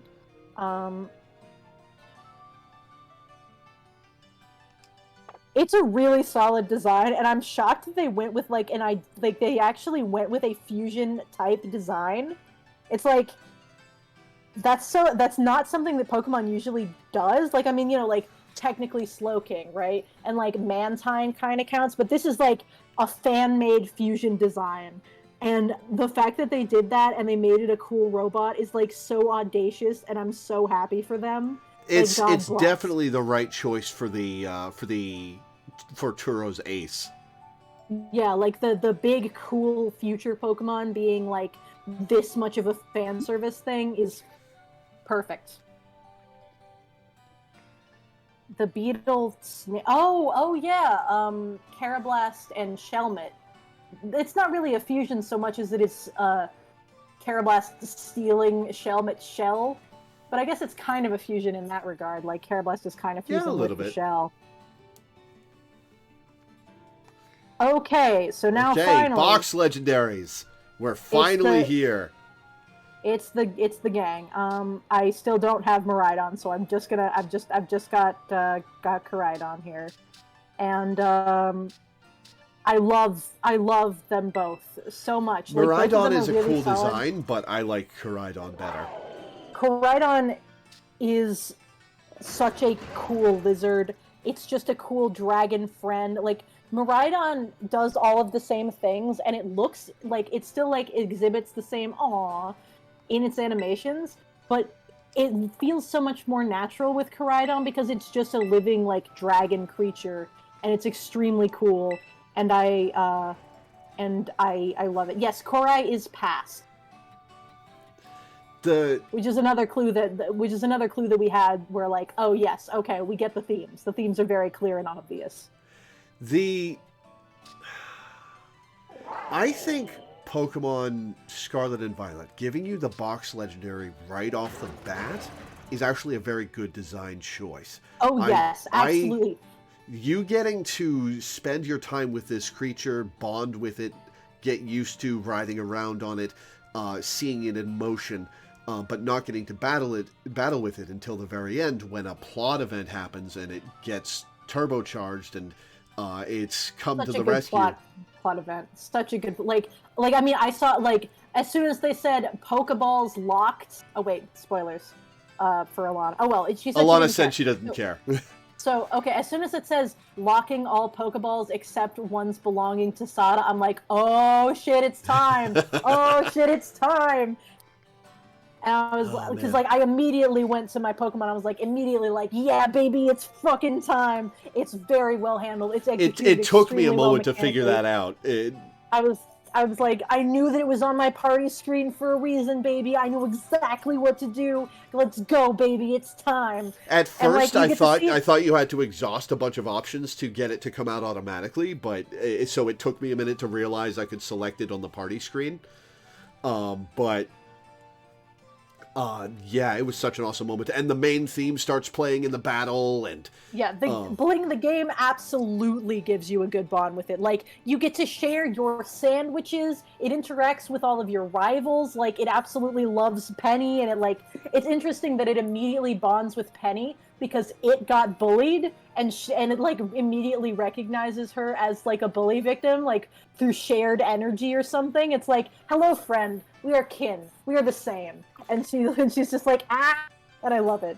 It's also got by far the most detailed and expressive animations in the game. They put a lot of work into Koraidon and presumably Miraidon. We know what this game is about. We know what this game is about. We know what the point of this game, the emotional arc, is this dragon's emotional arc. The entire game is about this dragon getting cool enough to fight its bully, which is freaking awesome. I mean, there's a lot of plots, but the actual main crux of the plot, that has the climax of the game, is this dragon fighting its bully, and that they put it in there. They work with it so well. It's great. I absolutely love my little toothless man. I love. He's such a good design. I love having a pet dragon that is also a motorcycle. It's so good. It's so excellent. I love every single thing about both of them.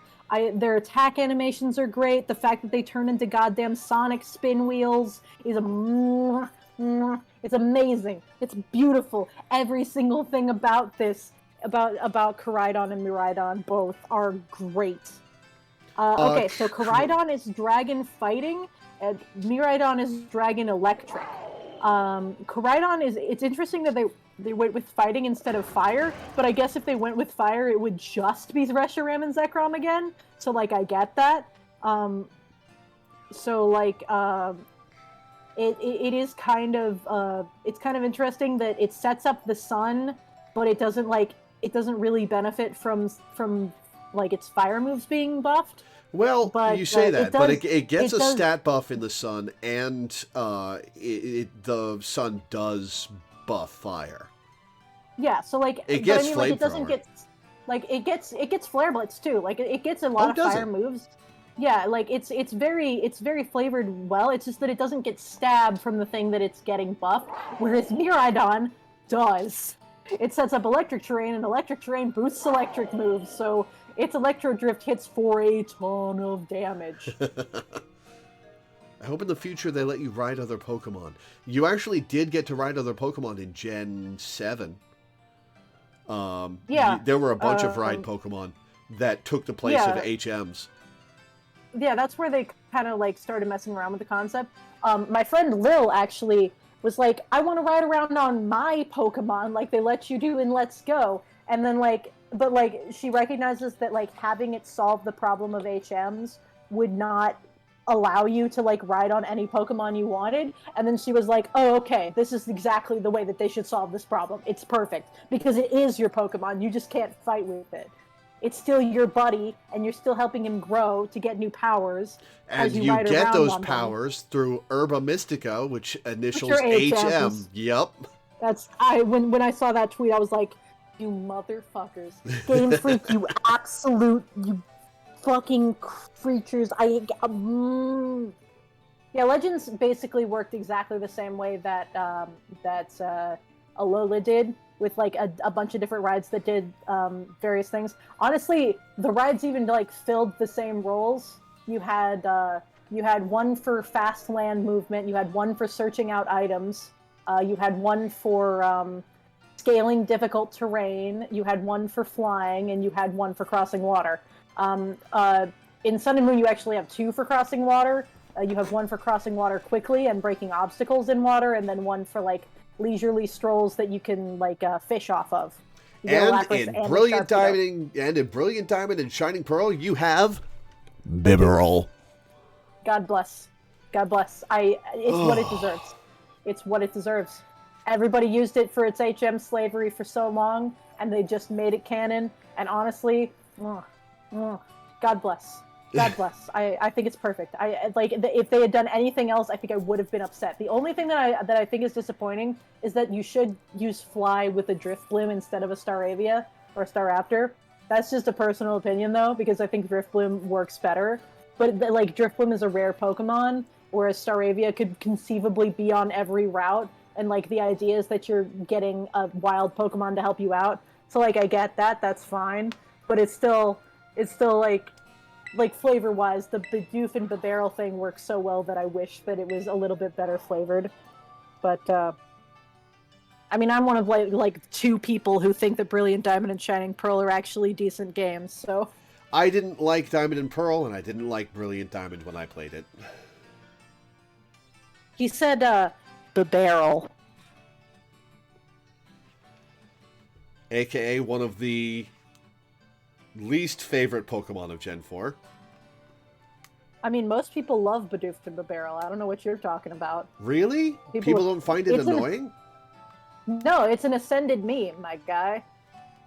It's like, yes, the Lord and Savior Bidoof, and I mean, most people just like Bidoof, but Bibarel is like attached to Bidoof, and like people like respect Bibarel because like, you know, Lord and Savior Bidoof. Because it's sort of like a Magikarp adjacent situation where it's like memeing that it's bad, but you have to use it. Like it's like, yes, we know that it's kind of a crappy Pokemon that you're stuck with, but also like consider it can do everything, so it is our god. I just hate it. I hate it. I love it. I do. Hate it's a Bidoof. Fun Pokemon. Bidoof and Bibarel are very cute and excellent, and I think that they're good little dudes, and I appreciate them ascending the meme, and it's excellent. They're cute little dudes. Yeah, Bidoof can't strength, but Bibarel can, and it also can surf. So Bibarel can learn every HM except for Fly and Defog. So all right, that's everybody. We did it. We did it all before 400 7:30. Pokemon.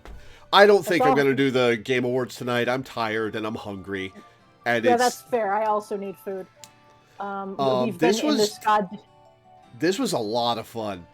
This was great. I had a phenomenal time. I am so stoked that you decided that you asked me to do this with you. And I'm honestly really, really happy that like us hanging out on one stream while we did co-op was like enough to tell you to let you be like a couple of streams rather. You have great energy. Hey. Thank you. I do my best. And you know a lot about Pokemon. I can ask you stuff about competitive, about stats, about the histories of the designs. You know a lot. It's been good to have you. Yeah, I mean, Pokemon's literally basically my entire life to a certain extent. Like, it's been with me. It's my oldest memories. I love Pokemon. I am glad to have been of assistance, and I look forward to us hashing out the details of our podcast. That'll be interesting. I do still kind of want to do a Pokemon anime rewatch podcast. Well, rewatch for me, like probably first watch for you for the most part. I think it would be fun. I think that would be an interesting like format. But the design and battle strategy review is probably like more generally appealing. So I don't know. We'll figure it out as we go. But yeah. So yeah, I need to get out of this chair because I have been sitting for 7 hours, except for a couple of times when I've gotten up to go to the bathroom, and I need to go to the bathroom anyway. So yeah, thank you for hanging out with me. This really was really cool, and I really do appreciate getting to hang out and talk about Pokemon for 7 hours because I love Pokemon. We've talked about Pokemon for 14 hours. Let's be real. Yeah, in total. But I mean, like, at a time, we talked about it for 7 hours. So, like, today, we talked about it for 7 hours, and my voice is going and everything. It's great. I love it. I'm having a great time. Well, I'm glad you are. I did too. All right, I will catch you later. I will catch all of y'all on the flip side who are in the chat. And it's been real. Like, see you guys later. Adios. All right, well, that's going to be it for tonight. I'm tired and hungry, so I'm not going to do the Game Awards. I'm just going to stitch this video together and set it to export and render, and then do some shiny hunting. So tomorrow is going to be To the Moon. Then Saturday will be Final Fantasy XIV and Ghost Trick, where we'll probably be finishing Ghost Trick. So tune in for those. Thank you guys for tuning in. Thanks for hanging out. Thanks for watching. And I will see you next time.